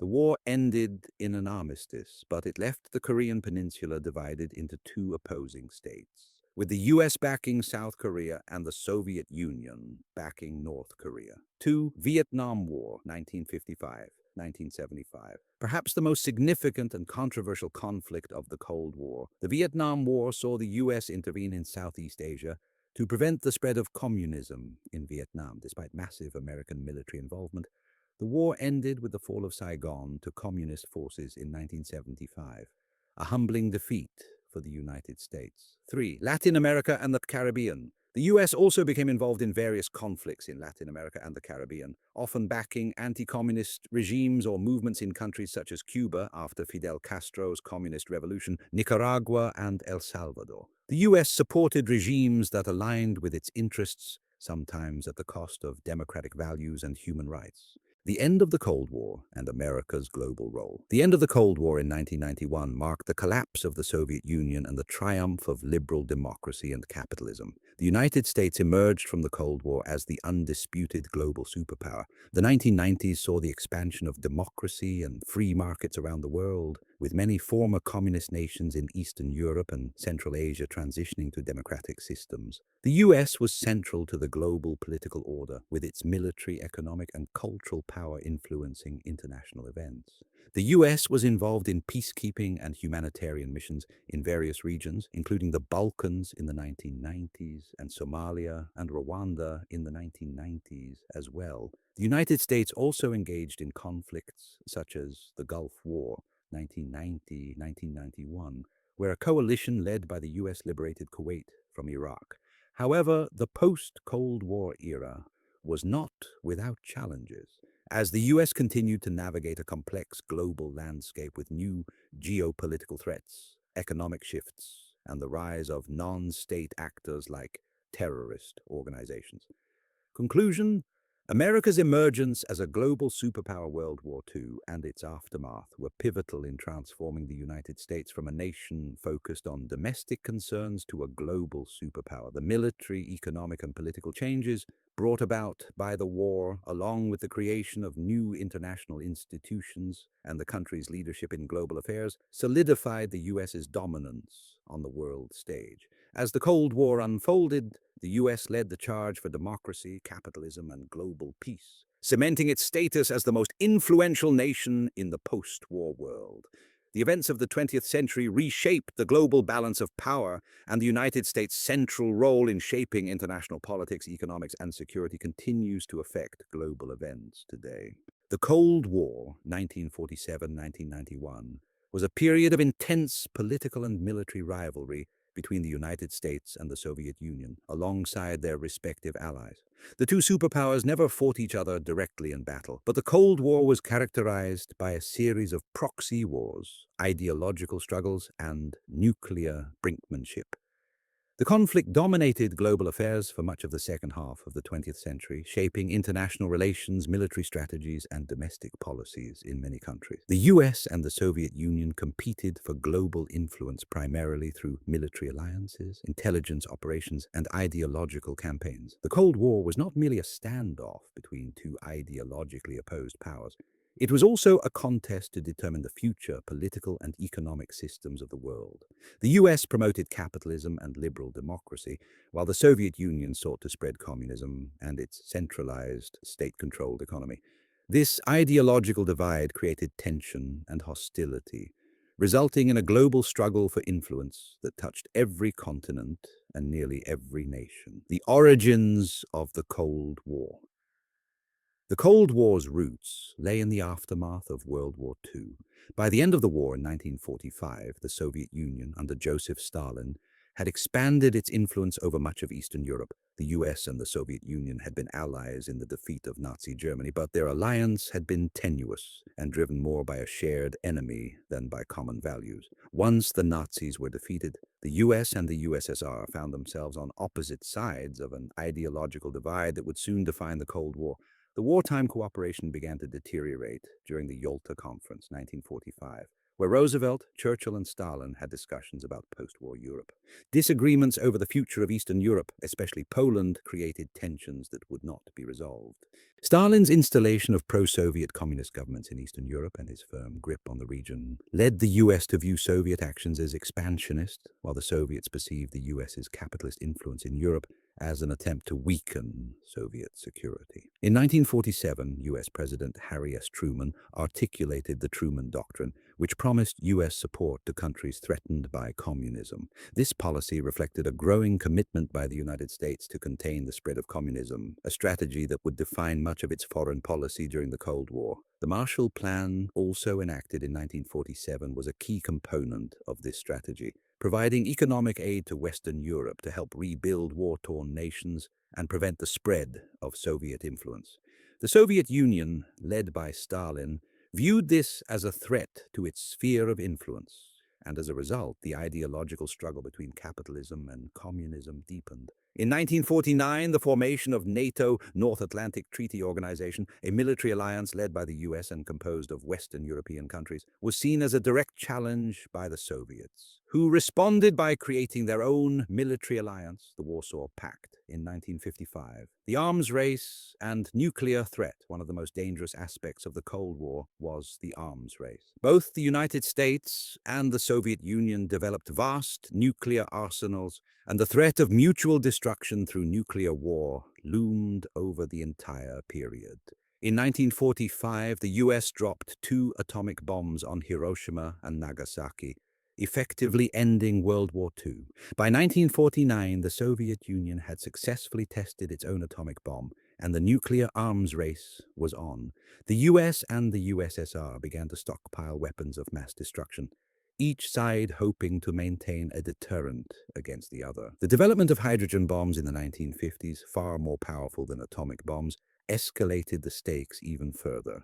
The policy of mutually assured destruction, MADI, became the cornerstone of the Cold War nuclear standoff, based on the belief that neither side would launch a nuclear strike knowing that it would lead to the total destruction of both the attacker and the defender. Despite the relative stability that MAD provided, the threat of nuclear war hung over international relations throughout the Cold War period. Proxy wars and US involvement in global conflicts. The Cold War's ideological struggle played out across the globe, where the US and the Soviet Union supported opposing sides in a series of proxy wars, armed conflicts in which the superpowers did not fight directly but supported different factions. These proxy wars, often fought in developing countries, became one of the defining features of Cold War diplomacy. 1. The Korean War, 1950-1953. The Korean War was one of the first major conflicts of the Cold War. After World War II, Korea had been divided into two zones of occupation, with the Soviet Union controlling the north and the US controlling the south. In 1950, North Korean forces, backed by the Soviet Union and China, invaded South Korea. The US quickly intervened, leading a United Nations UN-led coalition to support South Korea. The war ended in 1953 with an armistice agreement, but it did not resolve the underlying tensions. The Korean peninsula remained divided at the 38th parallel, with North Korea becoming a communist state and South Korea remaining a capitalist republic. The war demonstrated the US's commitment to containing communism in Asia and signaled the beginning of US military involvement in Southeast Asia, too. The Vietnam War, 1955-1975. The Vietnam War was perhaps the most controversial conflict in Cold War history. It began as a conflict between communist North Vietnam, led by Ho Chi Minh, and non-communist South Vietnam, which was supported by the US. In the context of the Cold War, the United States feared that the fall of South Vietnam to communism would lead to the spread of communism throughout Southeast Asia, a phenomenon often referred to as the domino theory. The US escalated its involvement in Vietnam in the early 1960s, sending hundreds of thousands of troops to fight the North Vietnamese Army and the Viet Cong, a communist insurgent group in the south. The war was deeply divisive, both in Vietnam and within the United States, leading to widespread protests and criticism. After nearly 2 decades of conflict, the US withdrew in 1973, and South Vietnam fell to communist forces in 1975, leading to the reunification of Vietnam under communist rule. The Vietnam War was a costly and divisive conflict for the US, and it marked the limits of American power in the Cold War. It also led to changes in US foreign policy, particularly the Nixon Doctrine, which aimed to shift the burden of containment onto local allies rather than direct US intervention. 3. The Cuban Missile Crisis, 1962. One of the most intense moments of the Cold War occurred during the Cuban Missile Crisis of 1962. After the successful revolution in Cuba in 1959, the communist government of Fidel Castro aligned itself with the Soviet Union, much to the concern of the United States. In 1962, US intelligence discovered that the Soviet Union was installing nuclear missiles in Cuba, just 90 miles off the coast of Florida.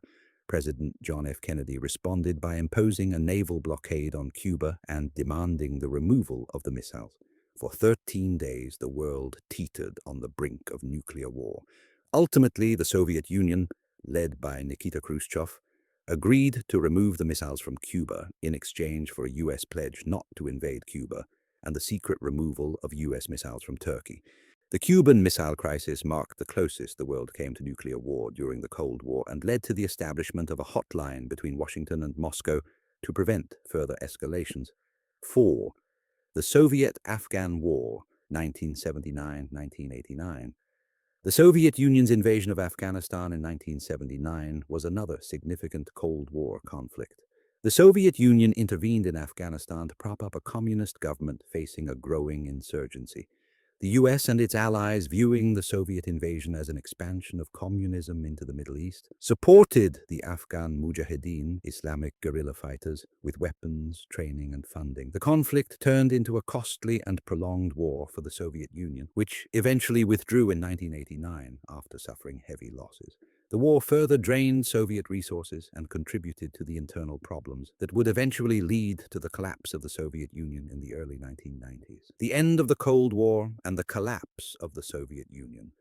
The Cold War began to wind down in the late 1980s under the leadership of Mikhail Gorbachev, the General Secretary of the Soviet Communist Party. Gorbachev introduced several reforms, including glasnost, openness, and perestroika, restructuring, which sought to address the Soviet Union's political and economic stagnation. These reforms, however, also exposed the deep problems within the Soviet system and led to calls for greater political freedoms and democratization. In 1989, a wave of democratic revolutions swept across Eastern Europe, leading to the fall of communist governments and the opening of borders. The Berlin Wall, which had symbolized the division between East and West during the Cold War, fell in November 1989, and Germany was reunified in 1990. In 1991, the Soviet Union itself collapsed, and the Cold War came to an end. The dissolution of the USSR marked the end of the ideological struggle between communism and capitalism that had defined global politics for nearly half a century. The United States emerged The 1960s were a period of profound social and cultural upheaval in the United States. This decade was marked by significant advancements in civil rights, as well as major shifts in cultural, social, and political attitudes. The country experienced a transformation in its approach to race relations, gender roles, and individual freedoms. The 1960s also witnessed the rise of youth culture, marked by the growth of countercultures, civil rights movements, and a rethinking of traditional norms. The decade is often considered a time of both optimism and struggle, as Americans faced important challenges in their pursuit of justice, equality, and personal expression. Civil rights movement, a fight for equality. The struggle for civil rights in the United States reached its peak during the 1960s, as African Americans, along with other marginalized groups, fought against racial segregation, disenfranchisement, and economic inequality. The civil rights movement sought to dismantle the institutionalized racism that had long been entrenched in American society, particularly in the South. One, the rise of nonviolent protest and the leadership of Martin Luther King Jr. One of the central figures of the civil rights movement was Dr. Martin Luther King Jr., whose leadership and philosophy of nonviolent protest became the movement's defining features. Inspired by Mahatma Gandhi's principles of nonviolent resistance, King believed that peaceful demonstrations and acts of civil disobedience could challenge the deeply ingrained segregationist laws and practices of the South. King's leadership became apparent during key events, such as the Montgomery bus boycott, 1955-1956, where African Americans refused to ride segregated public buses in Montgomery, Alabama, after Rosa Parks was arrested for refusing to give up her seat to a white man. The boycott lasted more than a year and eventually led to the Supreme Court ruling that segregation on public buses was unconstitutional. This victory demonstrated the effectiveness of nonviolent resistance and set the tone for future campaigns. In 1963, King led the March on Washington for Jobs and Freedom, where he delivered his famous "I Have a Dream" speech in front of over 250,000 people. His speech became one of the most iconic moments in American civil rights history, calling for racial equality, economic justice, and an end to segregation. The March on Washington was instrumental in garnering national attention for the civil rights cause and put pressure on lawmakers to act. 2. The passage of landmark legislation. The growing momentum of the civil rights movement, fueled by the courage and persistence of activists like King, led to significant legislative victories. In 1964, President Lyndon B. Johnson signed the Civil Rights Act, which banned discrimination based on race, color, religion, sex, or national origin. This landmark legislation prohibited racial segregation in public places, schools, and employment, marking a monumental step forward for racial equality in America. Following the Civil Rights Act, the Voting Rights Act of 1965 was passed, which aimed to eliminate barriers to voting for African Americans, particularly in the South. This legislation banned discriminatory practices such as literacy tests and poll taxes, which had been used to disenfranchise black voters. Together, these two pieces of legislation represented significant legal victories for the civil rights movement and helped pave the way for further reforms in racial equality. 3. The emergence of Black Power and the Black Panther Party. While Dr. Martin Luther King Jr.'s nonviolent approach was a hallmark of the civil rights movement, there were other groups and leaders that sought a more militant approach to achieving equality. One of the most significant developments in the 1960s was the rise of the Black Power movement, which called for greater self-determination, pride, and empowerment for African Americans. The Black Panther Party, founded in 1966 by Huey Newton and Bobby Seale, was one of the most prominent groups associated with Black Power. The Black Panthers advocated for armed self-defense against police brutality and promoted community programs such as free breakfasts for children and health clinics. While the Black Panthers were often portrayed as militant and radical by the media, their focus on social justice and the rights of black communities made them a significant force in the broader struggle for racial equality. The Black Power movement also had a profound cultural impact. It encouraged African Americans to embrace their African heritage and take pride in their cultural identity. This cultural shift contributed to the rise of the Black Arts movement, and the popularization of Afrocentric aesthetics, music, and fashion. The counterculture movement, a challenge to traditional norms. In addition to the civil rights movement, the 1960s also saw the rise of a counterculture movement that challenged traditional social norms. This movement was primarily driven by young people, particularly college students, who rejected the values of their parents' generation and sought greater personal freedom and expression. The counterculture movement had several key elements. One, the hippie movement and the summer of love. One of the most visible expressions of the counterculture was the hippie movement, which became especially prominent in cities like San Francisco, where thousands of young people gathered during the Summer of Love in 1967. Hippies rejected materialism, conformity, and the values of mainstream society. They promoted peace, love, and unity, often adopting a philosophy of anti-establishment and anti-war ideals. The hippie movement was also closely linked to the growing popularity of psychedelic drugs like LSD and marijuana. Many young people saw these substances as a means of expanding consciousness and challenging traditional perceptions of reality. Music played an integral role in the hippie movement, with artists such as Jimi Hendrix, Janis Joplin, the Grateful Dead, and the Doors becoming icons of the counterculture.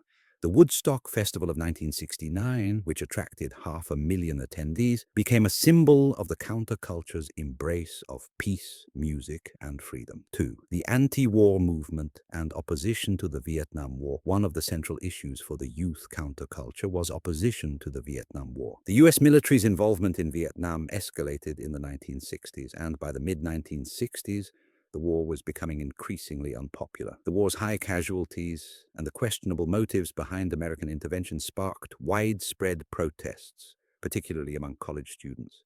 The Student Nonviolent Coordinating Committee, SNCC, and Students for a Democratic Society, SDS, were two of the most influential organizations in the anti-war movement. They organized marches, protests, and sit-ins to demand that the U.S. government end its involvement in Vietnam. The movement was part of a broader call for peace, human rights, and social justice that was central to the counterculture's goals. The Kent State University shooting in 1970, where National Guard troops opened fire on students protesting the war, led to widespread outrage and solidified the anti-war movement's significance in American society. The protests against the Vietnam War marked one of the largest movements of civil disobedience in American history and highlighted the growing divide between the older, more conservative generations and the younger, more liberal ones. 3. Women's liberation and the rise of feminism. The 1960s were also a turning point for women's rights in the United States. The feminist movement, which had been active since the early 20th century, gained new momentum in the 1960s, with women demanding equal rights in the workplace, education, and political representation.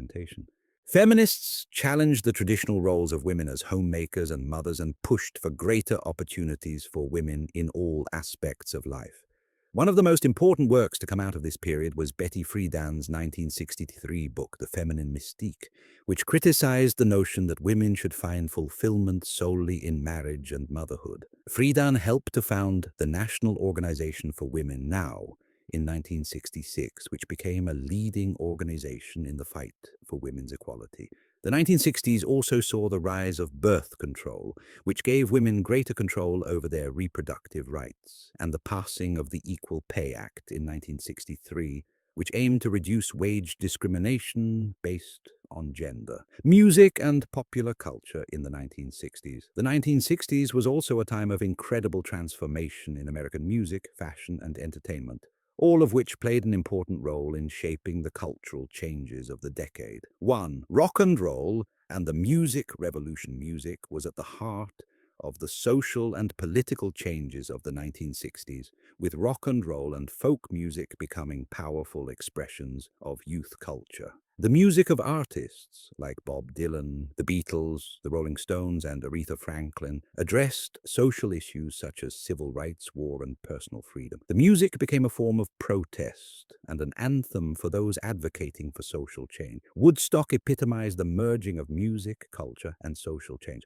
This iconic 1969 festival symbolized the counterculture's rejection of the status quo and its embrace of peace, love, and social justice. The festival, though chaotic and marked by logistical issues, became a defining moment for the generation that grew up in the 1960s. To Hollywood and the new wave of film, the 1960s, also saw a shift in Hollywood's approach to film, with directors like Stanley Kubrick and Arthur Penn introducing films that challenged traditional narratives and norms. Movies like Bonnie and Clyde, 1967, Easy Rider, 1969, and The Graduate, 1967, reflected the changing attitudes of the time, addressing themes like rebellion, sexuality, and the questioning of authority.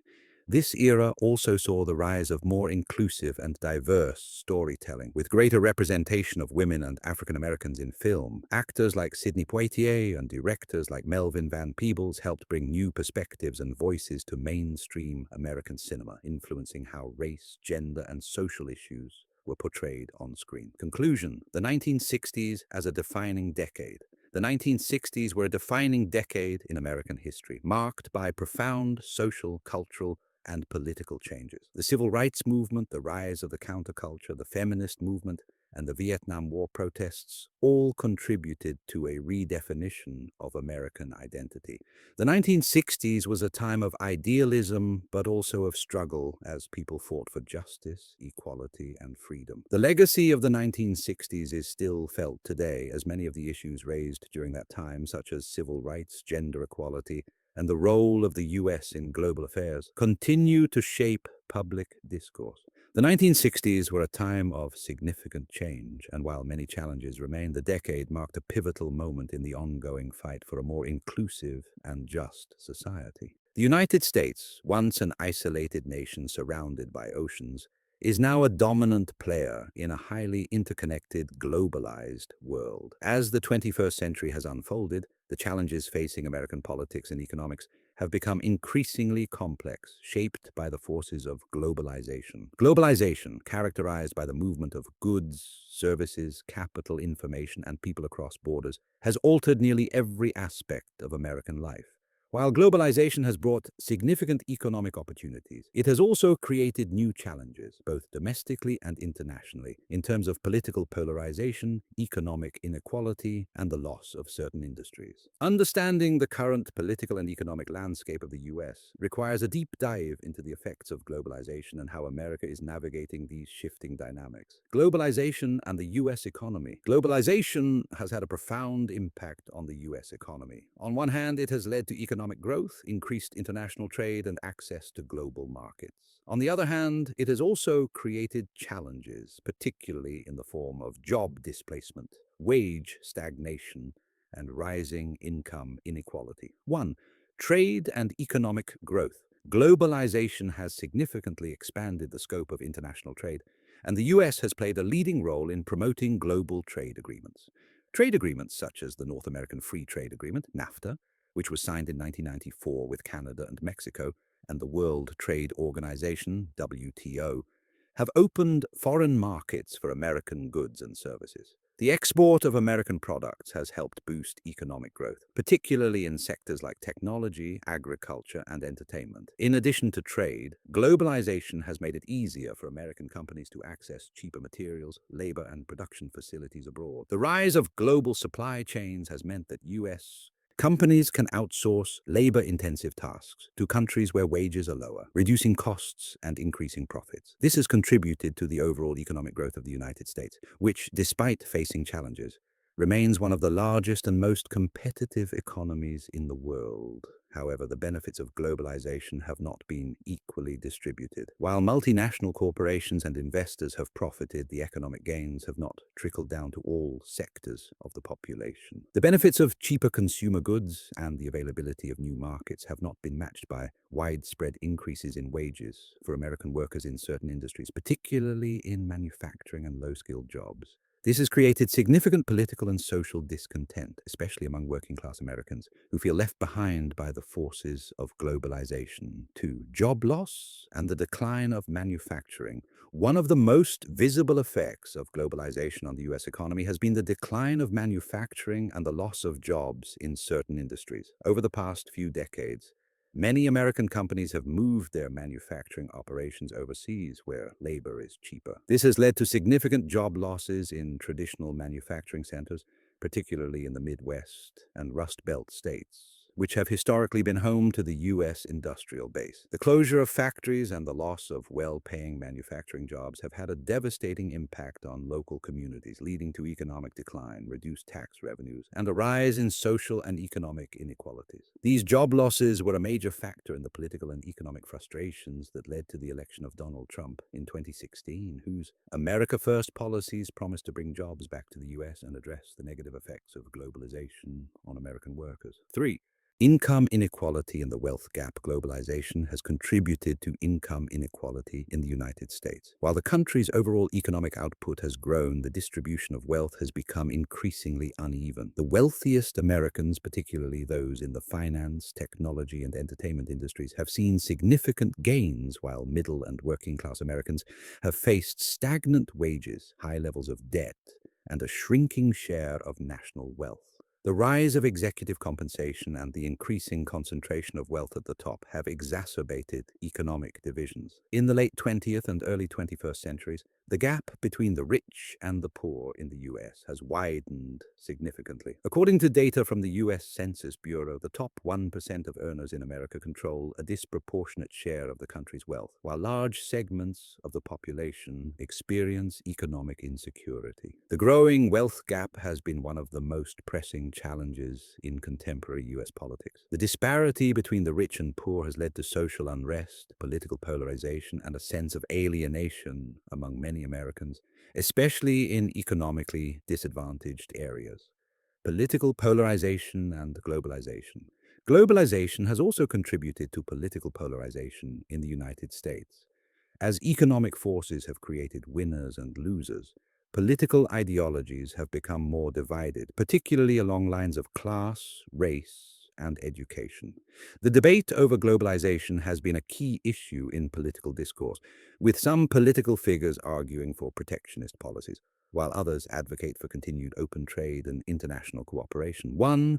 The rise of populism and nationalism. The effects of globalization, particularly job loss, wage stagnation, and economic insecurity, have contributed to the rise of populist and nationalist movements in the US and other Western democracies. In the US, former President Donald Trump's political rise was partly fueled by the frustration of working-class voters who felt neglected by the political establishment and left behind by the forces of globalization. Trump's America First slogan, which emphasized protectionism, border security, and a reduction in international trade agreements, resonated with many voters who believed that globalization had harmed American workers. Trump's presidency marked a period of heightened political polarization, with debates over immigration, trade policy, and national identity becoming more contentious.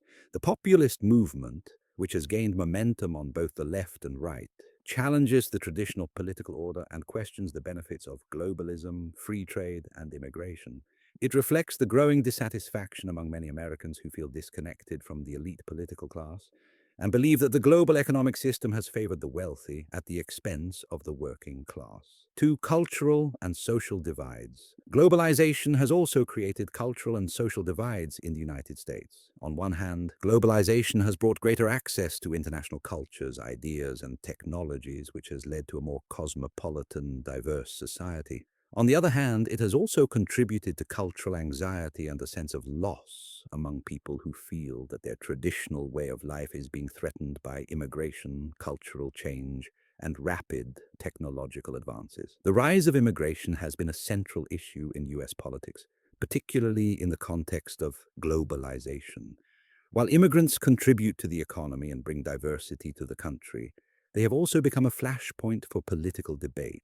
In the 2010s, the issue of illegal immigration and border control was at the forefront of political discourse, particularly during the Trump administration's efforts to build a wall along the US-Mexico border and crack down on immigration. The role of technology and innovation in the globalized economy. One of the most important drivers of globalization has been the rapid advancement of technology. The rise of the internet, digital communication, and automation has fundamentally transformed economies and societies. In the United States, technology companies like Apple, Google, Amazon, and Microsoft have become global giants, generating significant wealth and innovation. These companies have reshaped industries ranging from retail to entertainment, finance, and healthcare. However, the technological revolution has also raised concerns about job displacement, particularly in sectors like manufacturing, retail, and transportation. Automation and artificial intelligence AI have made certain jobs obsolete while creating new opportunities in tech and other industries. The challenge for American workers is how to adapt to this rapidly changing landscape where skills related to information technology and digital literacy are becoming increasingly important. At the same time, the rise of the gig economy, driven by companies like Uber, Lyft, and Airbnb, has led to a shift away from traditional full-time employment toward more flexible but often insecure work arrangements. This shift has been both a source of freedom for some workers and a source of anxiety for others who face uncertain incomes and lack benefits like healthcare and retirement savings. Climate change and environmental challenges in a globalized world. As globalization has brought greater interconnectivity, it has also highlighted the global nature of environmental challenges such as climate change, pollution, and resource depletion. The effects of climate change, rising sea levels, extreme weather events, and shifting agricultural patterns are already being felt across the United States, particularly in coastal areas and in regions vulnerable to drought and wildfires. The US is one of the largest carbon emitters in the world, and its role in addressing global environmental challenges is critical. The debate over climate change policy has become a highly politicized issue, with significant differences between political parties. While many Democrats advocate for aggressive action to combat climate change through international agreements like the Paris Climate Accord, which the US briefly withdrew from under President Trump, Republicans have often opposed government regulations aimed at curbing emissions, arguing that they harm businesses and economic growth. In a globalized world, addressing environmental issues requires international cooperation, as environmental degradation does not recognize national borders. The US has a key role to play in both reducing its carbon footprint and encouraging other countries to take action. Conclusion: the US in a globalized world. The challenges facing the United States in the age of globalization are complex and multifaceted. While globalization has brought economic growth, increased technological innovation, and greater access to global markets, it has also contributed to political polarization, economic inequality, and social disruption. The US must navigate the complexities of this new world by balancing the benefits of globalization with the need to protect the interests of its workers and maintain social cohesion. The future of American politics and economics will depend on how well the nation adapts to the changing global environment. Policies that promote economic inclusion, worker retraining, environmental sustainability, and social justice will be crucial in shaping the United States' position in the world. The U.S. will also need to address its domestic divisions, build consensus, and find common ground on issues that affect its place in an increasingly interconnected and rapidly changing global system. The terrorist attacks on September 11, 2001, commonly referred to as 9/11, marked one of the most pivotal moments in American history, profoundly altering the political, social, and economic landscape of the United States and the world. On that fateful day, 19 terrorists associated with the extremist group Al-Qaeda hijacked 4 commercial airplanes, crashing 2 into the World Trade Center towers in New York City and 1 into the Pentagon in Washington, D.C., while the 4th, United Airlines Flight 93, crashed into a field in Pennsylvania after passengers attempted to overpower the hijackers. The attacks killed nearly 3,000 people and caused widespread destruction. The immediate and lasting effects of 9/11 reshaped U.S. domestic and foreign policy, introduced significant security measures, and fundamentally altered the course of U.S. politics and international relations. The immediate political response: war on terror. The United States, under President George W. Bush, responded to the 9/11 attacks with urgency and determination. Within hours of the attacks, Bush declared that the U.S. would launch a global war on terror aimed at dismantling terrorist organizations, eliminating extremist ideologies, and ensuring that such attacks would never again occur on American soil. 1. The invasion of Afghanistan, 2001. The first military response to 9/11 came in October 2001 when the U.S. invaded Afghanistan to oust the Taliban regime. which had harbored al-Qaeda operatives including Osama bin Laden, the mastermind behind the attacks. The Taliban's refusal to hand over bin Laden and other al-Qaeda members led to the US invasion, which rapidly ousted the Taliban from power. The operation, named Operation Enduring Freedom, was initially highly successful, with US forces and their Afghan allies taking control of most major cities in Afghanistan. However, the conflict evolved into a prolonged insurgency, with the Taliban regrouping in rural areas and launching a guerrilla campaign against US and NATO forces. This marked the beginning of what would become America's longest war, lasting nearly 2 decades. The decision to invade Afghanistan was widely supported by Americans and the international community at the time, as it was seen as an effort to dismantle al-Qaeda's operational base and eliminate the terrorist threat. However, the prolonged nature of the conflict raised questions about the US's strategy, with critics questioning the effectiveness of military intervention in achieving long-term stability and peace in the region. To the Iraq War, 2003. In addition to Afghanistan, the US government under President Bush expanded its military efforts to Iraq in 2003. The Bush administration argued that Iraqi leader Saddam Hussein had weapons of mass destruction, WMDs, and was in violation of UN resolutions, suggesting that Iraq might be harboring ties to terrorist organizations, including al-Qaeda. Despite the absence of concrete evidence linking Iraq to the 9/11 attacks or finding WMDs after the invasion, the Bush administration maintained that removing Saddam Hussein from power was necessary to prevent the proliferation of weapons of mass destruction and to curb terrorism in the Middle East. The invasion of Iraq was deeply controversial both within the US and globally. While the Bush administration argued that it was essential to dismantle Saddam Hussein's regime and prevent further threats, many critics, both domestically and internationally, questioned the justification for the war and raised concerns about the lack of evidence supporting the claims of WMDs. The Iraq War led to massive casualties both among US forces and Iraqi civilians, and left the country deeply destabilized.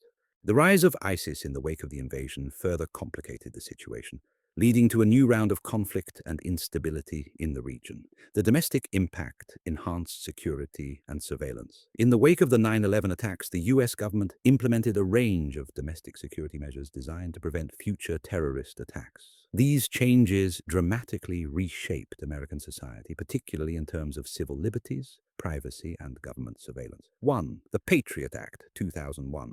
One of the first major pieces of legislation passed in response to the attacks was the USA Patriot Act, signed into law by President Bush on October 26, 2001.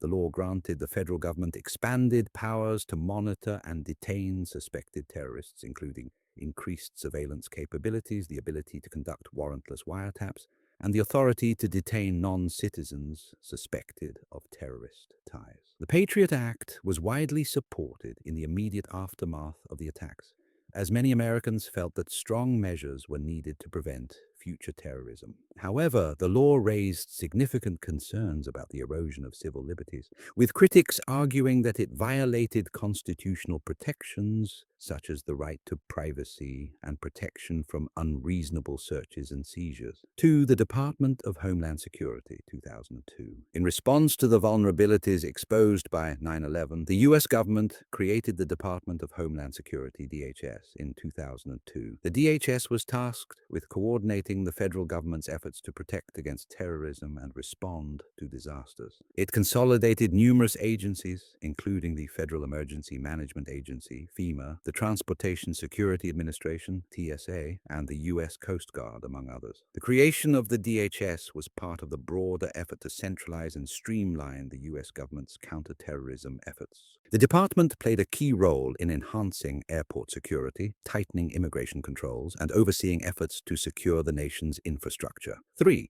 Increased airport security and the TSA. One of the most visible impacts of 9/11 on daily life in America was the sweeping changes to airport security. The creation of the Transportation Security Administration, TSA, in 2001 led to the implementation of more rigorous screening procedures for passengers, including the use of full-body scanners, pat-downs, and the prohibition of certain items, such as liquids, in carry-on luggage. While these measures were intended to improve safety, they also led to concerns about passenger privacy, the efficiency of security procedures, and the inconvenience of increased wait times at airports.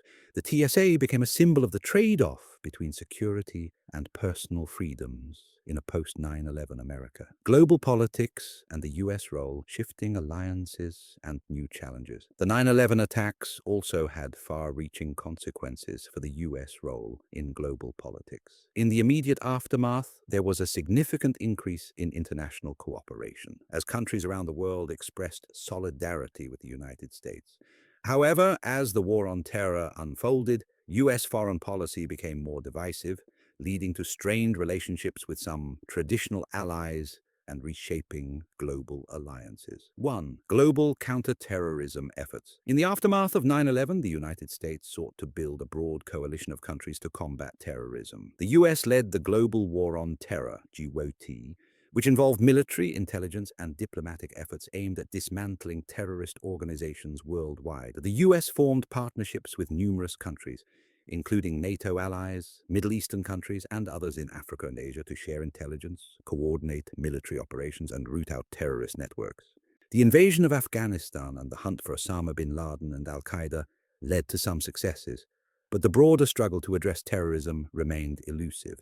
Even after the death of bin Laden in 2011, terrorism, particularly from groups like ISIS and al-Qaeda, continued to pose a significant threat to global security. 2. Strained relations with the international community. While the US had strong support for its efforts to combat terrorism in the immediate aftermath of 9/11, the invasion of Iraq in 2003, without clear evidence of weapons of mass destruction, created significant tensions with international allies and led to widespread global criticism. The war deeply divided the United Nations and fractured relationships with key European allies, including France, Germany, and Canada, who opposed the invasion. Additionally, the use of enhanced interrogation techniques, widely regarded as torture by the US in the fight against terrorism, particularly in Guantanamo Bay and secret CIA prisons, led to international condemnation and strained relations with many countries that had previously supported the war on terror. 3. The rise of new threats, ISIS and cyber terrorism. While the US focused much of its attention on al-Qaeda, the threat of ISIS, Islamic State of Iraq and Syria, grew in the mid-2010s. Emerging from the instability created by the Iraq War, ISIS rapidly gained control of large territories in Iraq and Syria, declaring a self-styled caliphate. The rise of ISIS represented a new and more decentralized form of terrorism, with the group using social media to recruit and radicalize individuals worldwide. In response, the US led an international coalition to defeat ISIS, but the group's ability to inspire lone wolf attacks and radicalize individuals over the internet posed a growing challenge to global counterterrorism efforts.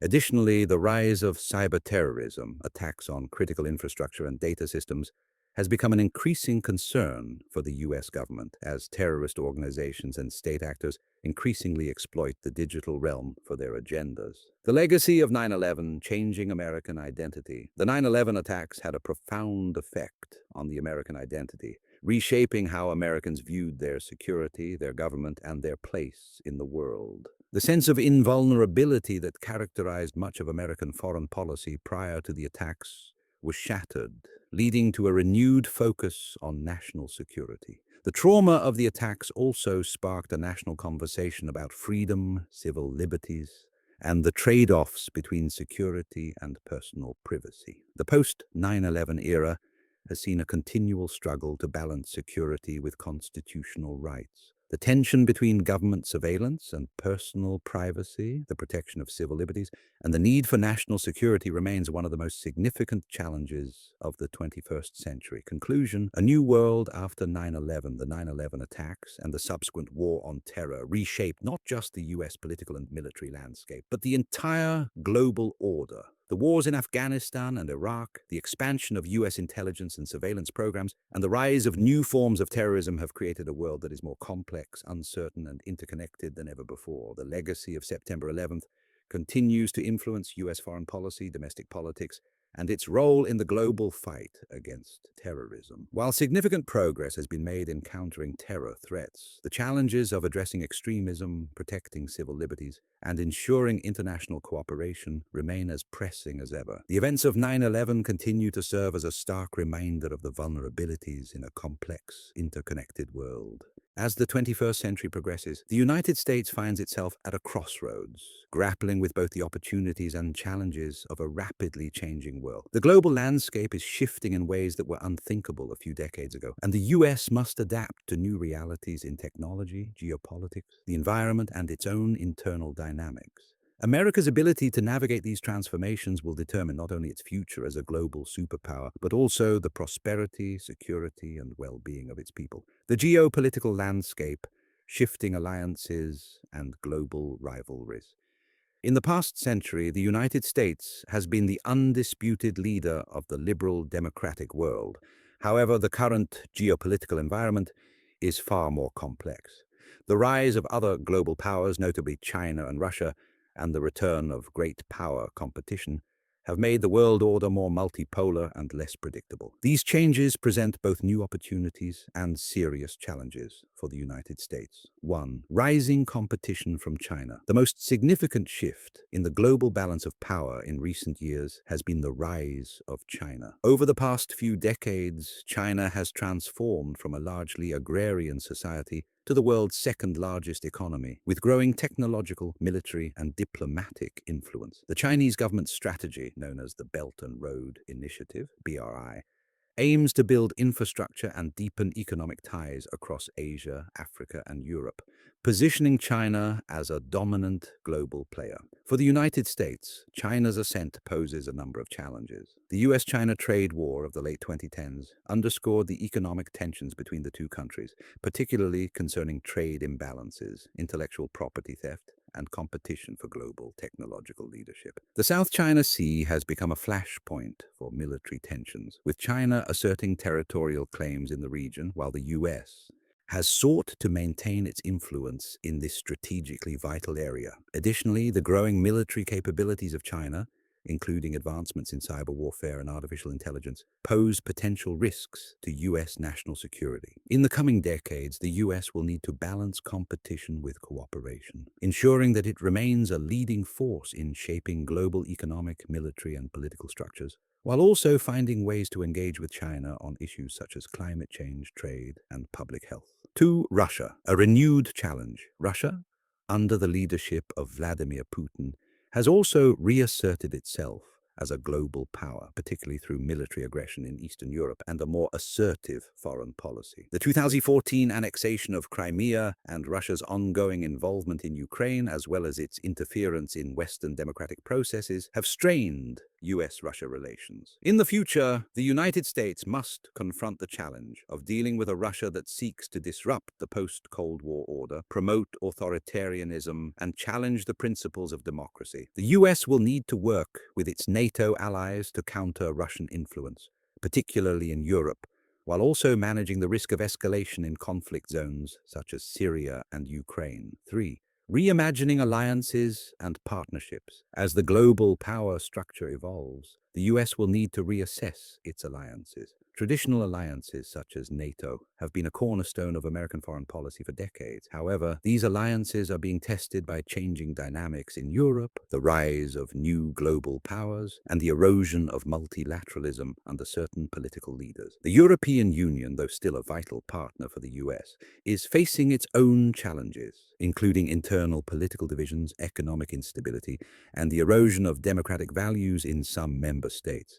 The United States will need to continue strengthening traditional alliances while also building new relationships with emerging powers in Asia, Africa, and Latin America. The future of global leadership will depend on the ability of the US to navigate this increasingly complex network of global partnerships. Technology and innovation, the race for leadership. As the US faces geopolitical challenges, it must also confront the rapid pace of technological change. From artificial intelligence and automation to biotechnology and clean energy, technological advancements are shaping every aspect of society and will be central to America's economic future. 1. Artificial intelligence and automation. The race for technological supremacy, particularly in artificial intelligence, AI, is one of the most pressing challenges the US faces. AI is poised to revolutionize industries ranging from healthcare and manufacturing to finance and defense. China is investing heavily in AI research and development, and its ambitious goals to become a global leader in AI by 2030 could challenge the US's dominance in this field. The US must ensure that it remains at the forefront of AI research and development, not only to maintain its competitive edge, but also to mitigate the risks associated with AI, such as job displacement, cybersecurity threats, and the ethical implications of AI decision-making. 2. Climate change and clean energy innovation. Climate change is one of the defining challenges of the 21st century, and the US will need to make significant strides to transition to a sustainable low-carbon economy. Although the US has historically been one of the largest contributors to greenhouse gas emissions, it has also been a leader in the development of clean energy technologies. In the coming decades, the country will need to ramp up efforts to reduce its carbon footprint, transition to renewable energy sources, and innovate in areas like electric vehicles and energy storage. The US has the opportunity to leverage its technological prowess to become a global leader in clean energy, which will not only help mitigate the impacts of climate change, but also create new economic opportunities, however. Addressing climate change will require substantial political will, public support, and international cooperation. 3. Cybersecurity and digital sovereignty. As the world becomes increasingly interconnected, cybersecurity will be a growing concern for the US and the international community. Cyber attacks on critical infrastructure, election systems, and private sector companies have become more common, with state and non-state actors seeking to disrupt economies, spread disinformation, and undermine democratic institutions. The US will need to strengthen its cybersecurity infrastructure, both to protect its own systems and to help other nations combat digital threats. Ensuring the security of the digital economy will also require a robust framework for international cooperation, particularly in the realm of data privacy, regulation of technology giants, and the protection of individual rights. Social change and domestic politics, adapting to an evolving society.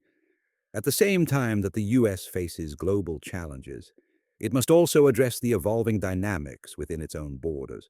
The changing demographics, political polarization, and social movements will shape the future of American politics. 1. Demographic shifts. The US is experiencing significant demographic changes. Immigration, combined with higher birth rates among non-white populations, is making the country more ethnically and racially diverse. By 2045, it is projected that the US will no longer have a majority racial group, with white Americans becoming a minority. This demographic shift will have profound implications for American politics, culture, and social cohesion.